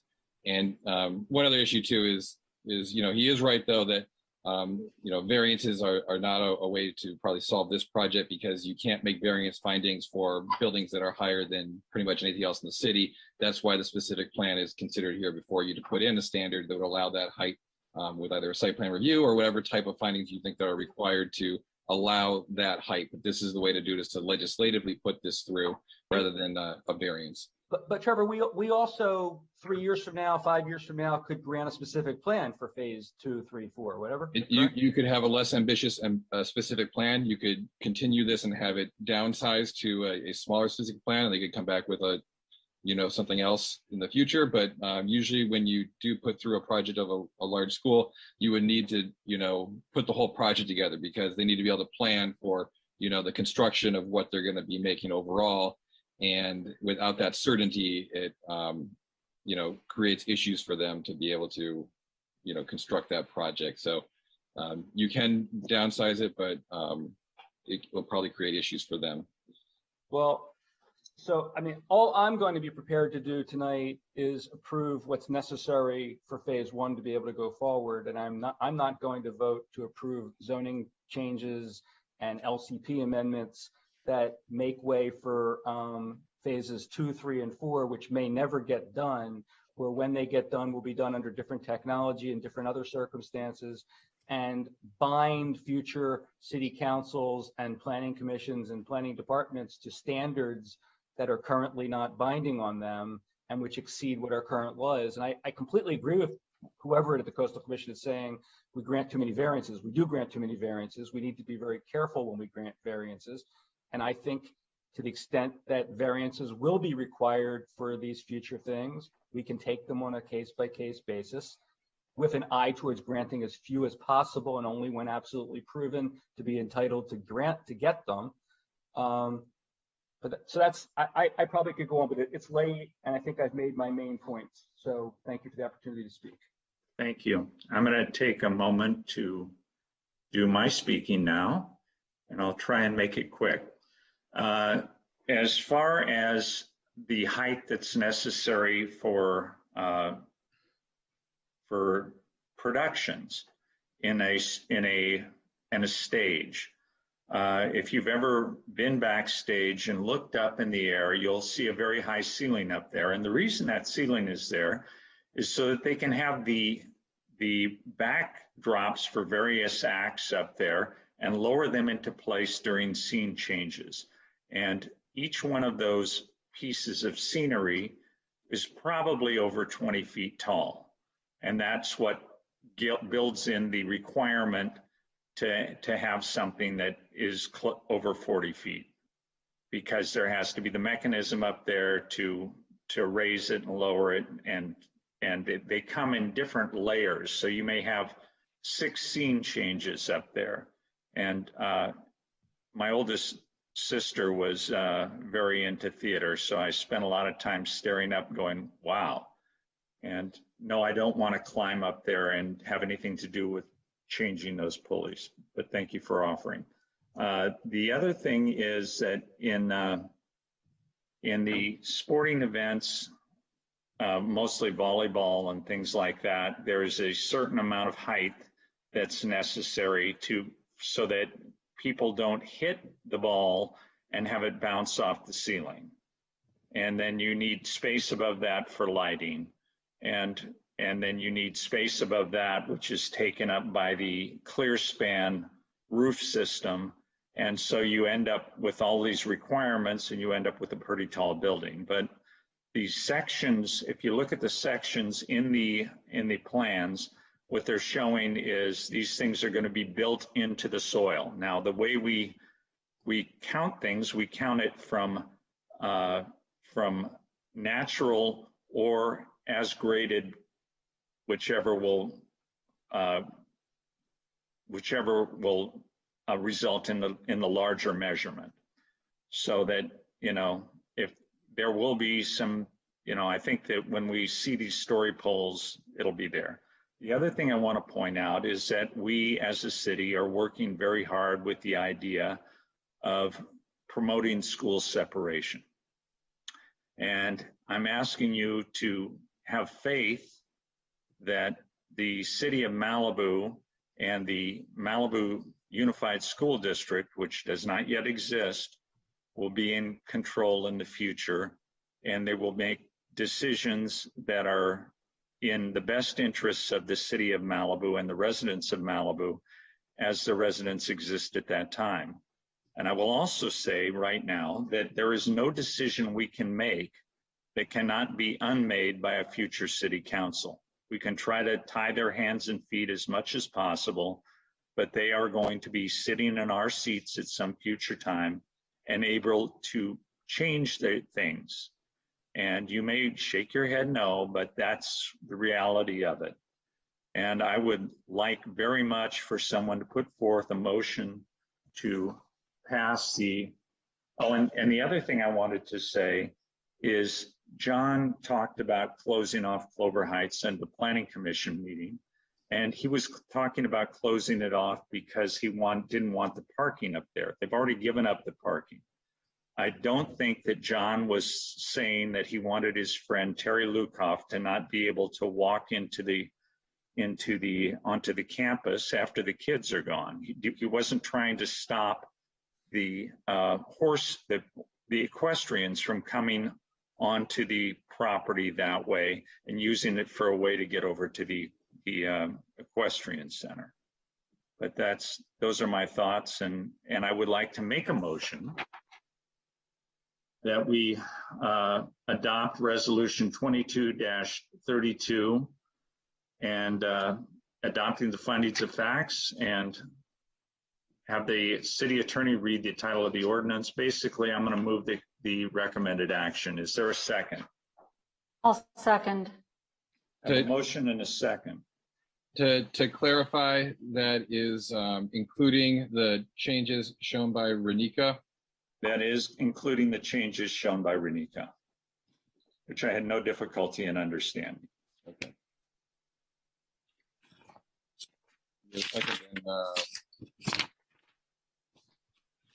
Pull up the ordinance.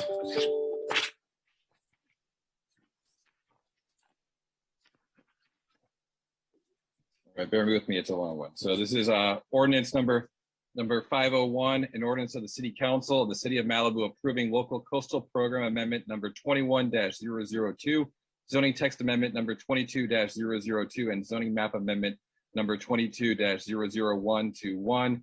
Add section 3.4.6 to local implementation plan section 3.4 to incorporate the Malibu Middle and High School campus specific plan into the local implementation plan. 2, exempt the Malibu Middle and High School from the prohibition of electronic message center signs required by local implementation plan section 3.15.3.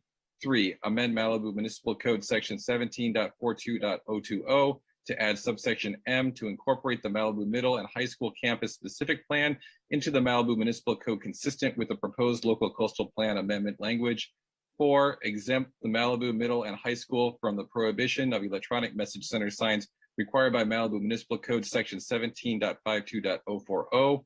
5, amend local coastal plan zoning map number 2 to add a boundary line around the Malibu Middle and High School campus specific plan area, denoting the boundaries of the MMHS campus specific plan area for 3 parcels, assessors parcels map numbers 4469-017-900, 4469-018-900, and 4469-018.904, and 6, amend the Malibu Municipal Code zoning map consistent with the update to local coastal program zoning map number 2, located at 30215 Morningview Drive, Santa Monica, Malibu Unified School District.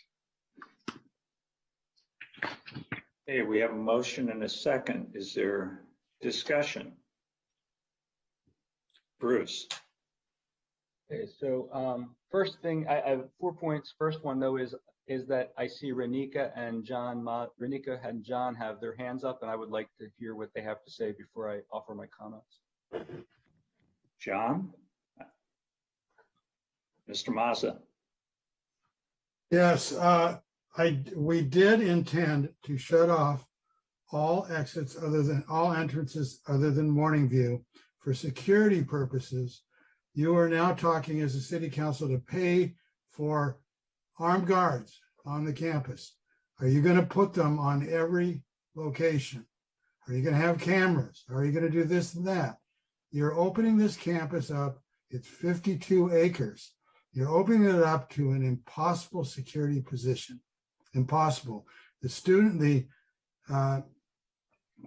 school district representative said, yes, we will open that gate at night. Okay? No, we did this to make it safe. Are you going to hire 10 guards or 1 guard? That's the point. Thank you, John. Renika? I'm not sure if this is the correct point of order, but I did want to know if we wanted to include the story pole requirement that Councilmember Euring asked about, all the roof projections to also require story poles, so that's also considered in the primary view protection. How inconsiderate of me to not mention that specifically. And I will ask for my second to also accept that change. Yes, I will. Renika, can you identify where that change goes? Yes. Yes, I found, so it would be included in 2 sections, again, in the ordinance. The first section would be on page 7 of the ordinance. Section 1A that discusses the height. I did draft some language. Let me pull it up. Yes, so the section that discusses height, to add the current language to include all development proposed above 18 feet in height must require a site plan review pursuant to section 13.27 of the Malibu LIP, period. Should a site plan review be required, the entire development above 18 feet, including all roof projections, requires the installation of story poles to assess primary view protection, or something along those lines. Sounded good to me. And we would include the same language in the zone text amendment for the municipal code.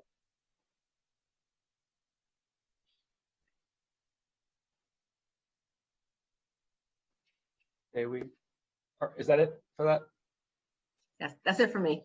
Okay, so Trevor, I'm still opposed to this whole shebang here, but if we were to vote to approve this entire package, would we then have enough built into it to require as an additional condition that we be allowed to use the parking lot for temporary impound lot on the weekends?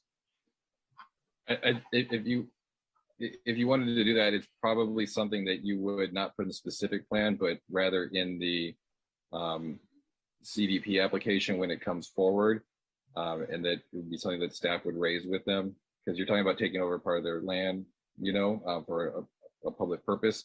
So you would want a justification for that to avoid any type of taking issue. Isn't this kind of like giving them a contract? I mean, we're creating this giant change in the law for this whole 4-phase thing. Since we're doing that now, why couldn't we get the impound lot as part of it now? Well, you would. This is what we're putting in place here is the specific plan structure overall, which is the allowed uses and the dimensions of the site. It's not something that would be a condition that would be required as part of a use of the property. That's something you would put into, a CUP or a particular entitlement for an actual development. If you want to include something in here that says this site can be used as an impound lot, that's something that could be put into the specific plan if that's not a use that's already allowed on the site. But so there's no way that the grant of all of these things can be conditioned upon the school agreeing, the school district agreeing to allow the impound lot. Because we're all not this in exchange for that agreement. Because we're not putting in we're not approving a particular entitlement. We're putting in in terms of something you would condition. We don't put conditions into the code. It's something that goes into the actual entitlement that's approved for the actual development on the site. This is just setting the standards for Okay, so that's a great segue to the next point I wanted to make, which because I want to drill down on that. I get that we're not entitling them, for example, to build a 45-foot building, but we are actually entitling them not to need a variance to build a 45-foot building. So we are giving them property rights that they don't currently have. We're giving them entitlements. They may not be the final entitlement, but they're aspects of entitlements that once given can't be taken back. Isn't that correct? That they're property rights once we approve this. Well, it's not property rights. I mean, these are legislative, standards that are set up, and it's something that if we weren't in the coastal zone, something that you could unwind if you wanted to in the future if there wasn't something built on the property. But in order for us to unwind it after this goes through, you would need the Coastal Commission to sign off on that change. So in effect, you are correct that it will be very difficult to unwind it once the specific plan is put through. And are there not aspects of this that couldn't be unwound, period, that are actually granting property rights? I don't, you don't have any permanent right, if you besides like a CUP that runs with the land, the council has the legislative power to change the zoning in the city. Now, sometimes you need to amortize that, to give someone a time, if they invest a lot of money in a particular type of entitlement, and then you change that and say they need to get rid of that use, you give them time to amortize that investment before you make that change. So if they built the school here, you would have problems if you came in after they actually constructed it and said, okay, tomorrow, you need to have agricultural, this is zoned agricultural, you need to get rid of the school.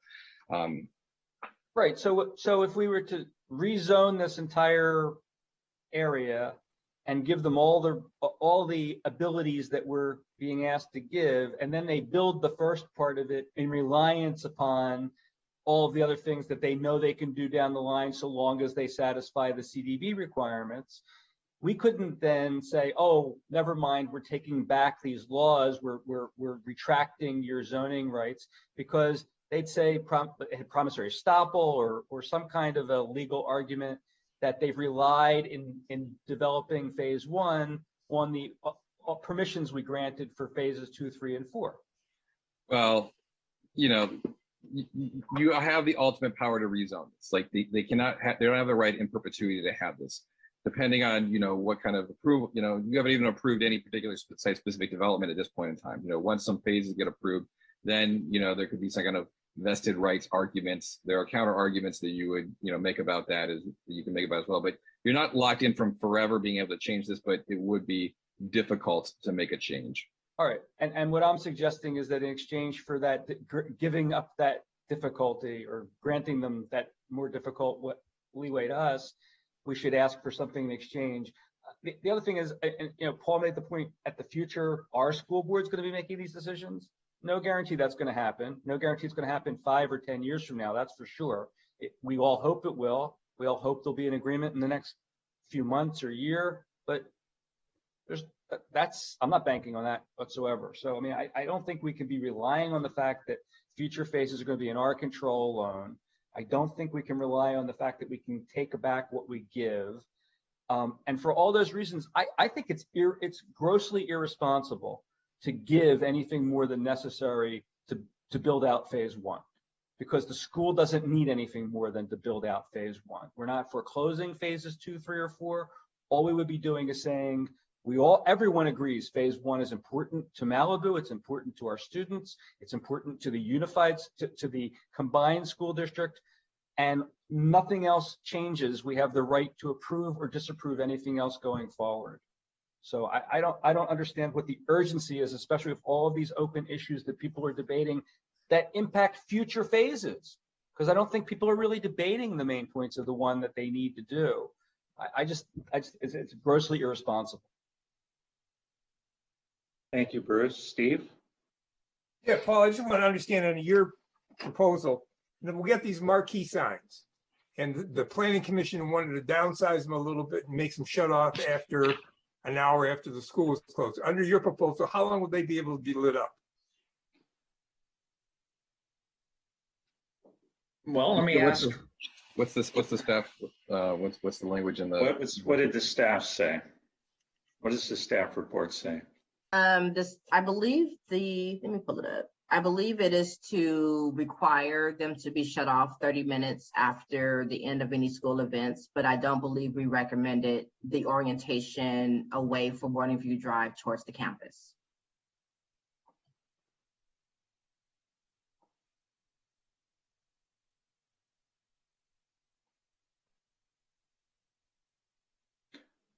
I thought it was towards the campus, but which I thought was not as efficient. A lot of parents, when they drop their kid off, are getting information about what's going on at the school, because the things that the teachers send home with their kids don't always make it onto the parents' counter. So that's my thought. I think communication with the community needs to happen. And I think that's one way to communicate it. And I don't think that we're talking about a light of flashing marquees. We have electronic signs now. Have you seen those electronic license plates, for example? They don't look like they're electronic at all, but they're actually license plates. It's amazing.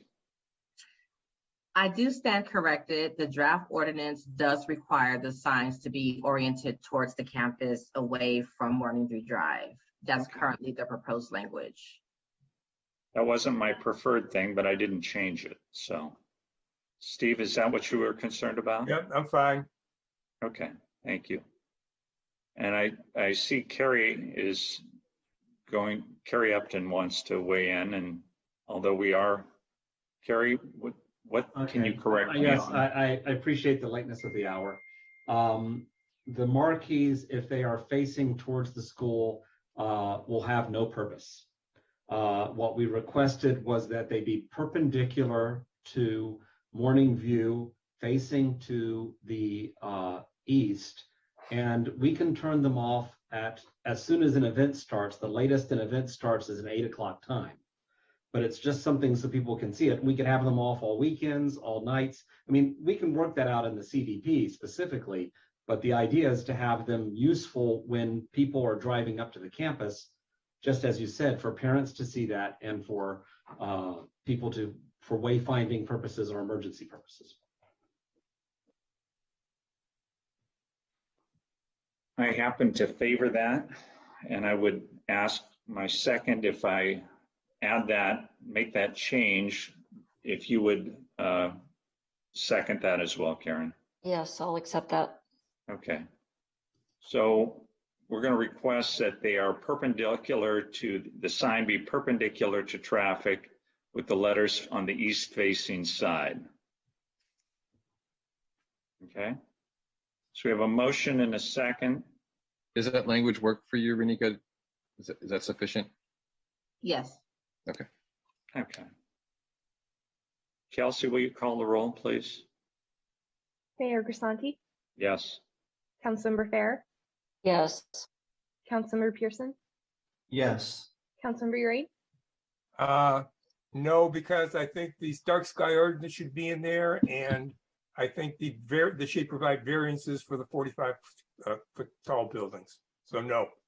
Mayor Pro Tem Silverstein, No. motion Okay. carries. Motion carries. All right. We are now at the point where we have to decide what we're doing.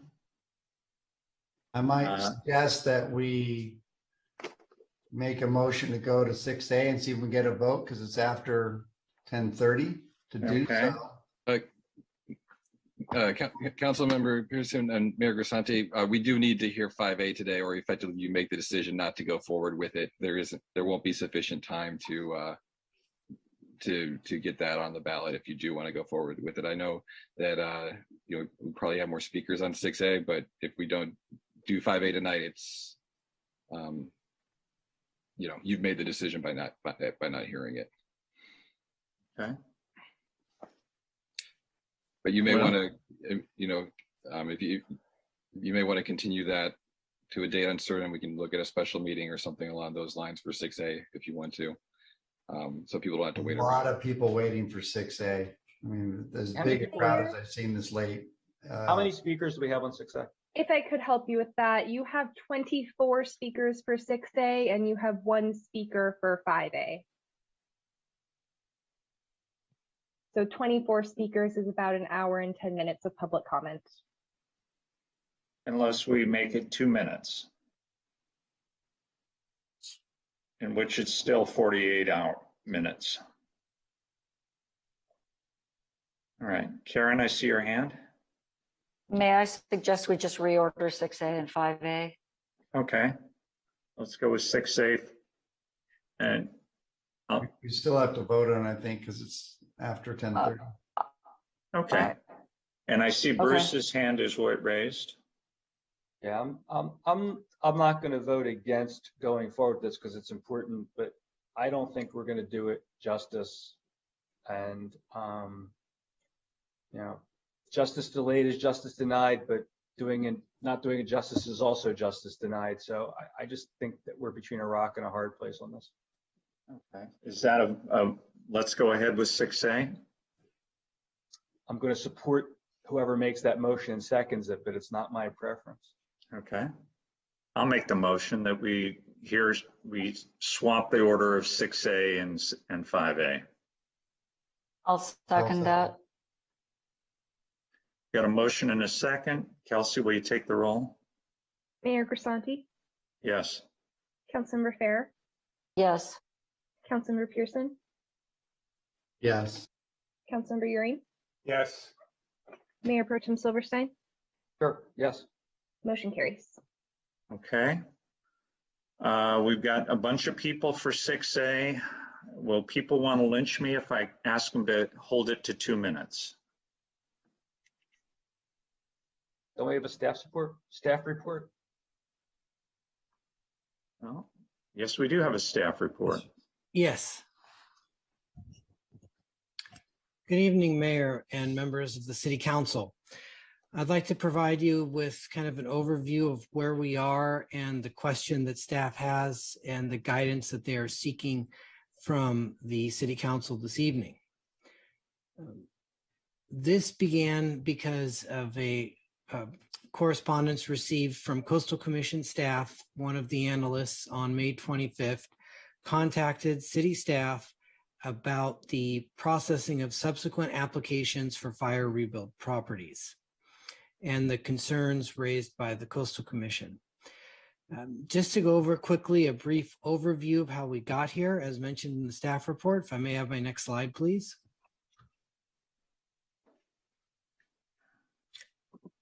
Subsequent to the Woolsey fire, there were major concerns brought to the City Council by members of the public that the rebuild efforts would take an extraordinary amount of time, given the city's record with permit processing and issuance of building permits. There was a very large concern that there would be no effort made to get folks back in their homes.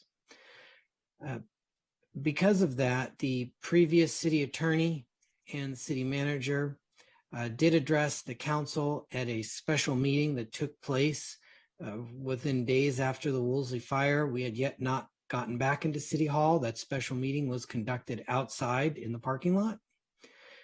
And at that meeting, the topic of fire rebuilds was discussed, and it was acknowledged that staff would do something.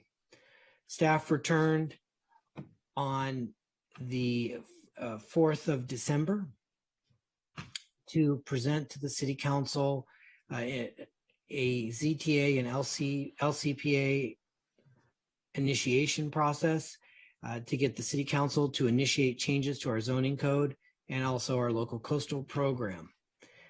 That was done, and from that, the proposed amendments to both the local coastal program and our municipal code were then presented at a special planning commission meeting on January 10th.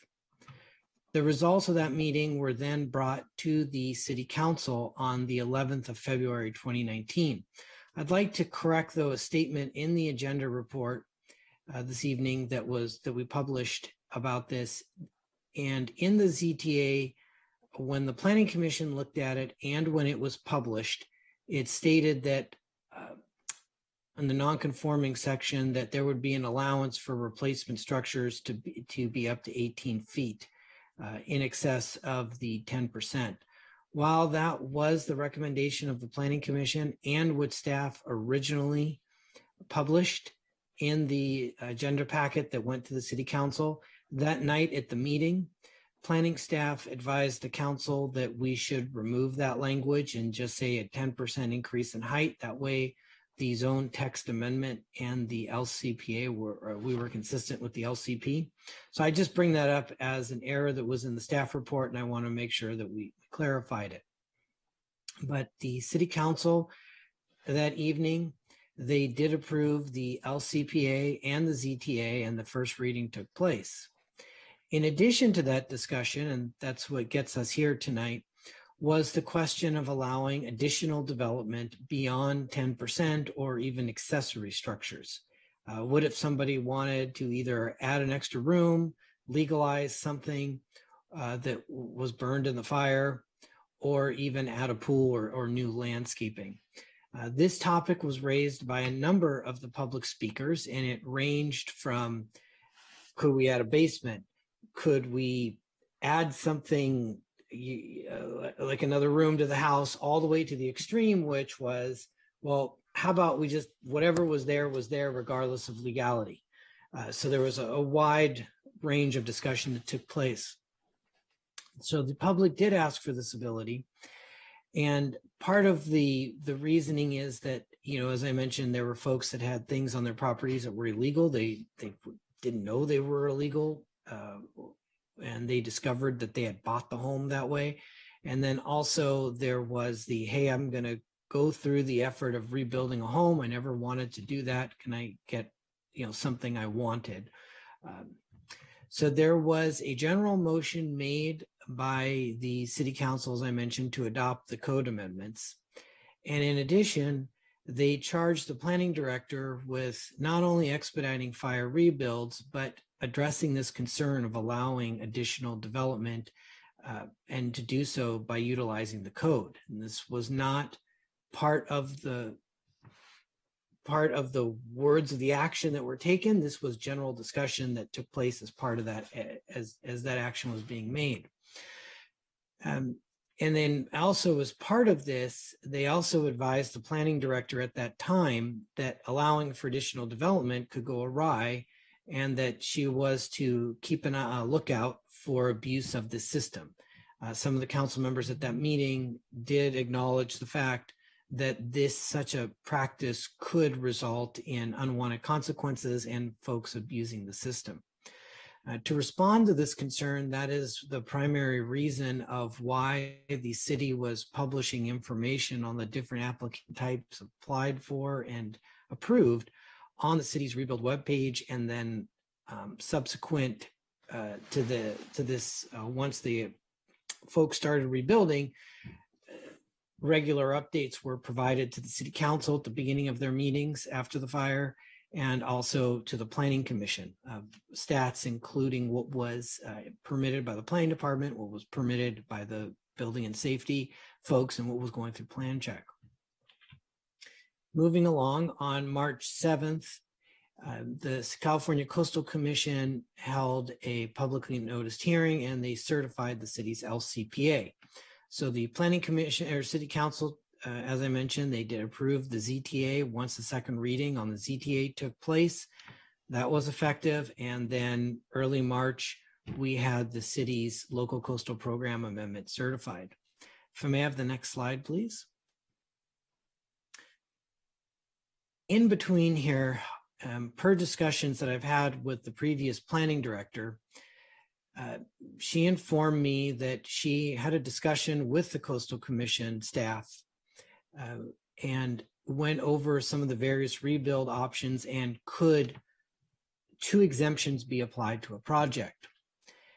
And while I've been unable to locate any of correspondence to this effect, the previous director stated that in her discussions with senior staff members at the Coastal Commission, that since there is no definition of existing in the Coastal Act, and the fact that building pads existed, which do meet the local coastal program's definition of existing developed pads, that there was an area for the city to make an interpretation and a decision how to move forward on this.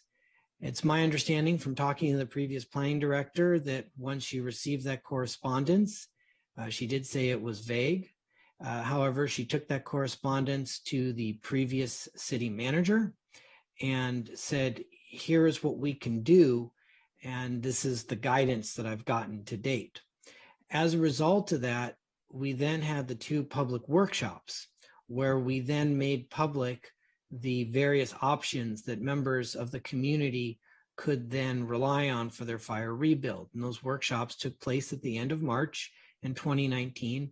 And one workshop was targeted for the architects and builders, so they understood what staff needed.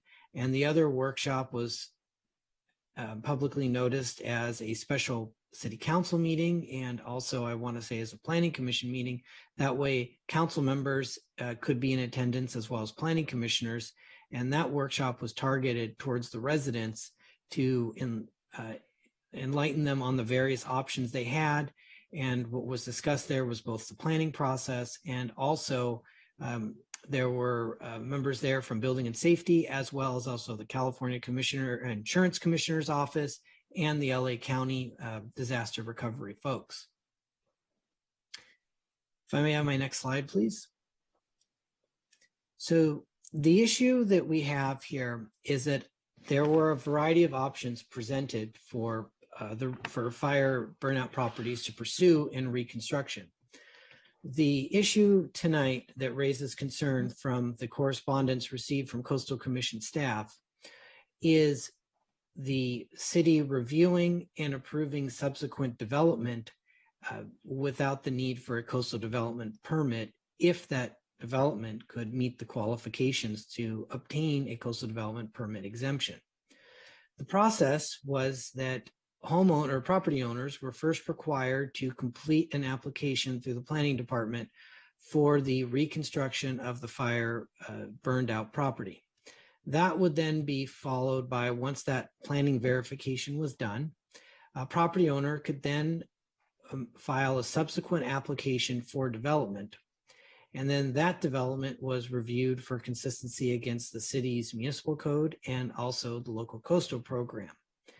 And essentially what would happen is the development was looked at to see if the development, given the replacement structure and the site conditions prior to the fire, would it have qualified for an exemption from a CDP? The goal here was not to have a workaround to where somebody could now get something that they could not otherwise have gotten before. Like I said, the goal was really, these were fire victims. This was something that was limited to fire burnout properties. If I may have the next slide, please. And what we saw come in were a number of different scenarios that would utilize this exemption that the Coastal Commission raised concern about. What you saw were, first off, folks that had applications submitted to the city prior to the fire, and then the house burned down, and that application prior to the fire did qualify as something that could obtain an exemption from a coastal development permit requirement given the circumstances of the site and meeting the exemption criteria. You also were seeing additions to homes, and these additions, what a practice that was established was to allow for up to 50%, the resulting structure to become no larger than 50% of its pre-fire size. That would include the 10% addition that was granted through the planning verification. The 50%, seems like an arbitrary number. It's not something that's part of the current exemption, but in conversations with the previous planning director, she based it on, in the code, there are other areas of the city where 50% is a trigger, and 50% was something that she felt would put a cap somewhere to prevent folks from essentially achieving what Councilmember Peak was concerned about, which was a drastically larger home, something totally different. She had to put a cap somewhere, and she thought that that would be a good place, and that's why she established that policy, and that's why it was made public. You also see other things like accessory development, garages, swimming pools, accessory buildings, offices, or a studio space on the property, landscaping, fences, walls, hardscaping, decks. You saw things that were not so pretty, such as, not so sought after, but needed, such as larger water tanks to meet the current requirements of the fire department. Solar power systems that folks wanted to put in that were beyond the state criteria of what was exempt, the basements, and also generators. The exemption from LIP 13.4 extends to all of these things. It doesn't limit them. Just like, for example, there isn't a special exemption for landscaping or a special exemption for fencing. It's a broad exemption, and the planning director at the time wanted to make sure it was, she didn't feel that she could pick and choose in that. It would be through the items listed in that exemption. If I may have my next slide, please. So the question comes up of how frequently was this used? So we have a total of about 645 fire-affected parcels in the city, 450 which were a total loss of all structures on that property.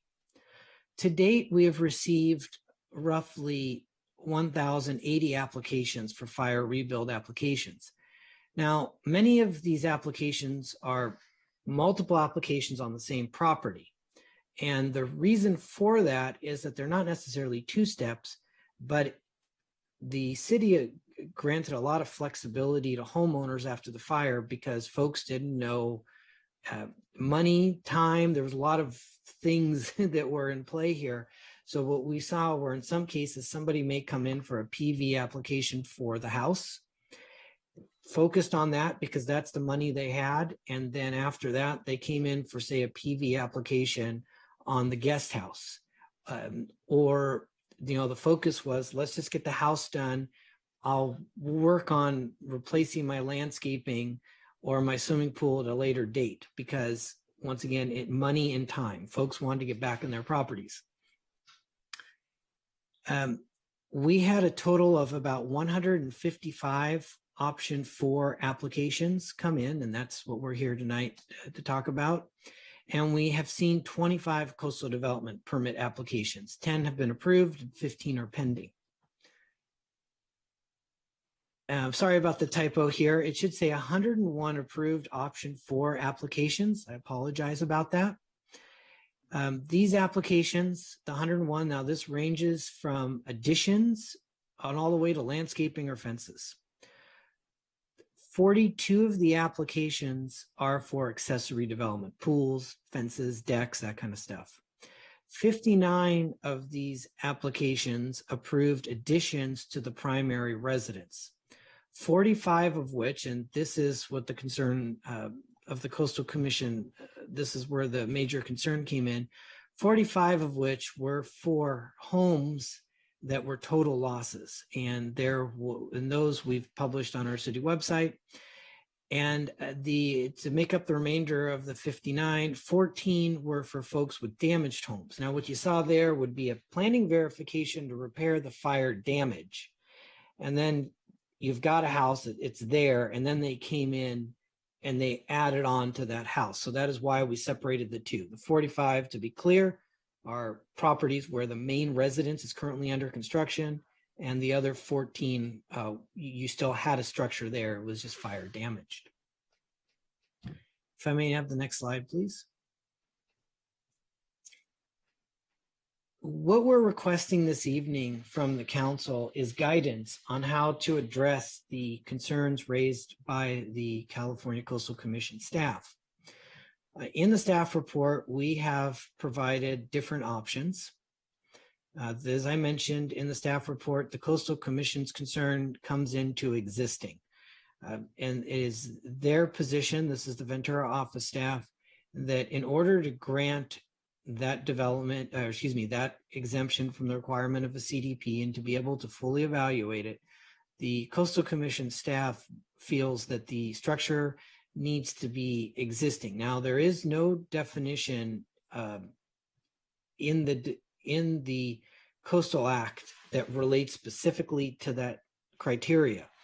And so when we asked the California Coastal Commission in a Zoom call we had with them as a follow-up to try to further learn a bit more about their correspondence to us, and basically they said something near C of O, something where the structure's standing, and you could touch it, you could see it.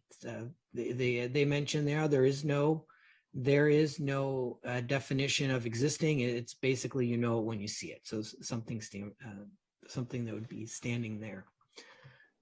So we have the following 5 options this evening for the council that we're asking for direction on.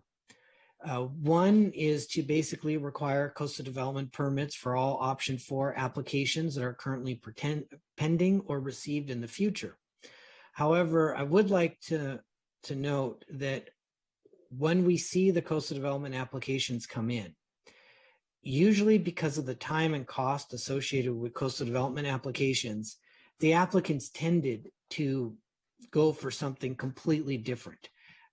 We had a couple houses up in the rear end there of Malibu Park behind the high school that pursued CDPs, and what you ended up with were the same owners before the fire, but now they got their dream home. They had the money and the time, and they didn't want the 2,000 square foot ranch house. They wanted a 6,000 square foot home. They wanted pools. Bocce ball courts these days are popular. Having the amenities in the backyard. They wanted to get all that, and these CDPs resulted in a complete redevelopment of the site. Another option is to process all of the pending option 4 applications that are currently in the pipeline we have at City Hall, but require a CDP for all future applications. Another option is to process the pending option 4 applications, essentially at a period of time, maybe give folks another month, 15 days, whichever it may be, to submit an application, but then after that date, a CDP for all future applications. There is, of course, the option of resuming the practice as it is with no termination date. And then lastly, there is the option for processing a local coastal program amendment. Now on option D, the concern there is at this time, and Trevor, you feel free to correct me if I misspeak here, I don't believe that the planning or the city, or excuse me, that Coastal Commission staff is recommending any action being taken against previous applications, but I do believe that they have some concern with us going forward unless we provide some sort of coastal program amendment. That they would like to see some sort of language be added to the local coastal program that would essentially document the ability to do this. They did express a willingness that they would be willing to meet with staff and perhaps look at a list of the types of projects, the size of projects, of when they could be achieved and still be exempt from a coastal development permit without an existing home. But at this time, I'm available for any questions. And also, Trevor, if you'd like to add in anything more about option D that you feel I missed. I can't see Trevor's hand, so I'm guessing he hasn't raised it. Nothing to add over option D. I don't think the staff would recommend option D. It would likely result in some kind of action by the Coastal Commission. All right. So are we doing technical questions now or going to public comment?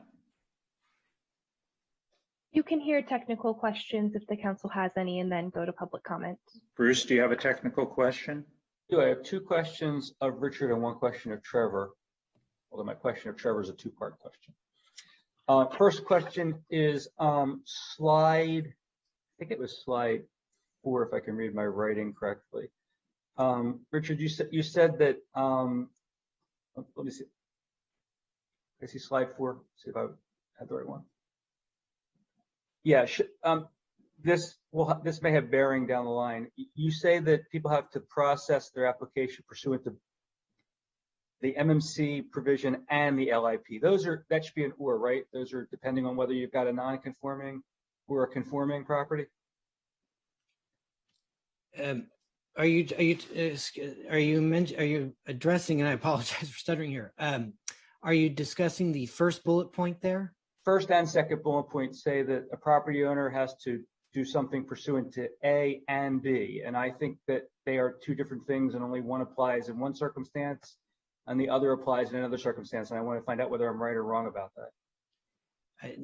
We required you, the idea was, and perhaps I'm diving in too deep here, the idea was to, through the ZTA, make the section F of the non-conforming structure section match right LIP, so that in effect you could come in and we were granting you your coastal development permit exemption as well as your planning verification under one application. Right, but this says you have to complete your application pursuant to MMC 17.60.020 F and LIP 13.4.6. It's one or the other, right? Depending on whether you had a conforming structure or a non-conforming structure? No, it was both. You had, that was, because in order to put a house back, you need both the coastal act exemption and you needed a local approval. And so when you showed us your plans, we were reviewing it and issuing the PV pursuant to those two sections. Okay. I'll come back to this later, but I mean, I think you're wrong. I think that 17.6 pertains only to non-conforming structures. That's in the non-conforming chapter, and 13.4.6 pertains only to a conforming structure. It's in the conforming area. I just think you're wrong about that. Just like I think you were wrong previously about the 18-foot limit being, you can go to 18 feet no matter what. And it may have relevance down the line. The other question I have is, did I hear you correctly that the 50% addition issue was created by Bonnie in connection with the rebuild program? It's not a pre-existing limitation that existed. I think you said it was arbitrary and it was created because we figured, well, we got to figure out what the limit should be. So Bonnie decided it ought to be 50%. Was that what I heard correctly? That is correct. The code does not provide, that LIP section 13.4.1 does not provide a cap. Okay, so that interpretation of 13.4.1 was made in connection with the Woolsey Fire rebuilds for purposes of the APR. The 50% interpretation or policy, yes, that was specific to Woolsey rebuild program. Okay, we're gonna come back to that later on a non-technical point because I think you totally screwed up on that. The other technical question I have is for Trevor. Trevor, is Karen, first of all, is the decision we're making now akin to like a property rights issue because there are so many people who already are in the pipeline and what we're going to decide by way of guidance affects individual applications, even though each individual one is not before us? That's part one. And part two is whether or not that's the case, is Karen conflicted from participating in this decision because she has built pursuant to option 2 and still has a pending application pursuant to a offshoot of that, which may or may not turn on the legality of what already transpired. Sure, I'll answer the second part first. And that application is a coastal development permit application for a variance for the OWTS system. So that that does not involve the process that the option 4 process that we're putting forward here. And in terms of the APR that was approved that was approved, I believe, over a year ago, and it's final at this point in time. It's beyond the statute of limitations to be challenged, so it's not really, there's no conflict at this point because it's not going to affect her property at this point in time. So there's no conflict here. And then that flows into your first question, which was, I believe, about what we're talking about here. And what we're dealing with here is a policy interpretation from the city council about the application of these policies. There is not any particular application before the council right here. So this is not a determination that is an administrative proceeding that would be quasi-judicial. The ability for any individual to challenge this ruling would be if they're an individual application. So this is providing guidance to staff so it can be consistent in how we are going to apply these provisions of the law. Okay. Appreciate the guidance. Thank you. Those are my questions. Thank you, Bruce. Steve, do you have a technical question? Yeah, just two quick ones, Richard. I listened to the February meeting where Bonnie presented some version of this, and the city council came back and pretty much said, we don't want to have bigger houses. I think Skylar was adamant about, hey, don't make it any bigger than you have to. Was this thing ever voted on? Did anybody, at any point in time, did somebody take this in front of the city council and say, here's exactly what we're doing, and will you guys vote to approve it? Did that ever happen? No, it was from the start, from my research in this, I was not at those meetings. I was looking at minutes. It really appears that the staff was told, create a process. So therefore staff started with drafting the ZTA and LCPA, right? Then brought it back. And then this was part of it, but it didn't, even that ZTA and LCPA, it really didn't start from the council. It started with, right. Like I said, the city manager and city attorney at the time kind of started it, and it kind of grew from there. It grew like Topsy, right? Okay. One other question, and you talked about there was a communication. I guess it was Bonnie was the one that spoke to the Coastal Commission regarding what they were willing to do, and she walked away with the consensus that they were willing to deal with this process, something like this. And then you mentioned there was a letter that they sent her that you thought was vague or was considered to be vague that she took to the city manager. Do we keep any of that correspondence? So Bonnie explained to me that she received an email from senior staff at the Coastal Commission. And we have been looking through our city archives. I had about 3 staff members between Friday. I looked over the weekend, And also we looked again today, and we'll continue to look to make sure we haven't missed anything.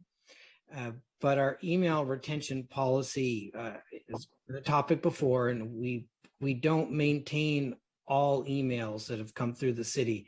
And it's my understanding that that was an email correspondence, not a formal letter. Okay.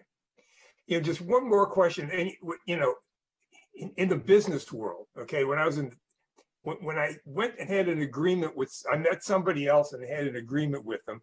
When I got back to my office, I would write an email or a letter, or whatever it was, to sort of say, here's what we talked about, and here's my takeaway of what we agreed to. And I would send that back to them. And what it did, it eliminated a lot of this stuff where if I was wrong, they would tell me, or if I was right, I knew it. Do we do that? Is there a policy with the city to do something like that? If not, we should get it, because that would have solved this whole problem. There's no policy, it's a practice. And some of us do it. I'm unable to, I encourage staff to do it. It prevents situations like this. Yeah. Okay. Bruce, is this? It is. Just okay. So, Richard, have we asked the Coastal Commission to search to see if they have the email? When I emailed the Coastal Commission staff, they said they had no record of that. Okay, thank you. Okay. I think we go to the public at this point. Unless somebody needs a 5-minute bathroom break.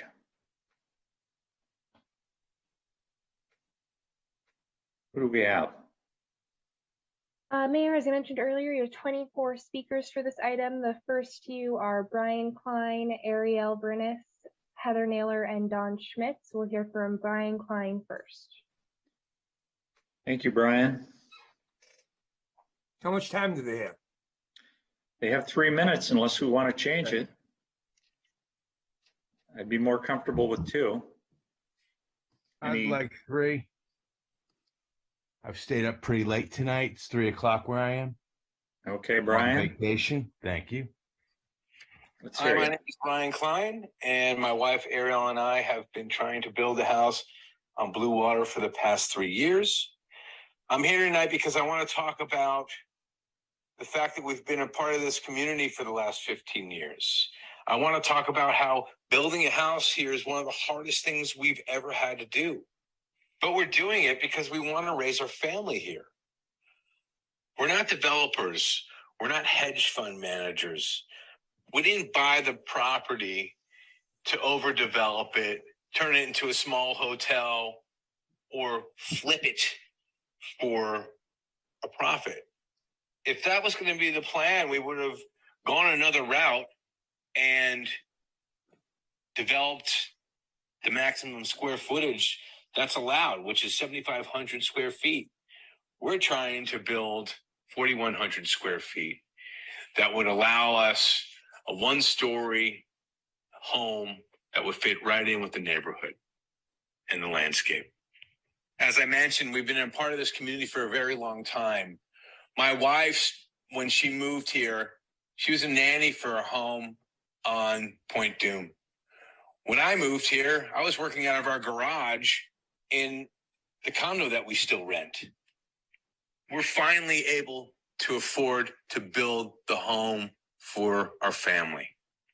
We want our kids to go to school here, and we want them to grow up here. We've been working for over a year with the planning department and using their tools and guidance and how to figure out the PV and APR process and any other acronyms you can come up with.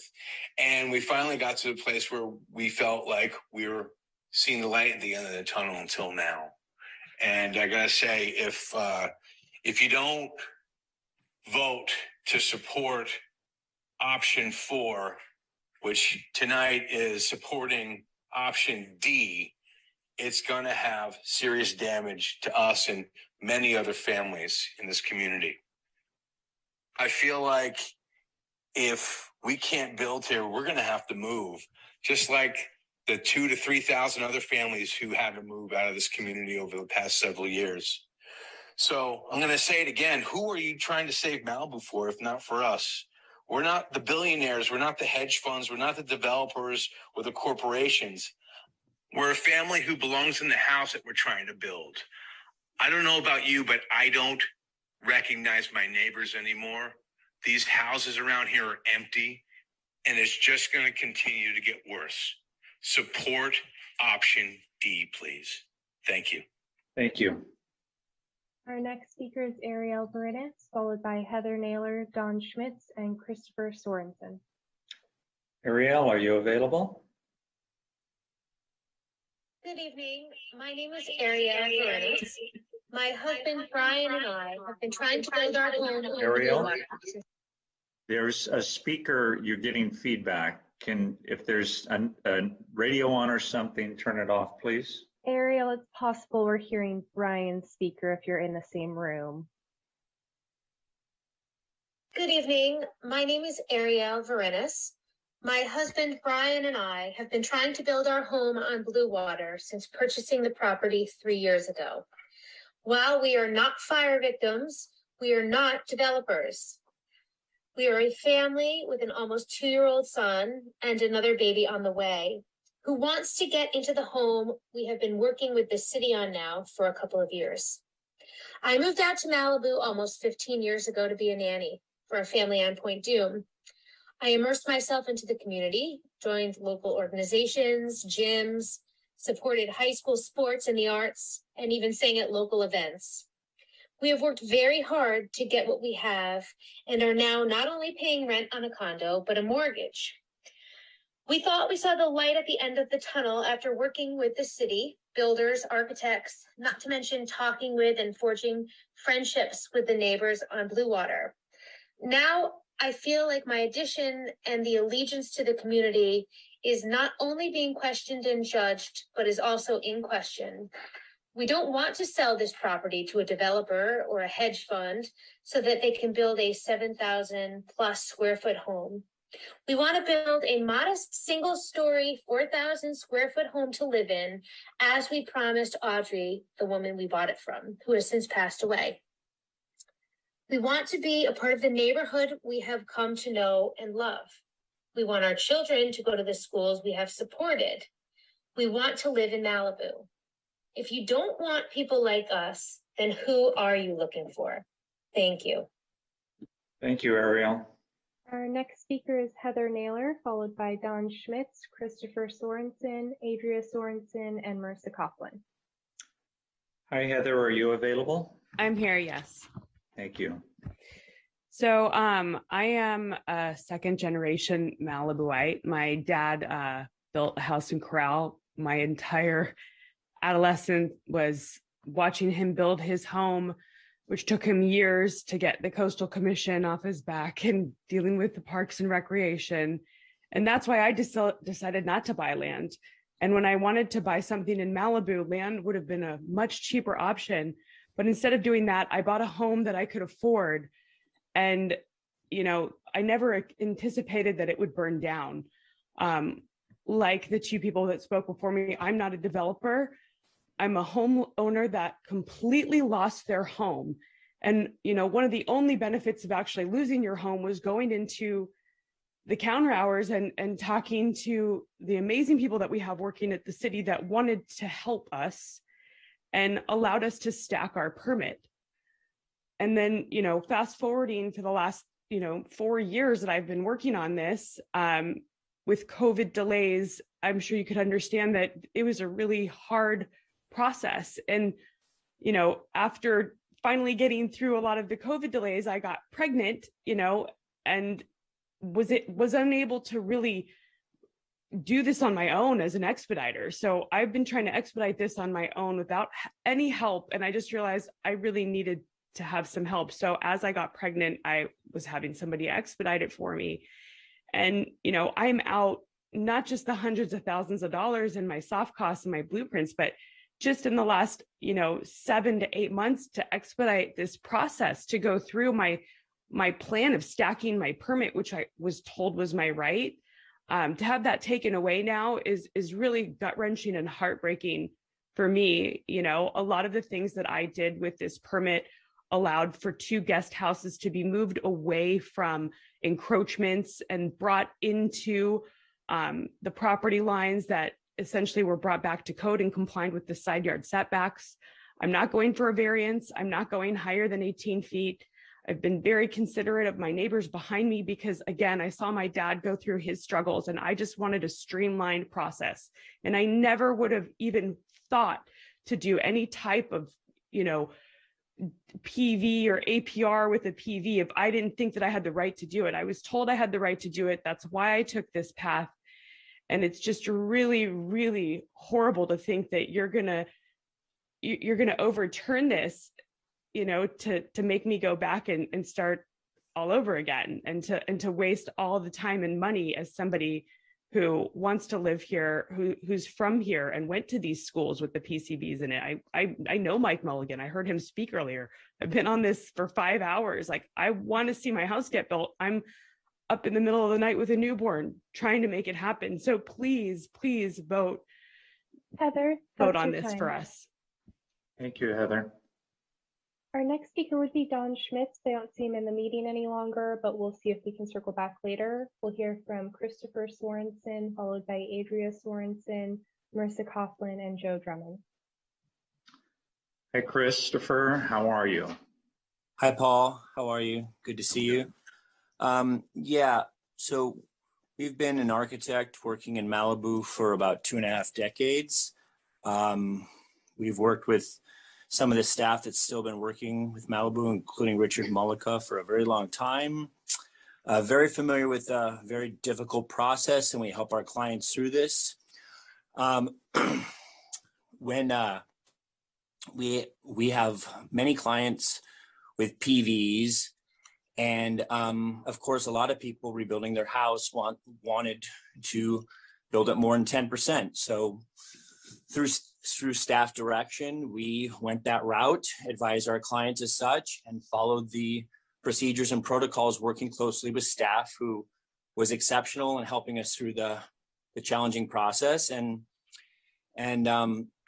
like some of the people you've heard and more people you'll continue to hear, we are a professional. We know the difficult system, and yet it still is very challenging for us to advise our clients and to help them through understanding this process, and to all of a sudden hear that a power which was bestowed upon staff to make some decisions in a very, very hard time through the Wolseley fire. And then of course, COVID hits on top of that. And to now be told after a lot of, all the numbers that you saw, that's being basically thrown into a halt because a couple neighbors have thrown a wrench to Coastal, and Coastal is now up in arms about it, is really a little upsetting to both us and of course our clients. So we really strongly urge you to help support your staff, which does a great and diligent job. They have to navigate a lot of challenging codes and many different opinions, and to support your staff decisions that they came up with, and to navigate a tough system, and to help the neighbors and the owners of these fire rebuilds to continue with their option 4, which most of our clients felt that they had the right to do. So I appreciate your listening to us, and I hope you guys vote to support what your staff decided to come up with. Thank you. Thank you, Chris. Our next speaker is Adria Sorensen, followed by Marissa Coughlin, Joe Drummond, and Doug Sandler. I believe Adria may be on the same account as Christopher. Yes. Hey. Hello? Hello, Adria. Hi. So just in continuation, again, we feel very strongly that we need to come out and support the City of Malibu staff on this, as well as everyone that's spoken so far. We all know the impact and the strength in developing these types of policies, and we know how long the process takes to get a project through the City of Malibu. We also know that through all these hardships that have happened in the city, as well as the compounded effect of COVID, how it's affected the ability to move projects through the city efficiently.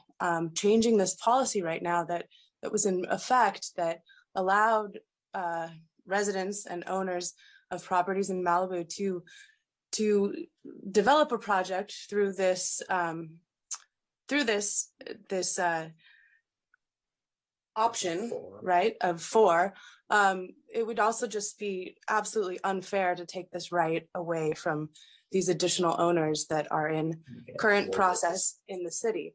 So aside from the impact that would have in the staff to have to go back and review this, to also suspend these projects additionally, and the impact that would have on our city Malibu employees, as well as the impact that that would have on the environment that we so love and respect of Malibu.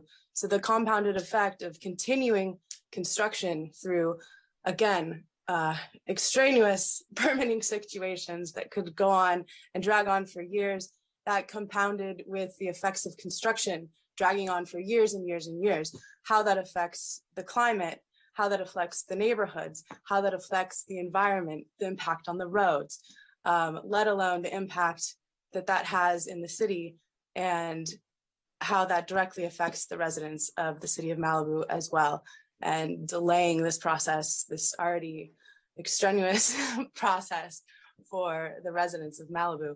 It would just be exponentially compounded to reverse this, or to basically hold up any other suspension in this direction. So we feel very strongly that this option 4 should stay.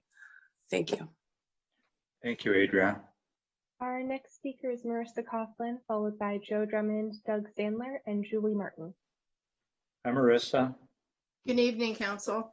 Option 4, I think, should be upheld, and it's gone on for so long. Structures have been built under these, as Mr. Malika said.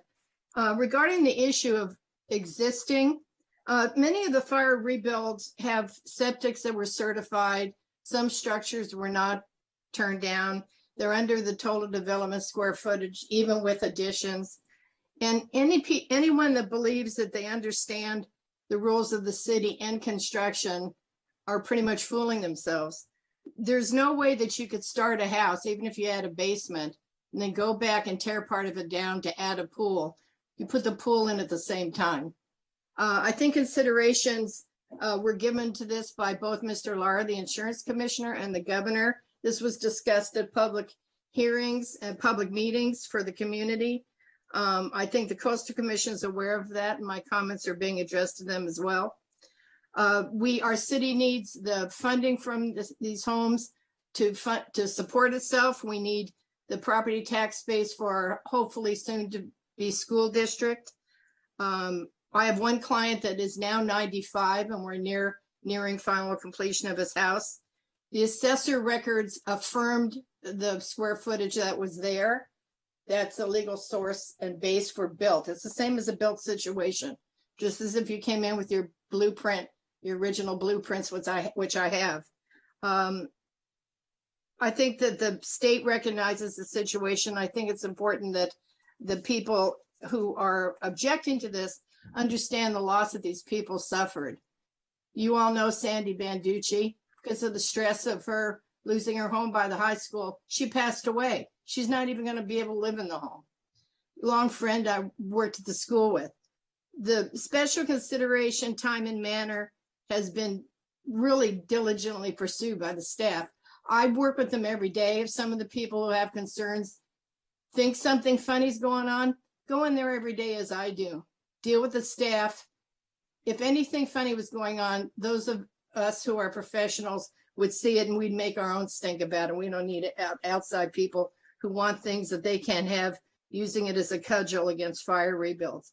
My property was an R3 on Malibu Road. When we incorporated, it was down zoned to R1.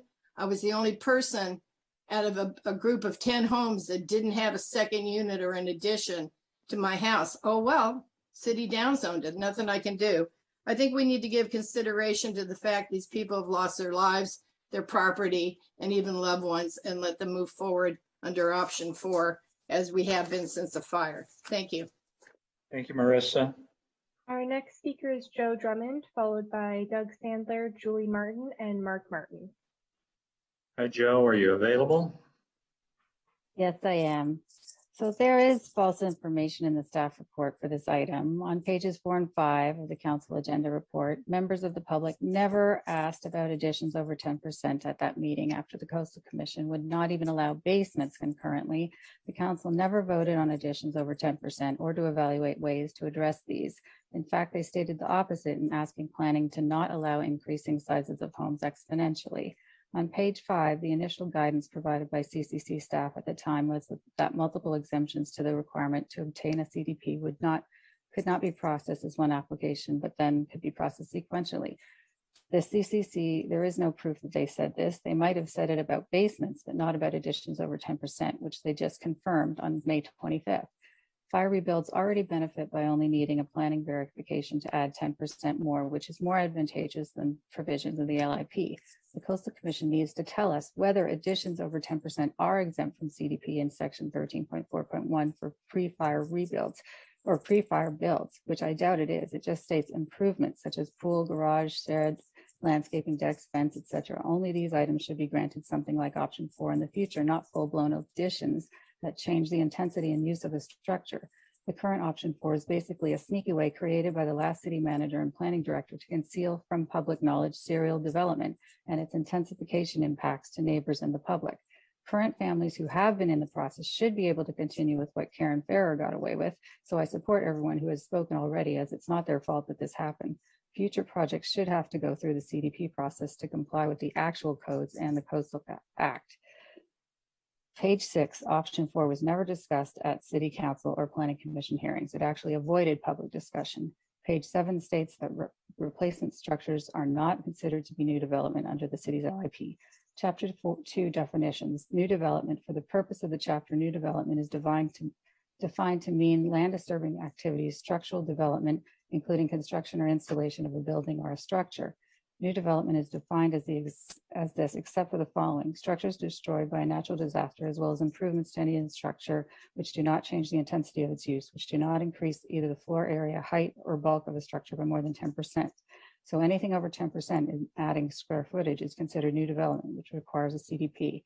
As stated by another resident, over 600 homes were lost in Malibu and Up Canyon, some technically LA County.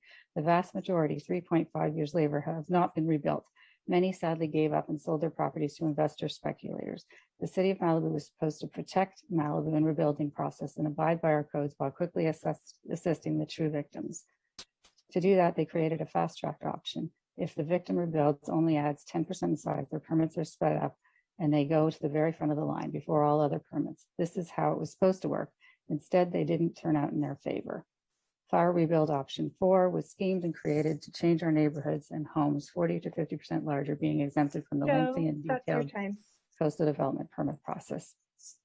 Thank you. Our next speaker is Doug Sandler, followed by Julie Martin, Mark Martin, and Norm Haney. Hi, Doug, are you available? I am. Can you hear me okay? We can hear you. Great, thank you. Thank you, council members and Mayor Grisanti, for the opportunity to again speak before you. It's been over a month since I last spoke around our frustrations relating to option 4 in our project, amongst many others being frozen. We understand that there will be a vote by the council on this matter, and our hopes are it's one that allows the people stuck in this freezer to be allowed to move forward.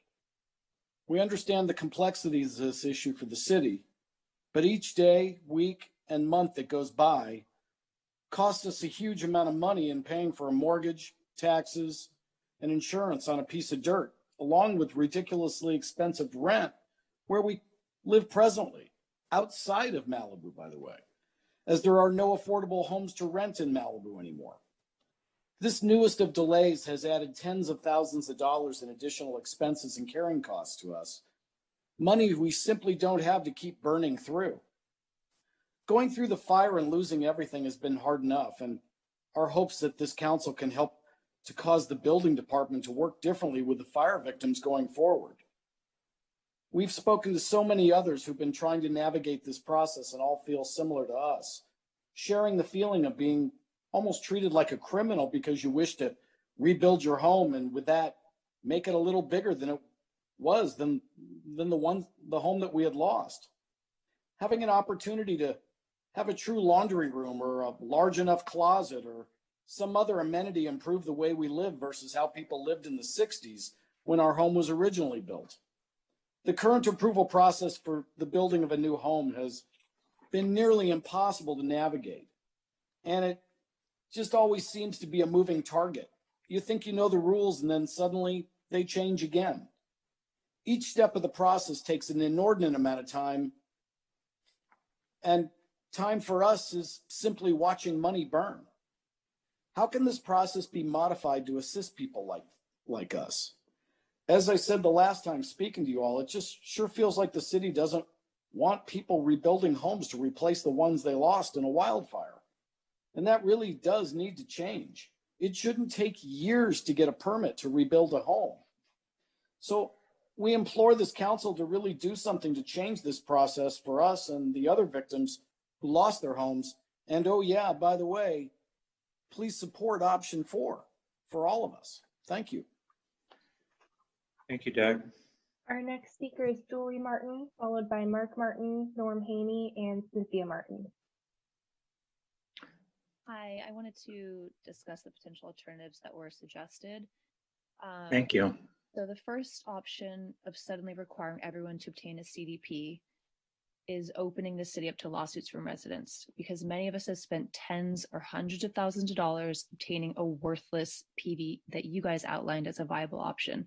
We've all paid architects to design a house we knew we wouldn't build, lost several months or years in the process, now being on hold, continuing to lose money. This option is so insulting and unjust and results in deep financial damages. And more importantly, a lot of people like us probably wouldn't have chosen to build if we knew that a CDP was our only option, because you're now pigeonholing people into this costly situation that they may not be able to afford or simply wouldn't choose for their mental sanity, even if money wasn't an issue. And, you know, if the city was a well-oiled, well-staffed machine, it would be one thing to change the process, but every resident knows what a joke CDPs are. No one wants to touch them because they know the process is maddening. The second option of processing pending for applications. So what I want to know is, does this include only those in APR phase, or would this also include people in the PV phase? Because as we've heard tonight, a lot of people have been stuck in this PV phase for quite a while, but it's the starting line for option 4. So it would seem unreasonable to say that you'd have to be in the APR phase when those who are getting their PV are still in the option 4 process. So that's something I would want you guys to consider. The third option of offering a grace period, I think, would certainly be a silver medal at best. But if that becomes an option, it would certainly need to be more than a month, or I heard 15 days, because it takes longer than that to get a reply sometimes. So that would be crazy. The fourth option of resuming option 4 is certainly the fairest to residents who elected you guys. I want to know how the city council is going to stand up for us. How does Coastal have the right to reopen this issue? How can you fight to explain that option 4 is a fair and reasonable solution, given that the former structures are no longer there?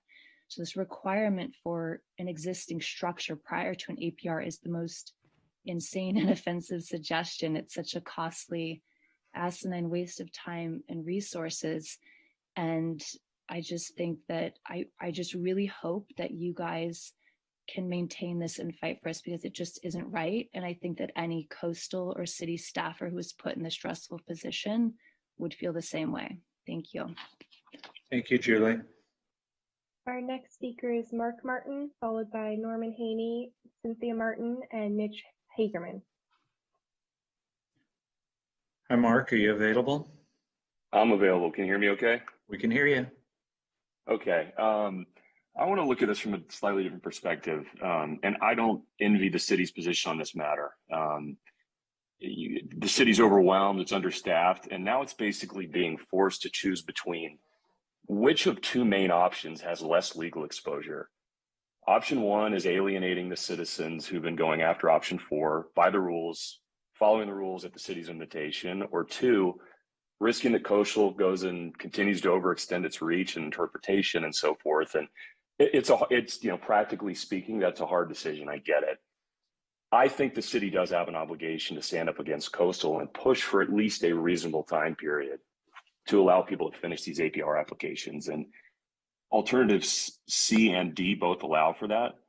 Now they clearly have two different levels of risk. Option D is somewhat, less time sensitive. You're going to have more risk with coastal. Option C, if it has a reasonable time period for us to pursue, that may have less scrutiny. I would just say in any regulatory setting today, to invite the public to actually pursue something that's a very clearly posted rule, like option 4 in this case, and then to abruptly just change the rules without at least allowing some reasonable sunset period where, people can make modifications or try to remedy that. Most courts would agree that that's a reasonable solution at the very least. And look, if the city goes with option D, and I know we're going down the ladder here, I think it's very important. Julie just brought this up. A lot of people who are going for APRs are going through PVs right now. And that was part of the option 4 path. And it was at the city's request in a lot of these circumstances that you actually go with the PV as a first of 2 stages for an APR. So I think those people should be protected if you have a submitted PV, if we're going to get down to that level of detail. But I think that's an important it's an important distinction, because a lot of these people would have submitted APRs from the start, but were encouraged by the city to do these 2-stage PV, then APR process. Anyway, I think another way to look at this too is if you force people to choose between a CDP and a PV and you eliminate option 4, a lot of people are going to choose to do a CDP. And as I think everyone here has been trying to state, most people here are not big bad developers. We're residents, long-term residents. But for those that aren't, they are going to go max TDSF for these homes. And that is going to change the character of the city. And, the person who invited Coastal to this entire process in the beginning I don't know if this was even thought through from that perspective, but it is unfortunate we're now basically challenged our own ability to sort this out as a city through our own democratic process. So anyway, I think there's a number of options there that allow us to pursue this reasonably. And I think it has minor legal risk in terms of just the practicality of it. So thank you, Mark. Our next speaker is Norman Haney, followed by Cynthia Martin, Mitch Hagerman, and Jeff Jennings. Hi, Norm, are you available? Yes, I am. First of all, I want to thank you for all of your sacrifices, as well as your families. I'm referring, of course, to City Council. You're here very late at night. So let me get to it. I've looked at all of these options. By the way, I'm not representing anyone who has a horse in this race. But it seems to me like the fundamental issue is if your house was there today, then you could move forward with an APR up to 50% increase. But if it burned to the ground and then you have a right to rebuild it, then all of a sudden that changes things. Clearly, the program that's in front of us was not meant for when your house burns to the ground and you have an absolute right to rebuild it. That's different. That's different than asking to build an addition or modify an existing house or tear an existing house down and build a new one. I support option B, and I think it should include people that are in the PV process.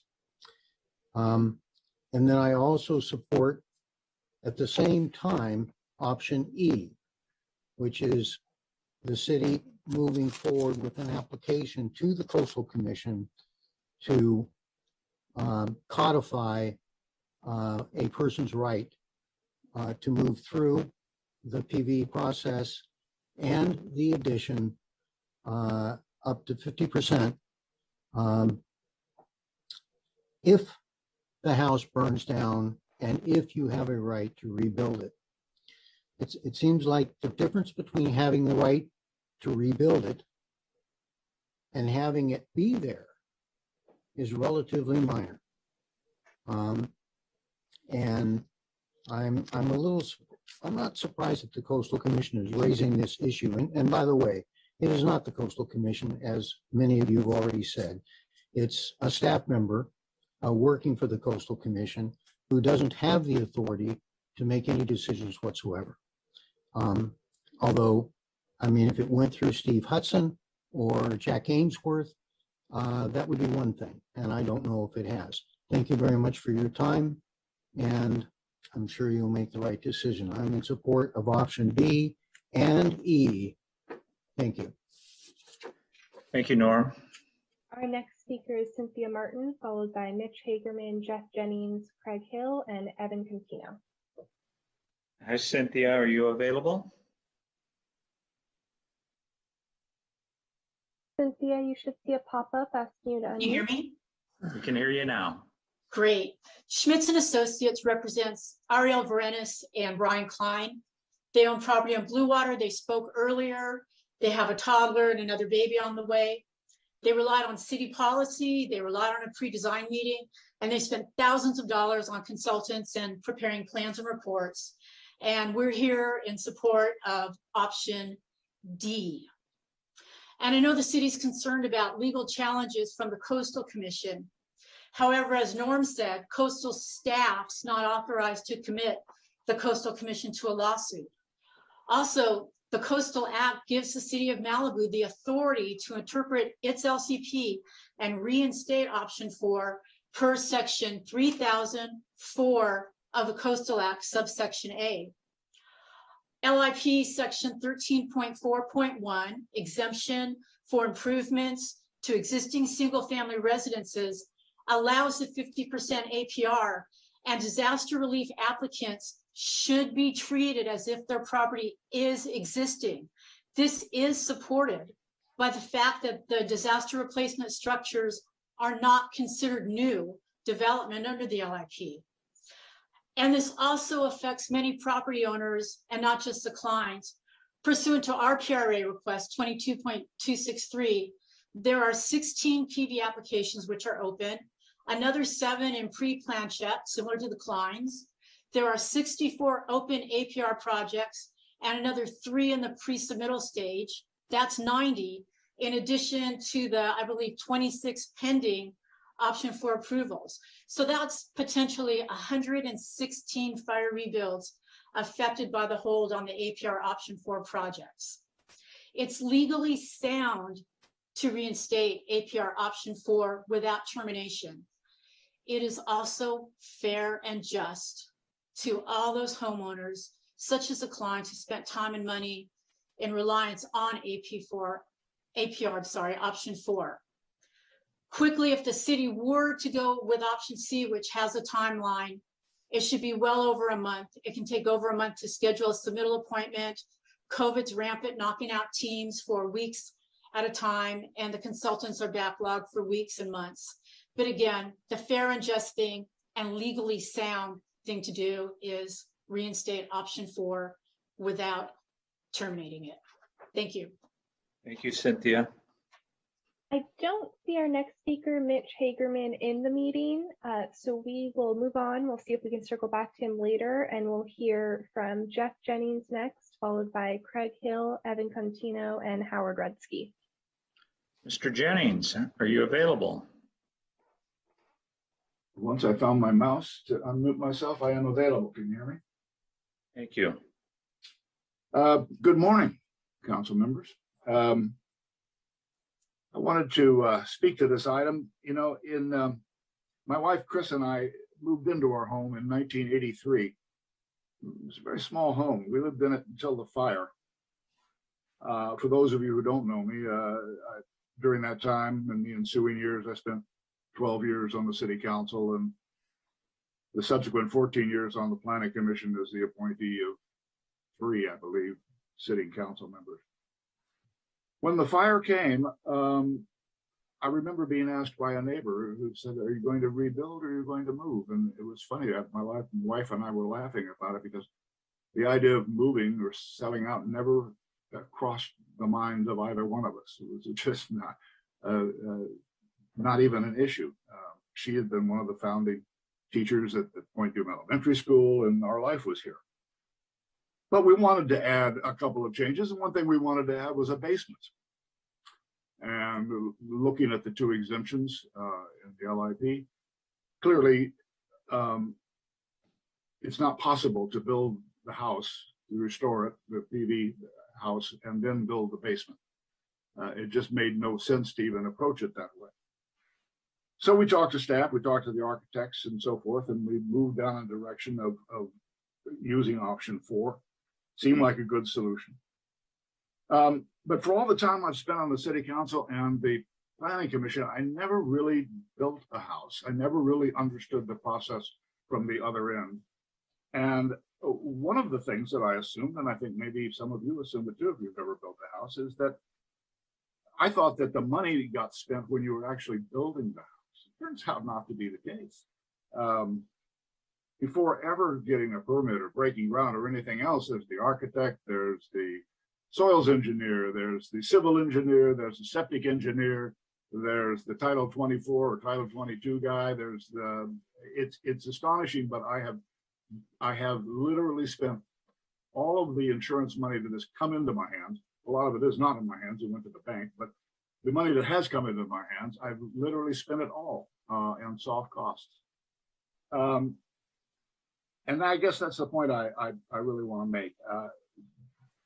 You have a lot of people who have invested a lot of money in a project essentially at the invitation of the city.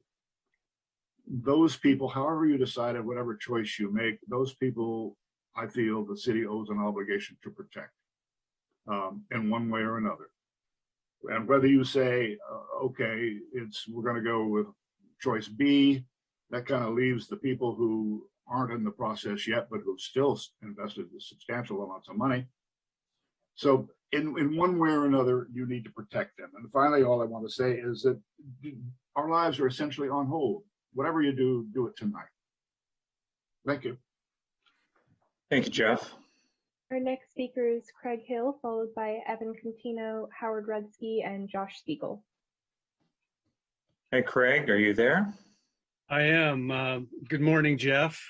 Thank you. I agree with a lot of what you said, and then a little bit I disagree with, but I think this is too complex for a midnight meeting, and it should be continued to a special meeting, not least because it's hard to consider a remedy without better understanding what went wrong. Ostensibly, so far, the city has two conflicting sets of guidance from Coastal. One is whatever vague representations were made to Bonnie Blue in 2018-19 that may have led to staff's interpretation allowing for up to 150%. We need those emails or maybe affidavits from Bonnie or Craig George. I don't know. Let's get to the bottom of that. And secondly, we need a more formal word from Coastal than the recent anecdotal staff comment, as other people have mentioned.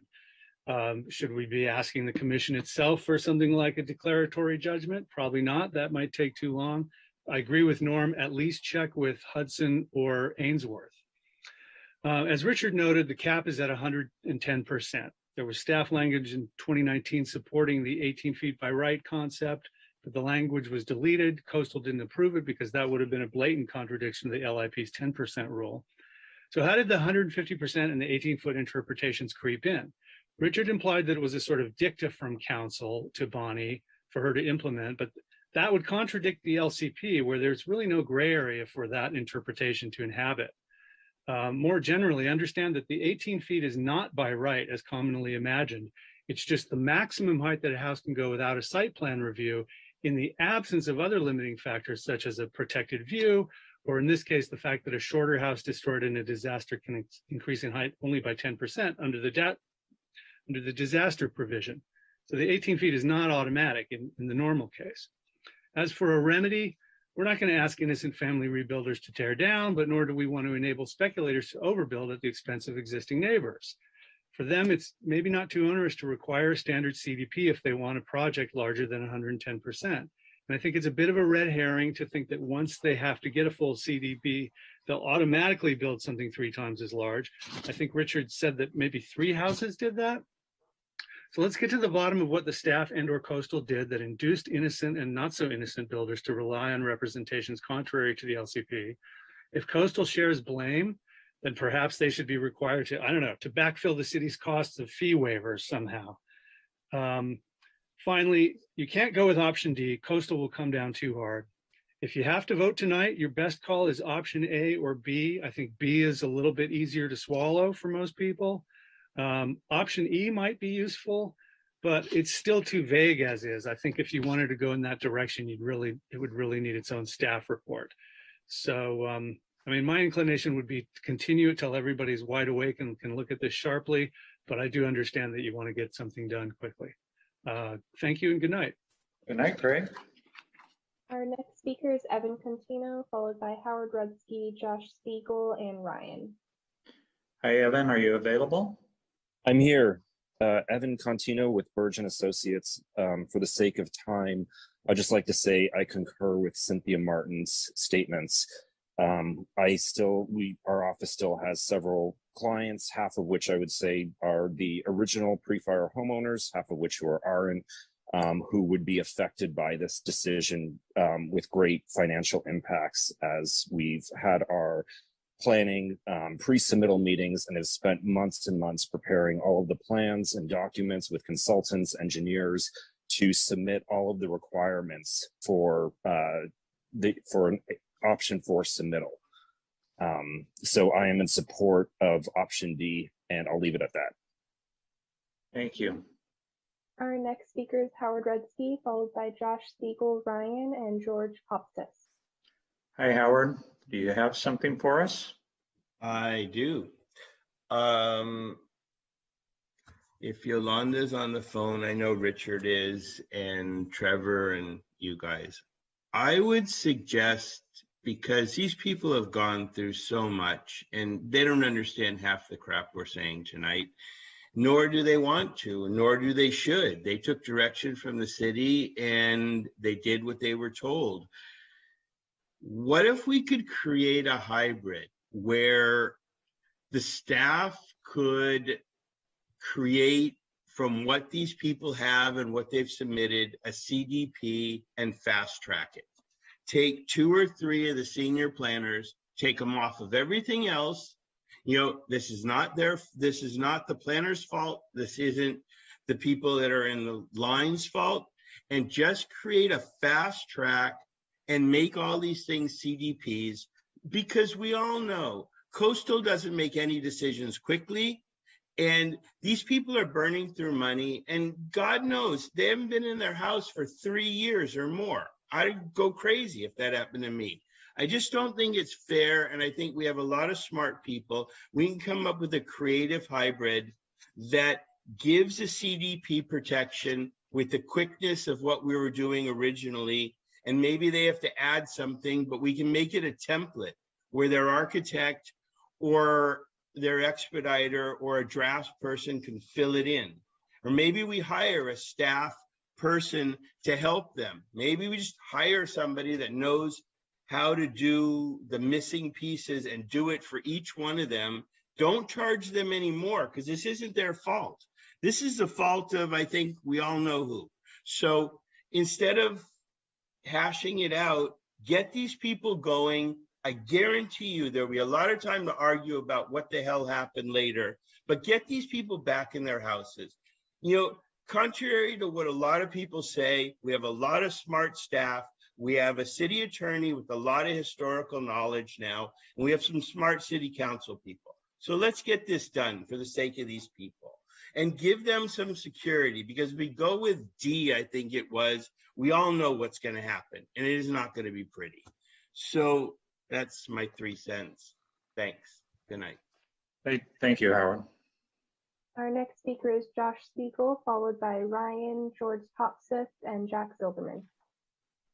Hey, Josh, are you awake? Good morning. I am barely. You know, this whole thing feels really greasy. You know, I've been listening tonight and listening to some of the smartest people who are involved in the city come out and speak. And I think I've only heard 3 or 4 actual applicants speak tonight. And I'm sitting here and I'm realizing why that is. And that's because the city has not even notified the option 4 applicants that they're stopped. They've been stopped for a month. They're not, the city's not processing their applications. And I don't know I mean, I think you might have some idea of how much money it costs just to sit around for a month and pay expediters and architects and rent, because right now the insurance money's gone. It's gone. So they're sitting there, they're paying 15, 20K a month in their rental. This whole thing just seems really greasy. And the idea that, oh, we're just going to, maybe offer an expedited CDP where it's going to take 12 to 18 months, that's nonsense. It's absolute nonsense. I mean, if you try and get a drill rig up right now to take soil samples or draw civil plans, call up Gareth Kreitz and see how long it's going to take, soup to nuts, to get a civil plan drawn and submittal. It's going to be a year. I mean, this is a joke. Paul, in our business, if we're responsible for the representations we make, and the city is no different. The city held people's hands and led them down a path to rebuild their home. The city needs to stand by these people, no matter the cost, no matter the consequences. And I don't know, man, all this just feels really greasy. And, I think either way, the city's facing a fight. Either we fight Coastal or we fight the dozens of our own people. I think that we just need to fight for what's right. We need to fight for our neighbors. And at the very, very minimum, you all need to allow the people who are in a PV or an APR to continue to go through this process. And I suggest adding a little bit of lead time and buffer for the people who were going to go down this path anyway. So I'm very eager to see what you're going to decide tonight. And I hope you don't pull the rug out of people, because tomorrow people are going to learn that they have to go through a CDP, and that's just not going to be a pretty scene at the city. So anyway, good night, and I'm going to watch the rest of the meeting. Have a good one. Thank you. Our next speaker is Ryan, followed by George Popsif, Jack Silverman, and Dustin Kalecki. Good morning. I wanted to ask if you could put up the slide that shows the choice list that we're discussing right now while I'm speaking. The problem here is that the city did go to bat for all the residents. The city did interpret most liberally the way to get from point A to point B plus 10% plus another 40%. I think we got caught, and it's not fair to finger the messenger or someone who called it like it is. I think that's terrible. That's a bully tactic. And if this is a whistleblower situation, it's illegal to retaliate against somebody who exposes a wrongdoing, which apparently this is. Now we're stuck with figuring out how to get out of this hole. The city overcommitted. There's always been a coastal commission trying to tell Malibu what to do, even before the city became a city.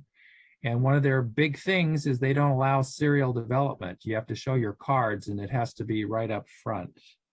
So there's a lot of basic issues at play here as to why Coastal took the stance that they did.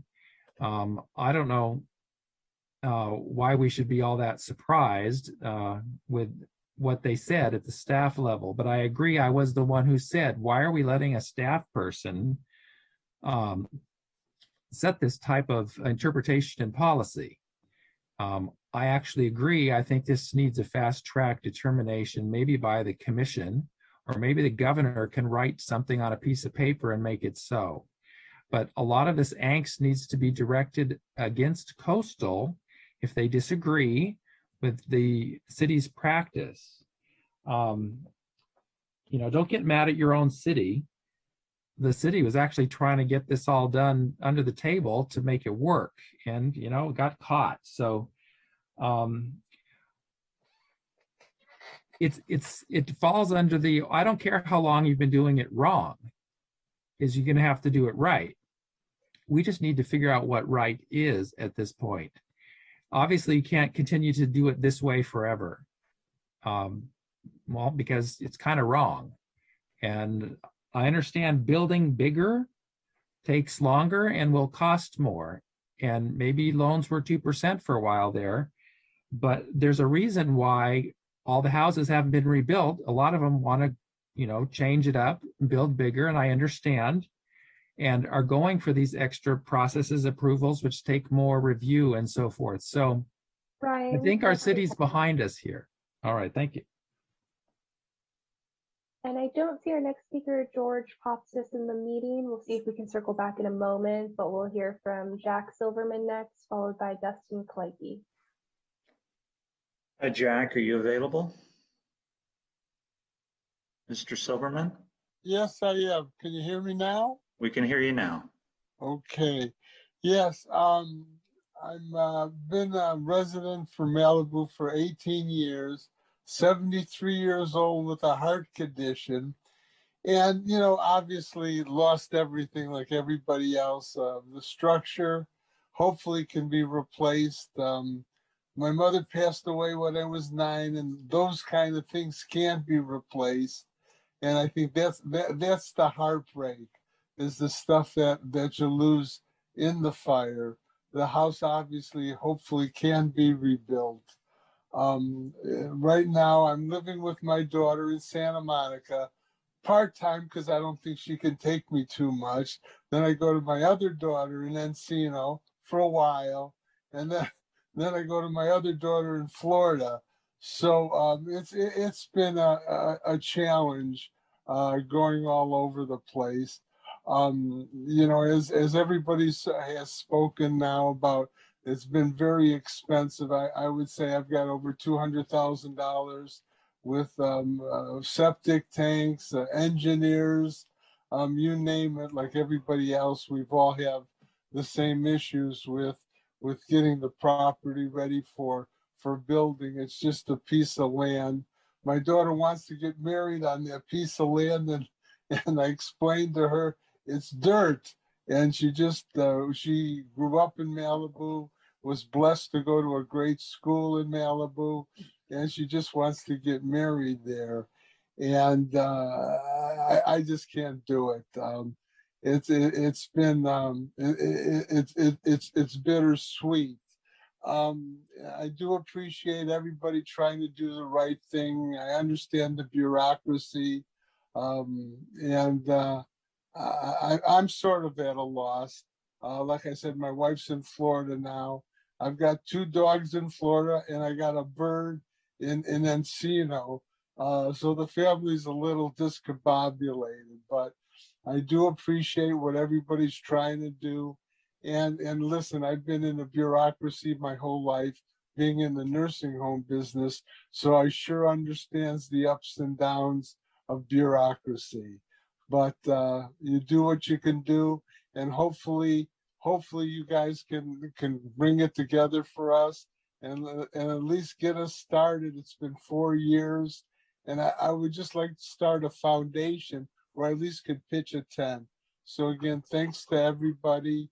And hopefully we'll have some progress soon. But again, thanks a lot. Thank you, Mr. Silverman. Our next speaker is Dustin Cleggy. Hi, Dustin, are you there? Yes, can you hear me? We can hear you. Thank you, council members and Mayor Grisanti. I will keep my presentation brief. I understand we're late into the night, so thank you all to all of you for this meeting and taking the time to hear from us. This rebuild process has been a nightmare of a process. My family lost multiple homes to Trancas Canyon. We have been members of the Malibu community for 20 years. We sought the APR process for square footage increases to make what we knew was going to be a very long process worth it. We quite frankly didn't realize it was going to take this long. This process has now been made worse by what we saw earlier tonight, what seems to be a personal vendetta that is now dragging other members of the Malibu community through more headache. What's really amazing about all of this is that if a CDP is required, as Richard said earlier, residents would take full advantage of building more than plus 50% that was promised under the APR process, which seems somewhat counterintuitive at best to why this issue has been raised. What we ask for at this point is a final decision, or as best we can at this point of the night, as to what we are being asked to present to you folks now. I also asked to not make this experience that much more terrible by adding considerably more time and money by damaging once again what we were required to do. Please take guidance from staff and implement alternative B to process the existing APRs as we have been promised they would be. Then implement alternative E for an LCP amendment to keep your promise to fire victims and bring this nightmare to an end. Thank you. Thank you, Dustin. And Mayor, I have checked for the people that we missed earlier for this item, and they have not rejoined the meeting, and I don't have any other raised hands, so that concludes public comment for this item. I'd love to make a motion here, or actually lead off for a change, but or we can. I see Bruce has got his hand up. Bruce. Oh, Paul, by all means, go first, and I'll wait my turn. Okay. I'm gonna tell you that what I think needs to happen here is the city of Malibu tried to do what they thought was the right thing for people. They tried to do something that would result in the neighborhood being rebuilt with homes that were not that much larger than were done before. People were willing to pay for it to be a little larger, fine. And everything was agreeable. Now, we didn't keep a secret about it. It was on the website. It was referenced at public meetings. For Coastal to get excited right now, I really don't think Coastal is excited right now. And I think that we need to have a meeting with Jack Ainsworth because he's a reasonable man and he's a smart person. And I don't think that he's in any hurry for Malibu to suddenly get built out to the maximum square footage it can be built out to, which is what's going to happen if we force people to go the CDP route. What I would like to see us do after we speak to him, or actually tell him that's our preferred outcome, is, does anybody here remember how long we authorized free permits for owner-occupied rebuilds? Are you asking for the fee waiver program? The fee waiver program. How long did we authorize that through? They have to apply by June 30th, 2023, I believe, and they have to have the final building permits by December of that year, and no fees can be waived past December 31st of 2023. Is that correct, Yolanda? That is correct, Steve. Okay. Here's what I'm going to suggest. I'm going to suggest that we go with item C with the time, with the, with the time, the amortization period to coincide with the, with what we've already offered people as far as their free permits goes. And then I think that the first thing we should do after, if we vote to do that, is then schedule a meeting with Jack Ainsworth and talk to him about why it makes sense. And see if we can get him to calm down his staff member.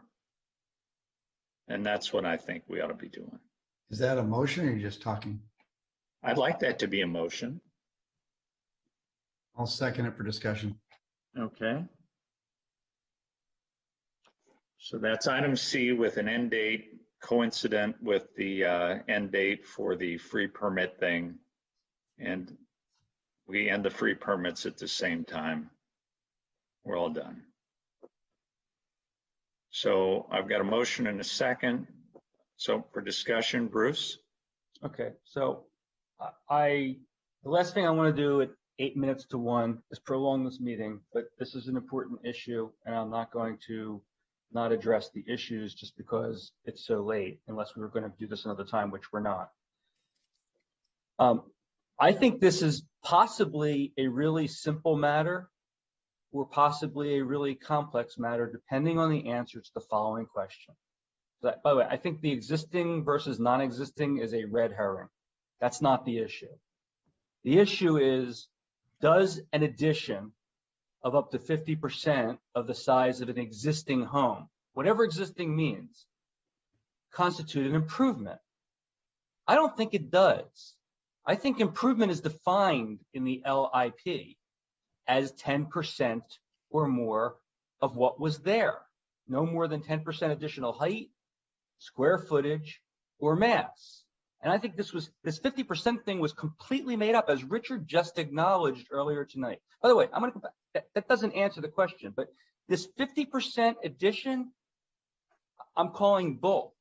Okay, it was never part of our law.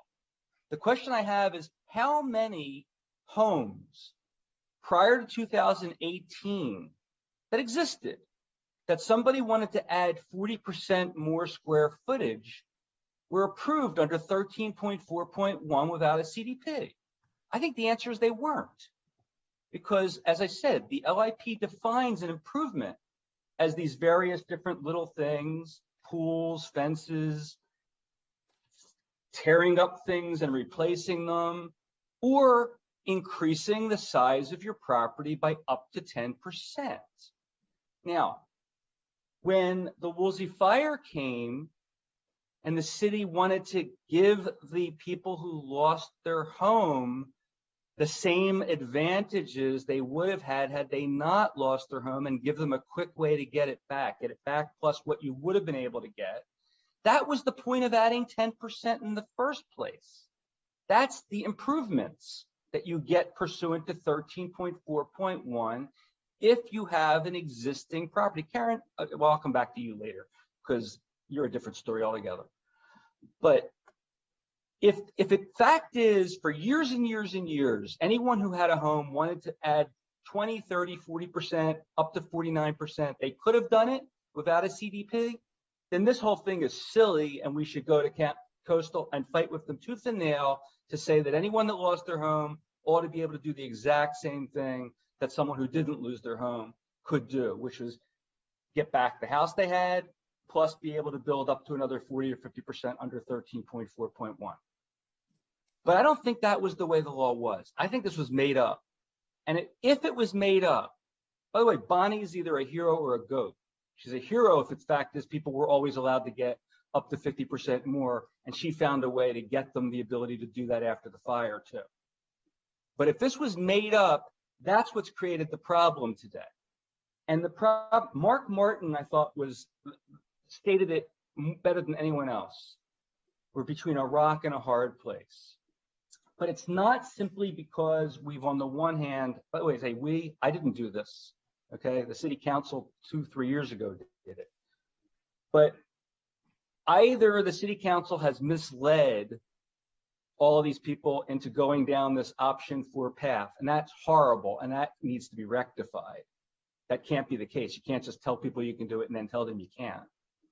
Or it's not, the other side is not where coastal's a problem. The other side is where there's been a great injustice to the neighbors, because the neighbors were never given notice.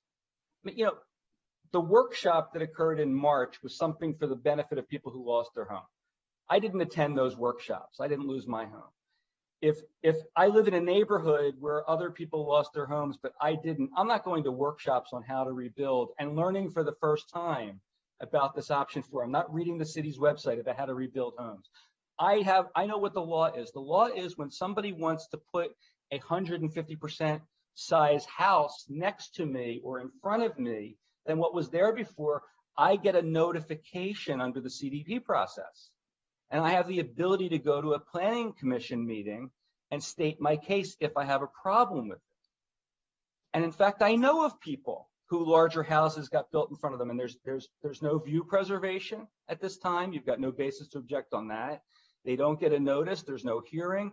And a lot of those people are upset about the new development that has occurred. Now, I'm not saying that outweighs by any means the hardship of people who lost their homes. But this is not black and white.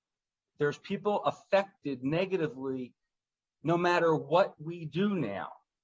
Unless, like I said, unless it always has been the case that you could just go to Richard or Richard's predecessor or her predecessor and say, I want to add another 50% to my house. Here's my application. I don't need a coastal development permit, right? I can do this under 13.4.1. I don't think you could. And I'd like an answer to that, because what I heard tonight for the first time from Richard was Bonnie made that up in connection with the Woolsey Fire rebuilds. Because previously Richard had told me Coastal agreed to that 25 years ago in some conversation. And we've always been doing it. And therefore, when the Woolsey Fire came along, of course we were still going to do it. And I want to know what the truth is. Are we now backfilling this and making up a story that you can do that you could always do this? Or was this made up for the first time after the Woolsey Fire by Bonnie? Is Bonnie a hero or is Bonnie a goat? Okay. Now, I thought Howard Rudsky absolutely nailed it. If this is an improper way to go, not because it's not existing, but because you're really not supposed to be able to increase your home 50% under an APR, Howard's absolutely got the great idea, which is that we expedite, we do everything we can humanly do to get people a CDP. Now, I only believe in doing that for people who lost their home. I don't believe in doing that for people who purchased the property. The problem with that, though, and I've talked to some residents who lost their homes, who are in this limbo. The problem with that is if your neighbor objects. As long as there's no objection, we can process a CDP overnight. I mean, not literally overnight, but we could do a CDP on a very expedited basis. And if you're not in the coastal, if you're not in the appeal zone, which 90% of the homes aren't, you're done. No objection, planning commission rubber stamps it. I would hope they would rubber stamp it. But if a neighbor objects, there's an appeal to city council. I guess we can approve it too. But anyway, this is not simple. Now, I was really surprised of the 23 people that spoke tonight. It was maybe 24, but we had 4 people, maybe 5, I couldn't tell from one, who lost their home. 2 were a couple. There were 3 others that clearly had said they lost their home. One said they lost a number of homes. I didn't quite get that one. So I'm going to assume that one of them was a primary residence, and I don't know about the other ones. It was his family group. He had several family members owned homes in the same neighborhood. So maybe we even had representing 6 or 7. But other than that, we had expediters, we had architects, we had some purchasers, and we had a bunch of residents who, were interested in this issue and expressed views one way or another. I really was shocked we didn't hear from more people who are in the limbo. Now, I have heard from a number of them. I've spoken to a number of them over the past couple of weeks, and there's nothing I can say. It's a horrible situation. But like I said, I need to understand before I can make a recommendation or vote on anything. I need to understand whether this improvement of an addition up to 50% is made up nonsense, or whether that's something that's always been the law. Because if it's always been the law, then I would say screw Coastal. We ought to continue to allow this to be done. We ought to go to them and fight with them tooth and nail to get them to recognize that it's wrong to stop this process now. But if all of a sudden we've got a bunch of houses that are up to 150% larger than they were before without going through the process. 50% larger. Larger. 50% larger, not 150% larger. Thank you, Paul. I misspoke. I meant 150% of what they were. 50% larger. Without going through the CDP process, which always has been gone through, this is a much more complex problem. And we need to find a way absolutely to make it right for the people who are already in the mix. I don't know what you do about the fact that if their neighbors really care about it for genuine reasons and they're prejudiced, how you deal with that. But we need to find a way to help the people who are stuck in limbo. It would be gravely unfair to people who've been stuck with fighting with SCE for the past 3 years, who now are just about ready to get started, wouldn't be able to do the same thing other people did. If it turns out it's improper, though, I just don't know how you deal with that. Howard Rutsky made one point that I would love if we could do these super expedited CDPs. I was surprised by his statement. We all know whose fault it was. No, I don't agree with that. We don't all know whose fault it was, because this is a result of a whole bunch of errors and a whole bunch of people who are at fault. And I'm not going to point fingers at who they are, but I think it would be wrong to point fingers at any one person, because there are multiple people who contributed to the situation we're in, and we can blame people all we want, or we can try to find a solution. And if people want to blame others, if other people want to start blaming someone, I'll start pointing fingers who I think can be blamed as well. But I'm not going to go there for now. Richard, I really want to understand whether this is being made up now, this 50% thing, and it's only started since the APR option 4, or whether this is something that historically has been going on left and right. People have been able to increase their homes up to 50% through the planning department without ever going to the planning commission, without giving a notice to their neighbors. I want to know, which is it? What's been going on? Certainly. So the answer is yes. People have been adding on square footage to their home. However, the nuance here and the reason why Bonnie added the limitation. Wait, more than 10%? Yes, more than 10%. And typically, if someone walks in with an existing home, there are certain things that trigger the need for a CDP. Are you remodeling more than 50% of the home? Are you removing more than 50% of the walls? That's in the local coastal program. If you remove 50% of the walls, and that's defined by either tearing the wall down or taking an exterior wall and making it an interior wall, that's considered removal. That is in the LIP. Do me a favor, please. Just talk about adding 20 to 50% of your house, not making changes to the interior or altering it. Adding 20 to 50% square footage to your existing home. That's been something that's traditionally been able to be done without a CDP? It has, provided that you don't trigger the need for a CDP. So if we're talking about a non-fire situation, you have an existing structure. So we look to see, can you add that square footage without the need for a septic upgrade? Can you add that square footage without going beyond that 50% in the remodel policy? So folks could do it because under the general language of 13.4.1A, it just says improvements. Okay, so, all right, well, so Mikey and Steve, you've been on the planning commission for a long time, and Richard, it ought to be easy then to find about a dozen examples over the past decade where people went to the planning department and got authorization without a CDP to build another 20, 30, 40% onto their house. We should be able to put that together pretty easily and show that to Coastal. I'm sorry, is that for me or because I heard well, if Mikey or Steve tell me, oh yeah, I remember this is done all the time, that would be helpful. But are you telling me we should be able to put that together? We should have put a package together where we can go to Coastal and say, look, for as long as building's been going on here under our LCP, this is the way it's been done. We never needed to go to you. For anyone to add 20, 30, 40% to their house, we never needed a CDP for that, unless there was some independent reason for a CDP. And all we're doing is letting Woolsey Fire Rebuilds do the exact same thing. Is that, can we could put that package together? We can find, we can query our database to look at projects where folks added square footage beyond 10%. But I believe that the Coastal Commission's issue here, and correct me if I'm wrong, Trevor, you were on the call with Mr. Hudson.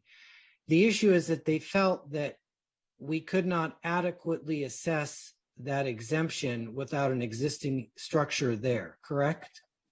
That is correct. Their issue was not the size of the APR that was approved at the 13.4.1 exemption. The issue was they were stacked, and that it I get that.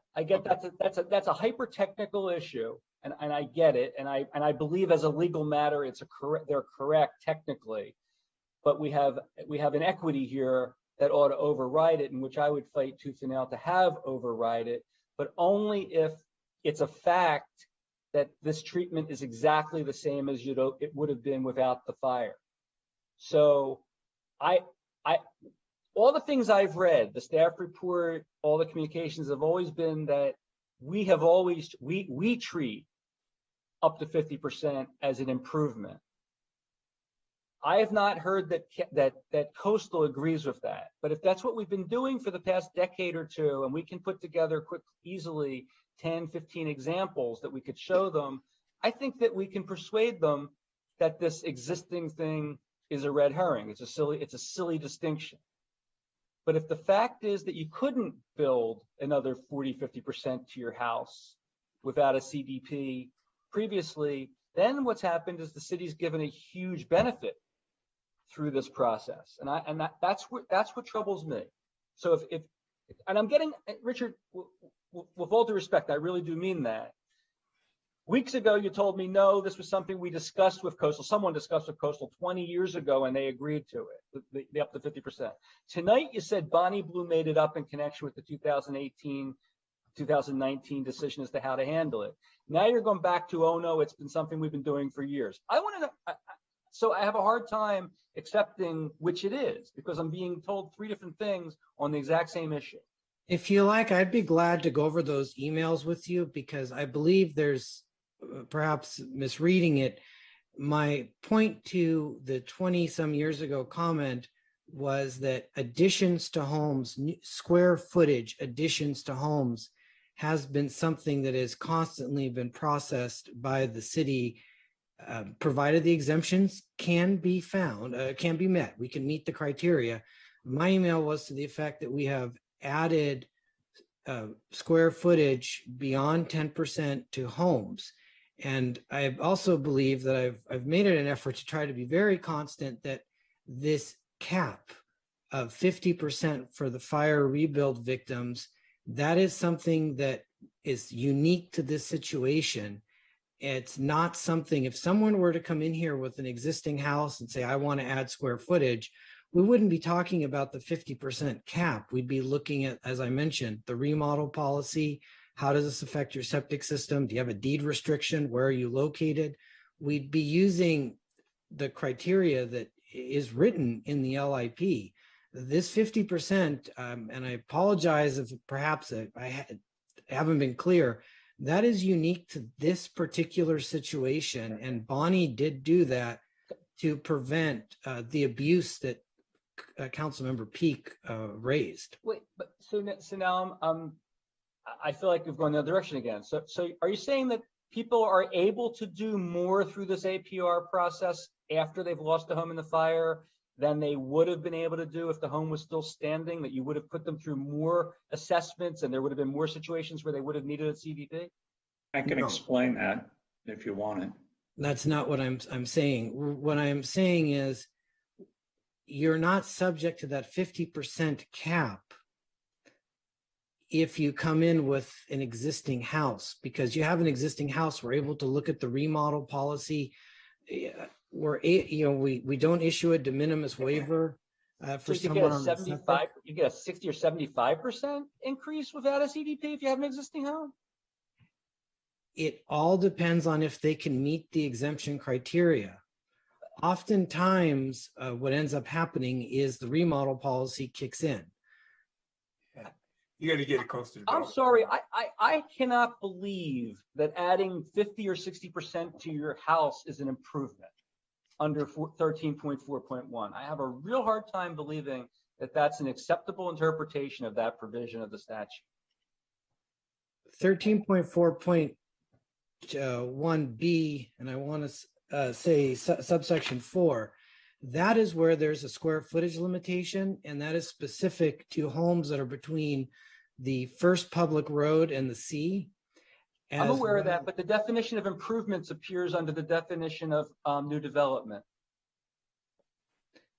If we were to say that an addition to a home is not an improvement, that would be a drastic change from the processing of that, of how we've implemented that section of the LIP. Okay. Well, so Paul, I support your proposal so long as this is consistent with the proper interpretation of 13.4.1 in the first place. So I don't know how I reconcile that in a vote, but if the only reason our neighbors and community members who've lost their homes are being stopped from doing this is because their house is not existing, I think that's wrong. We ought to be able to get them the ability to do that, full stop. Even, I guess for that matter, even a speculator should be able to, if that's the way it's always worked. My concern is that that's a misinterpretation of what an improvement is in the first place. But again, if we've been misinterpreting it for 20 years, then we ought to be able to go forward too. And maybe that's an issue for another day. So if I've made this more complicated, I apologize again. We have to do something to protect the people who are already in limbo, one way or the other. And I've said enough. Maybe I'll have something to add later, but thank you. See, Mikey, and then Steve Euring. Okay. First of all, just for everyone who's still stayed here this late and all the people who spoke, I'm just really sorry we ended up in this mess. This is just god awful messy. And however we got here, we can debate that for the next 10 years. We need to help people out, take care of them.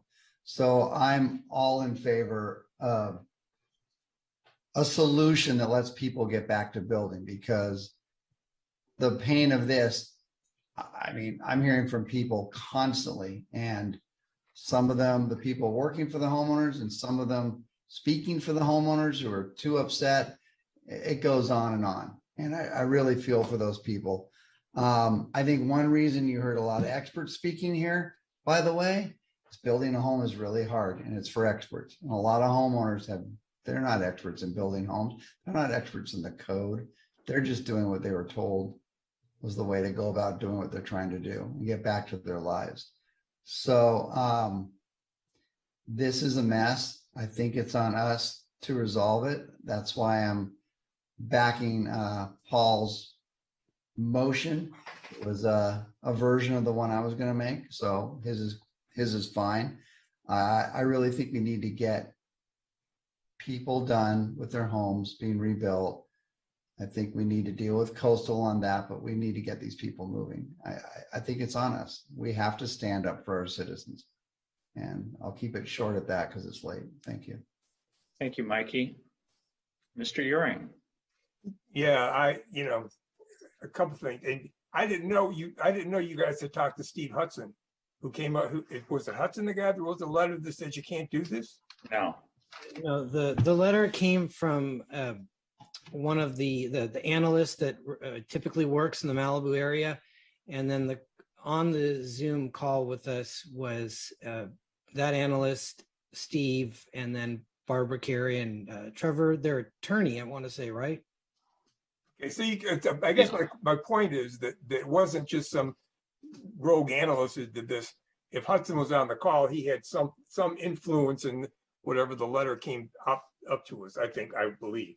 And I don't have a problem with Paul's thing either, but I think if you can come up with this list of houses that have gotten this increase, I don't remember any of those. Most of the redos that we looked at, they were old houses, so they had to put a new septic in, they had to put so they all had coastal development permits. I don't know how many came through, got done without a coastal development permit, but I don't remember any of them. But if you got some, if there are a list of those, you ought to put them together, because that may give you some basis to sit down and talk to Hudson. Without that, I think the conversation is going to be a lot longer than we want it to be. But I will support Paul's effort to try and do that. But if we're going to go down there, we ought to go loaded with bear and make sure we got enough information on our side to make a strong argument. See where it takes us.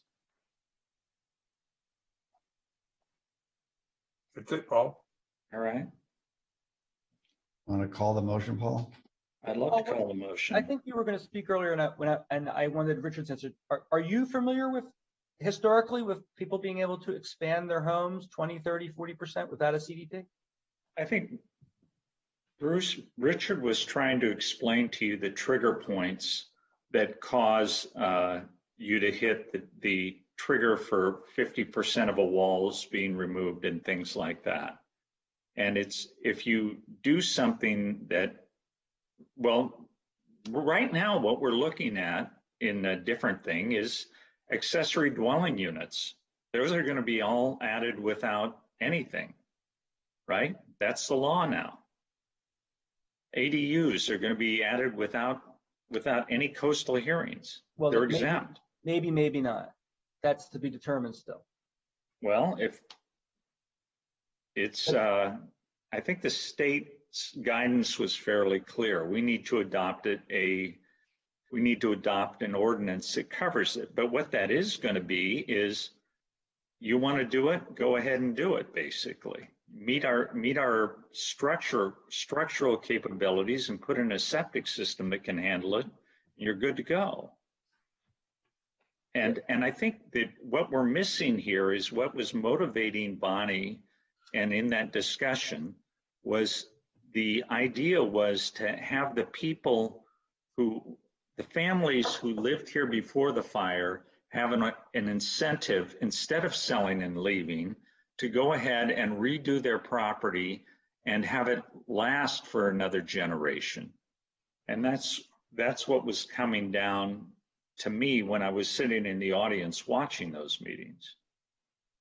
But, Well, just two things. One is I watched the city council hearing also, not the rebuild workshops, but the city council hearing, and I actually took away a completely different thing than what's been described tonight by the staff. I mean, I took away that council was uncertain whether it ought to go down that road, concerned that coastal would not let them go down that road, wanting to get done sooner than later, decided only to do the PV thing, full stop, and leave for another day the decision what to do about other things.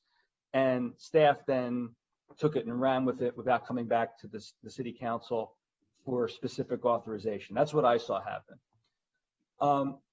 Now, again, look, I'm not stupid. I think you know that. And when I say, are people familiar with this historical process of being able to add 20, 30, 40%? And the first answers I get are remodels up to this, or I get answers of, well, we always look at other things like septic. To me, a fairly smart person, when I ask that question, I expect, if the answer is, of course it was permitted, to be, oh, of course it was permitted. We always let people add 30, 40%, so long as they don't have another problem that causes a CDP requirement. But it's almost like I got to pull teeth to get that answer, which is the simple, easy answer to give. So, Bruce, do you want to make it a conversation? Sure. Okay. You mentioned the septic system. You may have noticed that staff has been encouraging people to put in new modern septic systems, and the Planning Commission is irritated that they get these septic systems that are receiving files, and the septic systems that we're urging people to put in are costing them a lot of money, but they make the effluent cleaner. Well, if you're going to have to put in a new septic system anyway, we're not dinging you. The fact that you're replacing the septic system is not one of the items that causes you to say, oh no, you're going to have to get a CDP, because we made a decision.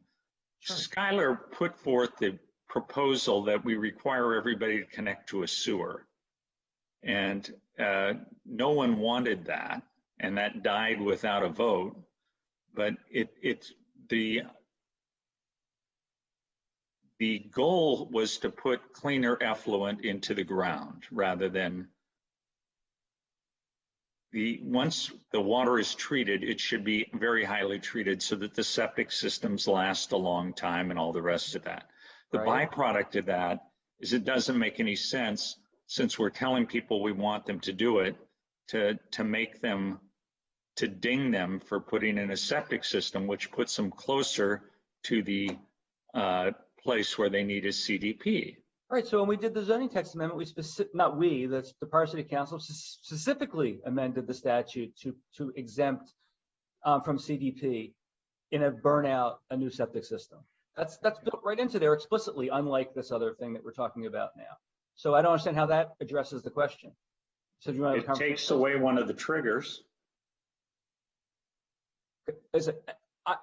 I agree with Steve that when we go to talk to Hudson, it would be really good if we had a list of. You missed my point. We need to go to Jack Ainsworth. Okay, Jackie, whoever you go to, if we can show that the historical practice in Malibu has always been that if you wanted to add more than 10% and less than 50% to your home, so long as you didn't otherwise need a CDP, the mere fact that you were adding that square footage didn't trigger the need for CDP, then we ought to have a very strong argument. If we can't show that's been the case, then I think we have a problem. Okay. Mr. Urian. And my experience on the planning commission says, I think you're going to have a problem, but let's find out what happens. And maybe, is there anything else we can take to Jack Ains? I mean, look, we're either going to have to go down and do the story that says this has been a historical thing that we've been able to do and get them to buy that, or we're going to have to go down there and just tell the story about how much we're beating up our residents, and see if we can get some sympathy out of them, because I don't have a better path to do that. And just to go back to your comment, Paul, I remember on the planning commission, they would put these new septics in, and every time we'd get one of those, we'd always ask, how big is the house? And no one would ever tell us. I mean, that was, when that was going on, you sort of said, well, there's something squirrely going on because, this information should be available. So, at least my takeaway was we were doing this, but we weren't real comfortable with the process.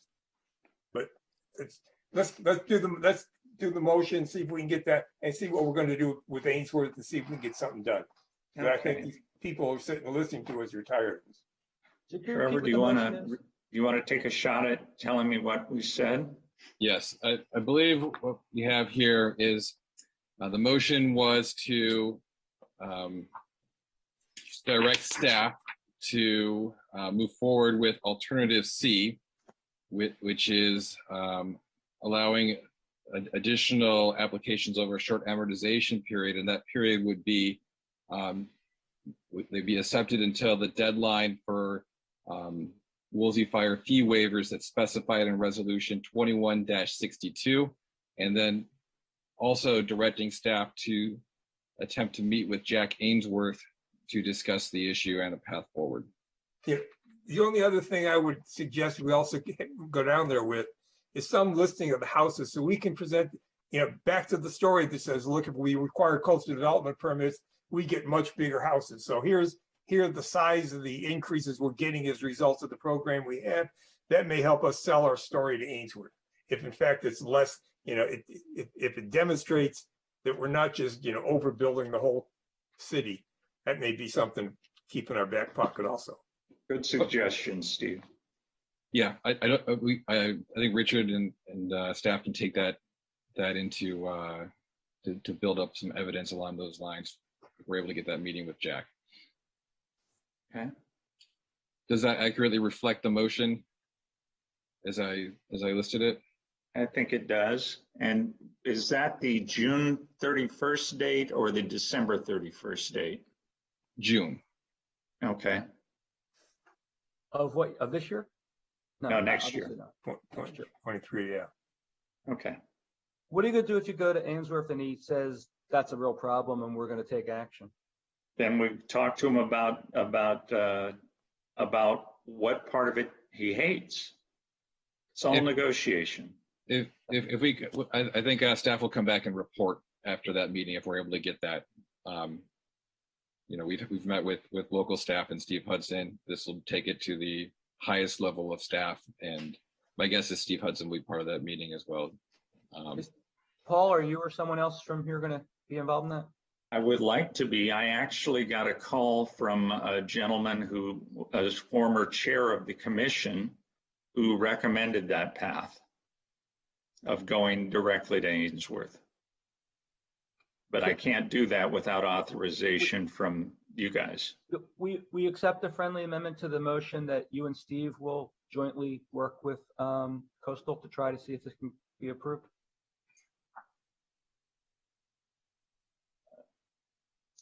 Steve McClary, Steve Urian. I meant Steve Urian.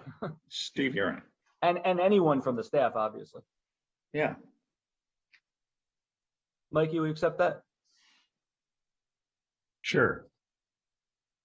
Yeah, I know Jack Ainsworth. I've had a number of meetings with him, so, and I know Hudson also, yeah. Well, okay, Let's give it a shot, see what happens. okay. So we're ready to call the question?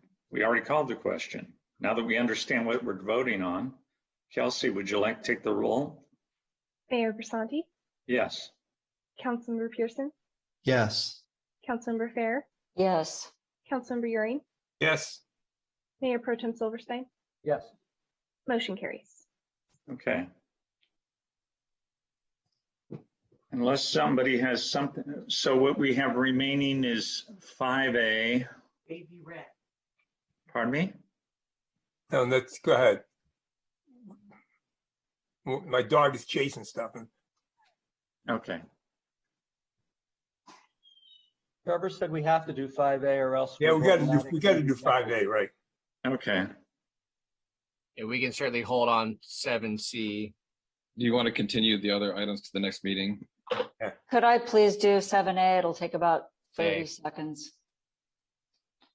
Well, Can we agree that 7B and 7C will become 4A and B next time? Or, the first things we do? They aren't public hearing items, which is why they can't be scheduled in that section of the agenda. But we can, in the agenda, when we're approving the agenda, we can have them moved up to the front. Yes, Right. exactly right. The next meeting, you can just. And that's how we're reorganize. gonna have to do it, yeah. you know what? I think 7B we can kill in about 30 seconds. I think Karen's absolutely correct. Mayor, No, we have a Yeah. lot of people that want to speak about it. Yeah. Mayor, for 7B, you do have 10 speakers signed up. I believe Councilmember Farrer was looking to make her appointment to the homelessness task force under item 7A, for which you have no speakers signed up. Okay. Let's I do, believe we need to take a vote to hear that item. Correct, Kelsey, after 10:30. Could I also add, I think we can get done with 7C very quickly. It's the delegate for the League of Cities Conference. Sure. And so I'll make a motion to hear Well- 7A and 7C. And We gotta also, do 5A? We gotta do 5A, yeah, let's just get 5A. can I suggest a 5-minute restroom break? Unfortunately, I'm in need. I'll return, I'll be back. It's 1:30 right now. I'll be back at 1:35.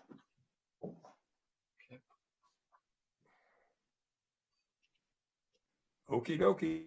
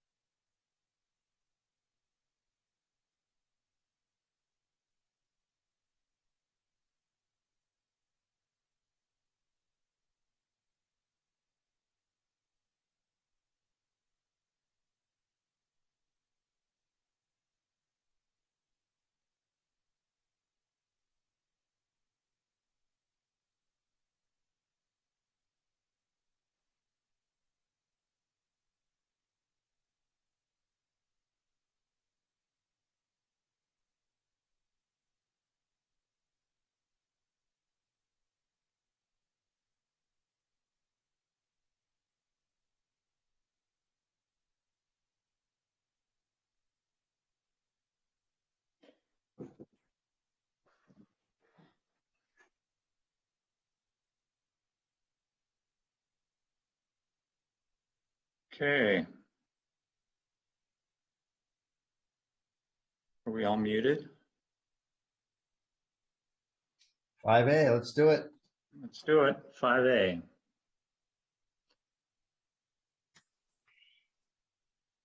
So who will be giving the report to us?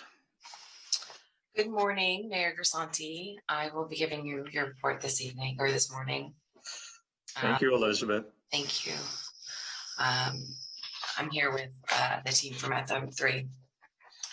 The item before you now for further consideration is a potential transaction and use tax measure with the additional information that was requested by council on May 23rd regarding residents' opinions on the potential measure. Over the last 9 months, the council has been considering various measures to potentially increase revenue to address shortfalls and structural budget concerns that arose as part of the development of the fiscal year 21-22 budget.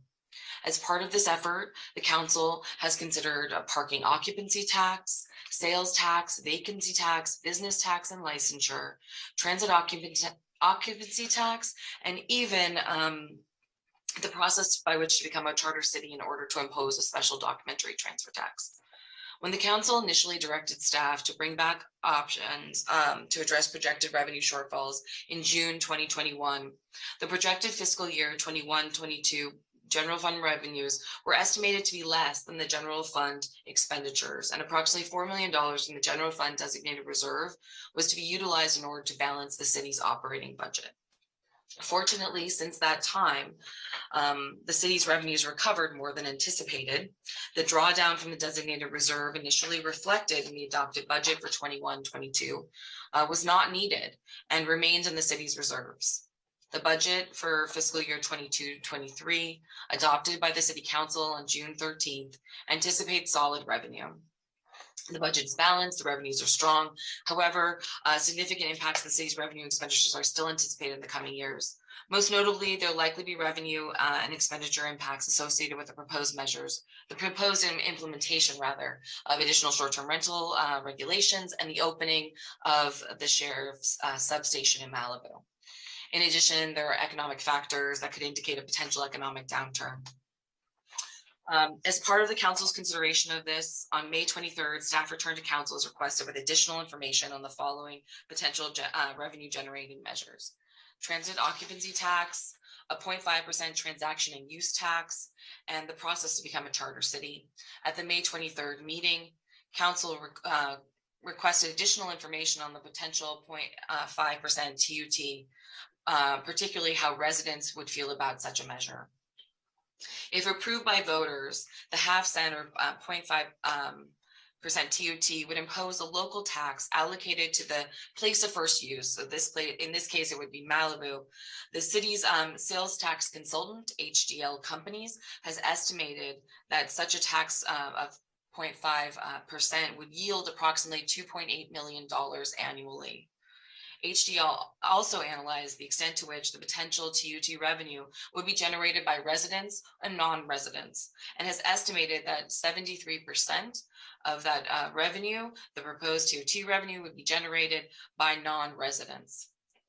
To gather input from residents, on June 13th, the City Council approved Amendment Number 1 to the city's professional services agreement with FM3 Research to conduct research to assess support for a potential 0.5% TUT measure.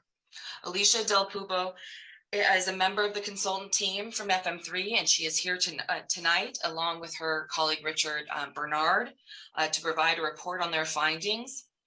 At this time, I will turn the presentation over to them. Thank you. Next slide, please. Thanks, Liz. Hi, everyone. My name is Lucia Del Pupo. I'm a vice president with FM3 Research, and very happy to be presenting the results of the survey here this evening. We conducted this survey in mid-June to early July, and I'll walk through the key findings, but kind of the high-level summary of the findings is that there is consistent majority support for proposed half-cent sales tax. However, the mood of the community is split, and the support is relatively soft. So that means that while the support is consistent, it is vulnerable if there is not a education effort, or if kind of the mood of the community shifts in the coming months. If we go to the next slide, we'll take a quick glance here at the methodology that we used. So we spoke to 382 voters likely to cast a ballot in November 2022.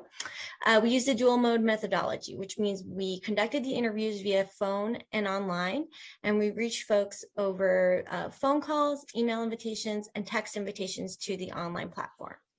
The margin of error on the data is about 7%, so I want you to keep that in mind, and I'll reference that a few times as we look through the data. So diving right in on the next slide, and we can go to the next one. One of the questions we ask in many surveys, and it's a very classic polling questions that gets asked in communities around the country, is whether people think that the city is headed in the right direction, or if they think things are off on the wrong track. In Malibu, voters are pretty divided. We saw that 1/3 felt like things were headed in the right direction, but half felt like things were off on the wrong track, and 17% didn't really know and didn't have a strong opinion. And on the next slide, we also asked respondents whether they felt like there was a need for additional funds for city services. 49% said there was a great need or some need, and 36% said there was only a little need or no real need. So you have of just nearly half saying there's some need for funding, but again, not a lot of intensity, 17% saying there's a great need. So not a very strong feeling there, although more likely to perceive a need than no need. So then if we move to the next slide, we'll get into the measure itself. So on slide 9, we have the proposed language, and this is the language we tested. This is a 50% threshold for passage, so you would need 50 plus 1 vote for success on the ballot. And the way we do this is we write a 75-word ballot question that could technically qualify for the ballot as is if it tested amazing and was perfect, and because we really want to stimulate that experience of voting. The one piece of information that we know that every voter will have when they cast their ballot, when they mail in their ballot, is the ballot language. We don't know that they're going to hear any other information from the community or for sure, but we know that they will read this. And we had it approved by legal counsel because, again, we really want to stimulate that experience and make sure that we're doing something that is reflective and realistic. And so if we look on the next slide here, we see that 55% of voters offer support initially, with 51% saying they definitely vote yes or probably vote yes. So pretty solid to start there. And it is a majority, but remembering that 7% margin of error, we are within the margin of error threshold for passage. So the range there is 48% to 62%, if you think about the plus or minus of 7%. So definitely majority support, but again, we would like it ideally to be a little bit higher to be kind of more confident about that level of support. I won't break out because of the hour and all of the demographic trends, but I do want to show you on the next slide something that is interesting is the support for a measure by perception of funding need. Those who think there is a great need for funding, 77% of them indicated they would vote yes. Among those who said there was some need, 66% said they would vote yes. Whereas those who said there was little or no need, only 36% would vote yes. So really tying that understanding and that education to the city services that the sales tax funds does kind of, and highlighting that need that exists does kind of help increase support. And then on the next few slides, we broke out the budget priorities. So the way we did this is we ask about a series of different priorities, and we ask voters to tell us if each one is extremely important, very important, somewhat important, not too important, or they can also tell us if they don't have an opinion. And some of these are similar because we want to test different phrases and wordings and different framings of similar issues. But what we saw really rise to the top here was fire prevention. 91% of voters said this was an extremely or very important spending area. 70% said it was extremely important. Other top items were protecting coastal waters, beaches from pollution, supporting 911 emergency response times, responding to natural disasters, and other framings of public safety response and protecting coastal waters and from pollution. Other items that emerged to the top related to kind of accountability, requiring public spending disclosure. You had 83% who said this was very important, and requiring that funds stay in Malibu. 80% said this was very important. If you go to the next slide, you'll see that the list kind of continues. And here are some other items that were really important, but kind of weren't those very, very top tier, but still broadly seen as important. And they do align, with some of those things we saw on the first slide that relate to accountability and open space. But here we start to see some crime prevention items, preventing property crime, addressing homelessness, preventing speeding. So these items are all highly important as well, with about 3/4 or more saying they're extremely or very important. And if we go to the next slide, we see kind of the last set of this list. There are some items here that a majority say are continue to be very important, whether it's maintaining Malibu's long-term financial stability, supporting sheriff patrols, preventing mudslides, and retaining local businesses. The two that only about half felt were extremely or very important, so that were kind of lowest on the list, related to maintaining after-school and youth programs and maintaining senior programs. And then if we move on to the next slide, we'll kind of see the impact of some educational and critical statements. So voters basically heard a series of educational statements on why this measure is needed in the community. They were then asked to re-vote on the ballot question, and then they heard a comprehensive critical statement and were once again asked their opinion. So really simulating an exchange of information. So here you see those statements that are educational in favor of the measure. And the ones that made folks much more inclined to support a measure related to the idea of local control, requiring that the funds stay in Malibu and provide funding for essential city services, the idea that nearly 3/4 of the sales tax money actually comes from out of town folks who come to visit Malibu. And then again, this accountability provisions, those are all kind of the top 3 most compelling educational statements. And on the next slide, we'll see the remainder of the positive educational statements. The other one that kind of tested really well was this idea of, the quality of life in Malibu and making sure it's a nice place to live and keeping it that way. And then on the next slide here, you can kind of see that impact of, if you can go to slide 19, you'll see the impact of kind of the education vote. So 55% initial support. They hear the educational statements simulating an outreach education effort, and support goes up to 66%. So there we do clear that threshold kind of with the margin of error. Then we provided a comprehensive critical statement that really focused on the idea that, the cost of living right now is really high with inflation, and, the city's reserves are doing fine, and there have been other kind of issues going on in the city. And just kind of a comprehensive message, really stimulating the common complaints that we would expect to hear in the community. And with that, we did see support drop back down to 53%, so very close to the margin of error. So overall, we do see support sensitive to what people are hearing in the community for this measure. So if we can go to the next slide. And to the next one, the conclusions. I'll wrap up really quickly. But basically, the main takeaway here is that a majority of voters support the proposed half-cent sales tax. Preventing fires, protecting the coastline, and emergency response really are the things that rose to the top. But the main takeaway really here is that the measure is viable at this point in time, but support is close, as I mentioned earlier, and it's within that margin of error for the threshold for passage. So it does require that educational effort to kind of get it to that safer spot and inform voters of the need for funding in the community and the ways this measure would benefit the community.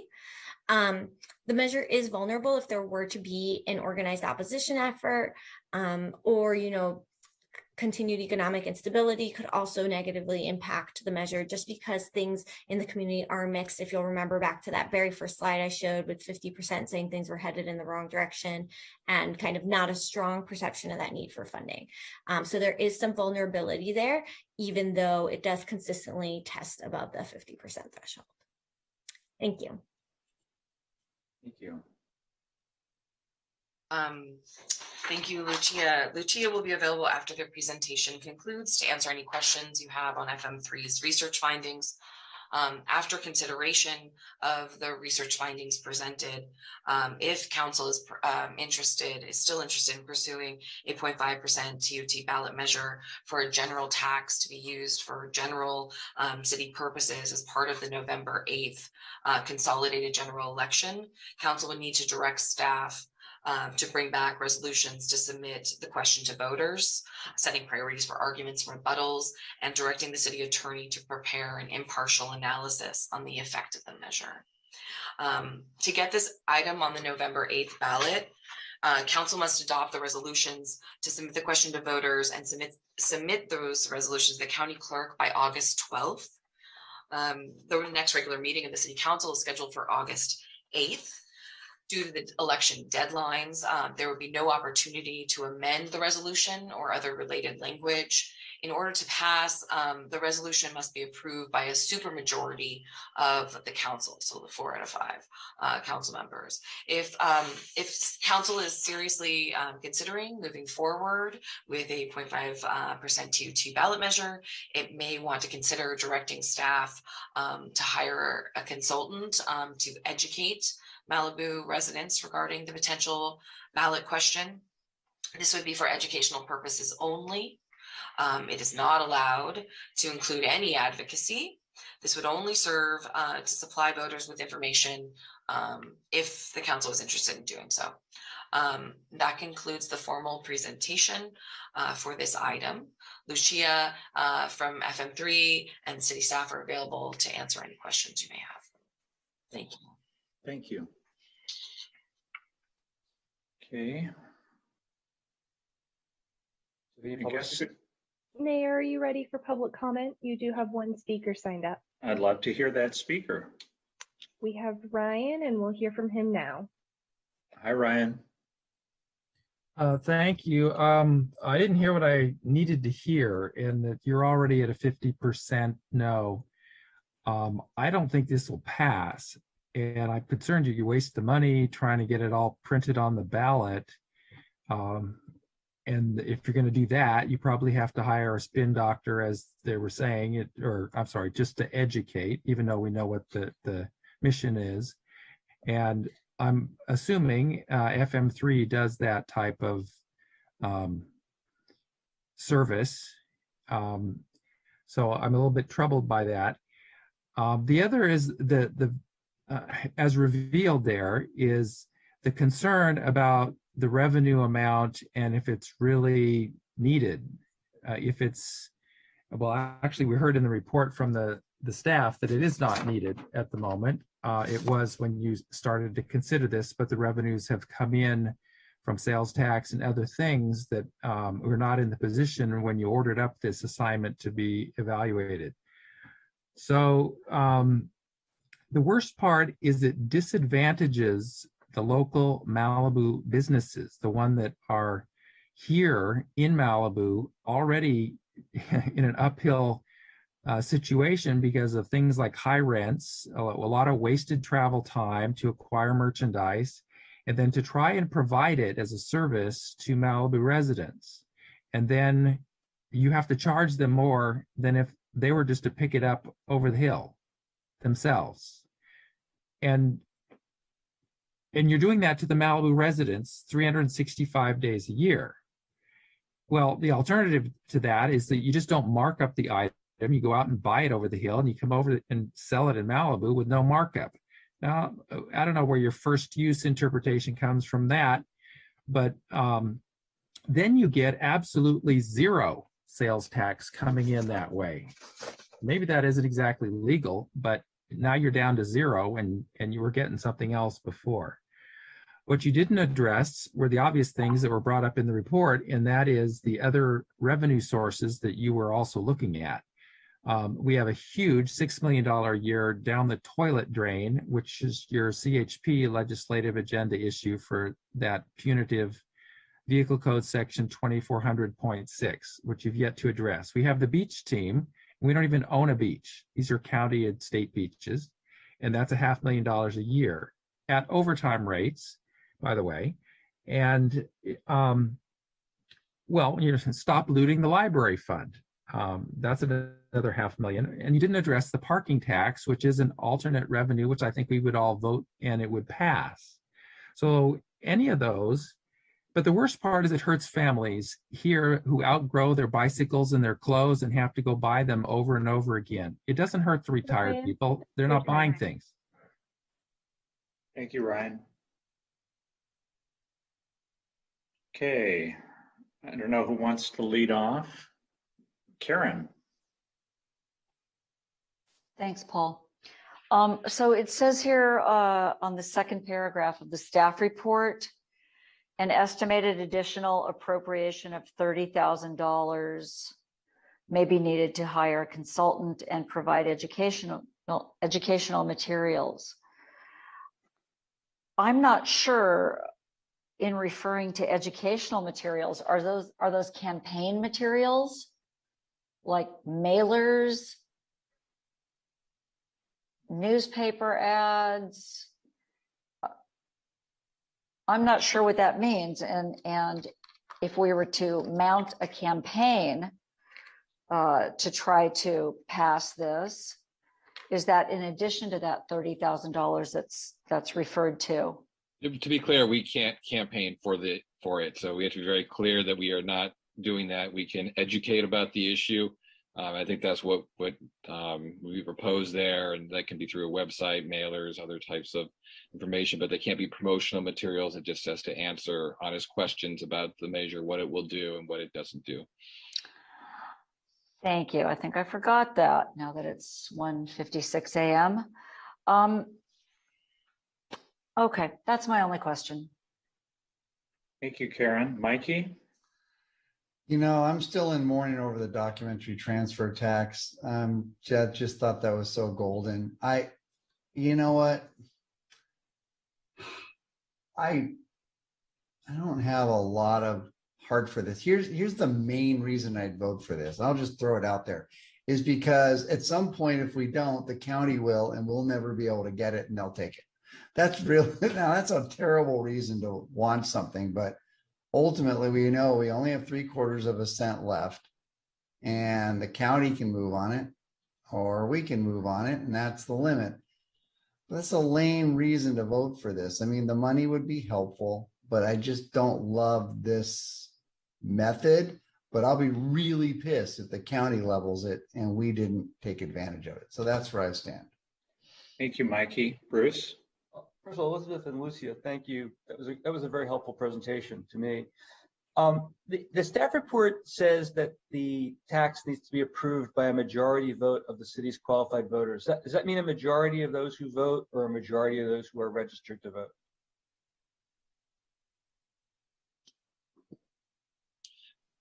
Majority of the vote. Majority of the vote. Okay. 50% plus one. Of the people who actually voted, though. If only 2,000 people vote, you need 1,001 votes. Yep. Okay.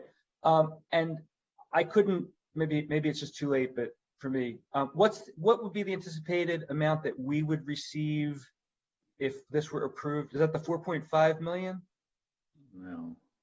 No. The HDL had given us an estimate at a tax rate of 0.5% of 2.8 million. Oh, I see. Okay. Obviously, it can fluctuate, but that's based on our current sales tax. A year. All right, and it'll cost us maybe $50,000 to take a shot at it.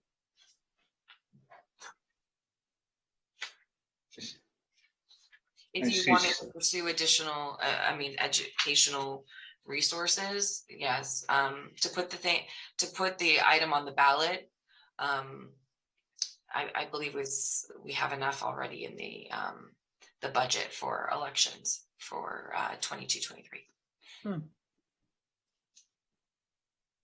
I think it's a close call. I want to hear what Paul has to say.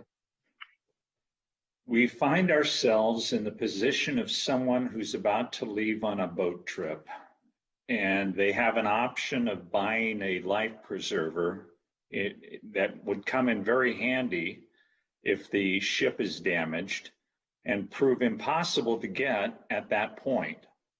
The question is, we've got a great reserve. We've got, fortunately for us, although the documentary transfer tax isn't as big as you would like it to be, Mikey, it's still pretty good. It's been very good to us. Real estate's been pretty good to us. So that's the question in front of us. Do we foresee a need? I mean, the fact that we're going to be opening the sheriff's station, that could suck up the whole 3 million right there. So, Mr. Euring. Yeah,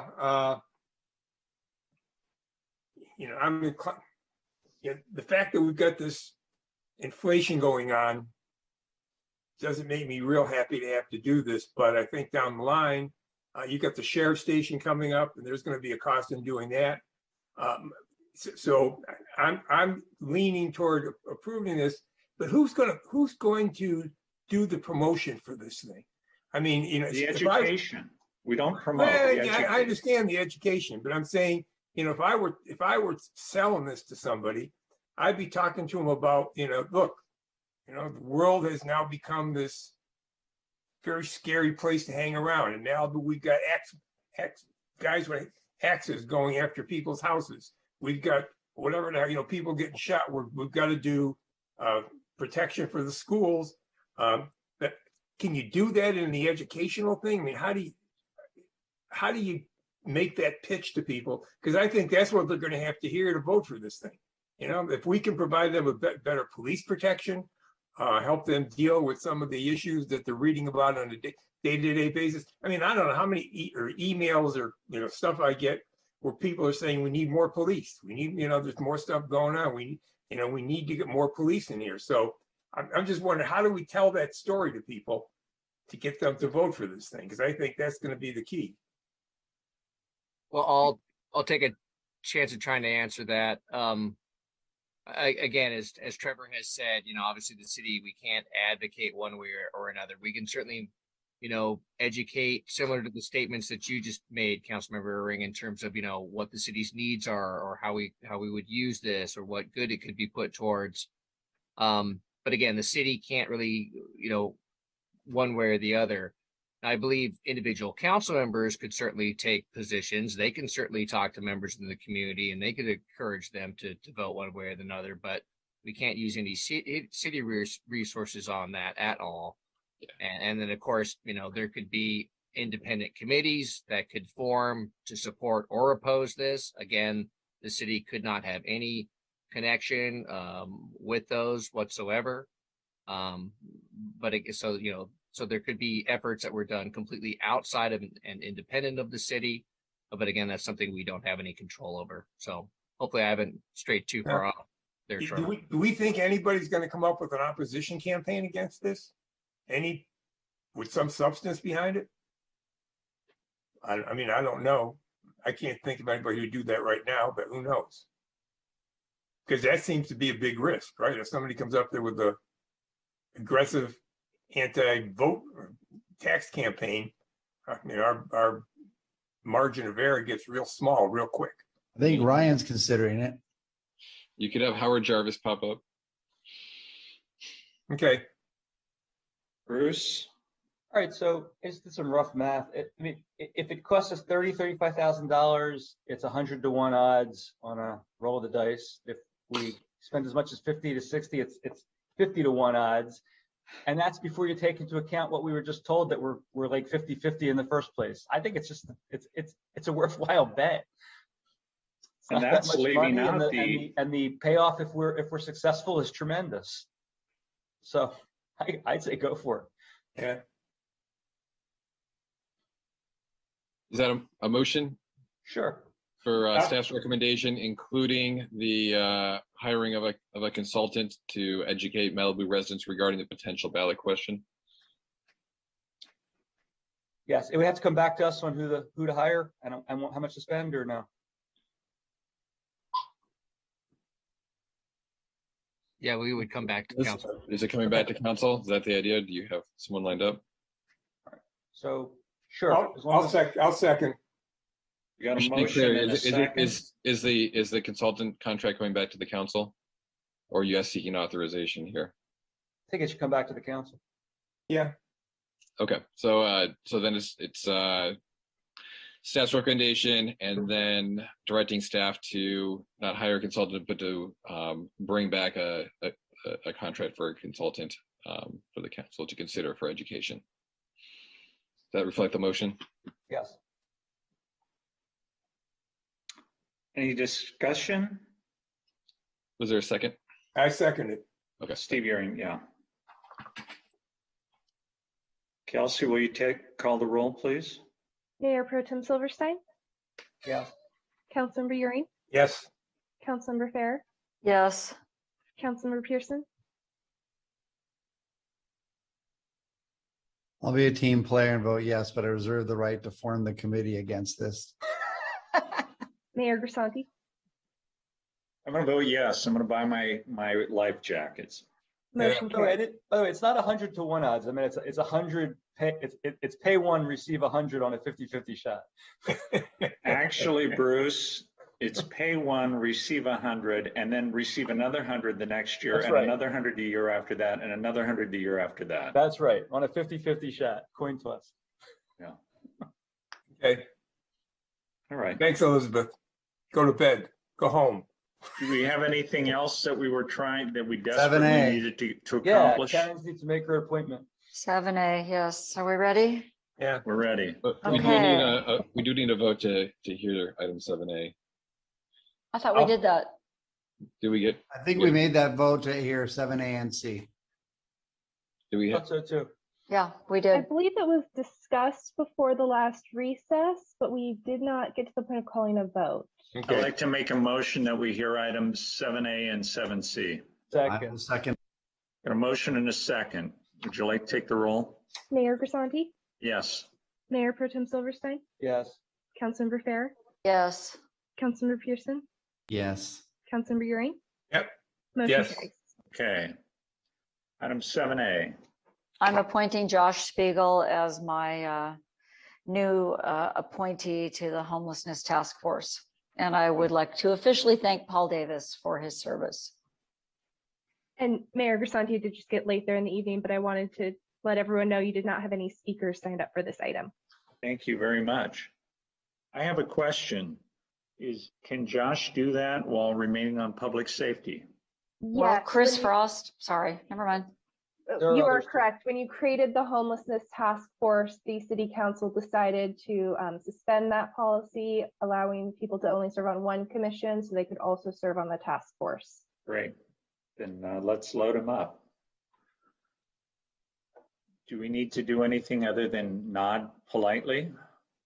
Nope. Councilmember Fair has made her appointment, so you can Good. move on. Let's go to 7C. Congratulations. Let's go to 7C.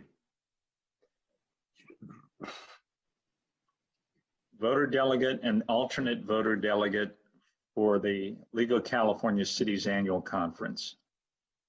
And Mayor Grisanti, you do have one public speaker who's still present in the meeting if you'd like to hear them. I'm sure I'll be delighted. We have Ryan here to speak.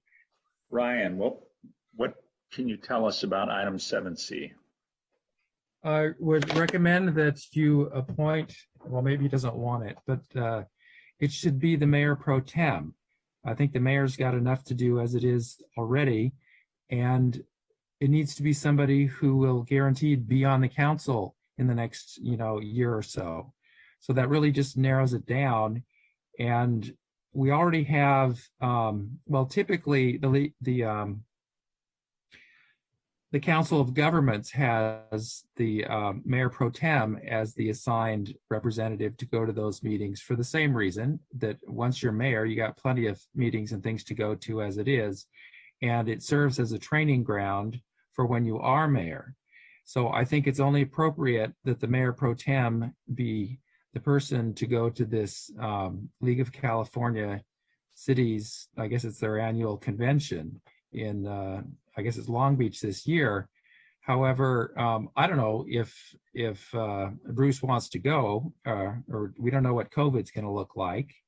But I would argue for the mayor pro tem regardless of whoever it is, and I hope that the city council could see the merit in that, whoever it is. So thank you. Bruce, you are recognized. Yeah, I appreciate the vote of confidence from Ryan. I am not going to the convention or conference because of COVID. So I'm going to respectfully decline even the suggestion. And I doubt I'm ever going to be the mayor either, so I don't really need the training to be mayor. But in any event, I'll support whoever else wants to step up and be nominated. Karen? You have your Yeah, hand thanks, raised? Paul. Yes, I was just going to note that I did it in 2019. I have a conflict this year. I'm not going to be able to attend, so it won't be me. Okay. And Bruce, you're going to JPIA though, right? I'm driving down there for the night. I'm going to wear a mask. I'm going to keep my distance, and I'll represent the city for the evening. Yes.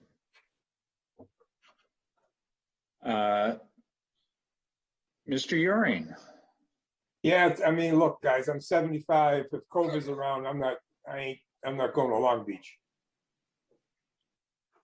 It's it's all you, Mayor. For these groups to be meeting face to face these days. Yeah, I mean, this is. Well, I nominate the mayor. Okay. I'll do it. Second. And what about an alternate? I nominate you as the alternate also.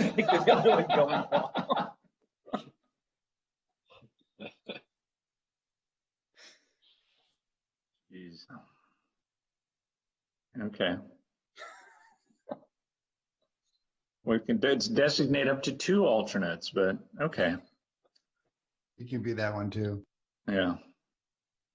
And that's going to be on what date in September? Yeah, okay. Good. 7 to 9. 7 to 9. All right. Where we could just take a principled stand and not go because of COVID. Yeah, I'm not that principled. And I do have masks to wear. And I'm fortunately in pretty good health. So if I'm acceptable to everyone, you got it. Willing to cast a vote. I'll Roll do call. We have to have a roll call. Sure, why not? Kelsey, may we have a roll call? Councilmember Pearson, Absolutely, yes. Mayor Pro Tem Silverstein, Yes. Councilmember Fair, Yes, and thank you, Paul. Councilmember Euring, Yes. Mayor Grisanti. Yeah. Motion carries. Thanks, Paul. Yeah, thanks, Paul. Motion to adjourn. Okay, and we're gonna move 7B as early as possible in the agenda for the August 8th meeting, I believe. Yeah, it'll be early on the. You'll just have to move it on that meeting. Yeah, we'll move it up. We'll move it in immediately. I have a suggestion that will get it up real fast. Put it in the consent calendar. Somebody can pull it if they want to. Well, we'll figure it out. Yeah. It's an interesting suggestion, but I don't think that it's, yeah. Okay, moving right along. Good night, everyone. Adios. Good night. Thank you. I want to thank all the members of Thank you, staff. who have- Sorry up so late. Yeah. Thank public too, whoever stayed late. Good for you. Okay, I think Ryan's the only one who's still online. No, there's other names. No, I see him. They're probably drinking. See y'all. Just start there. Yeah. All right. Bye-bye. Bye-bye.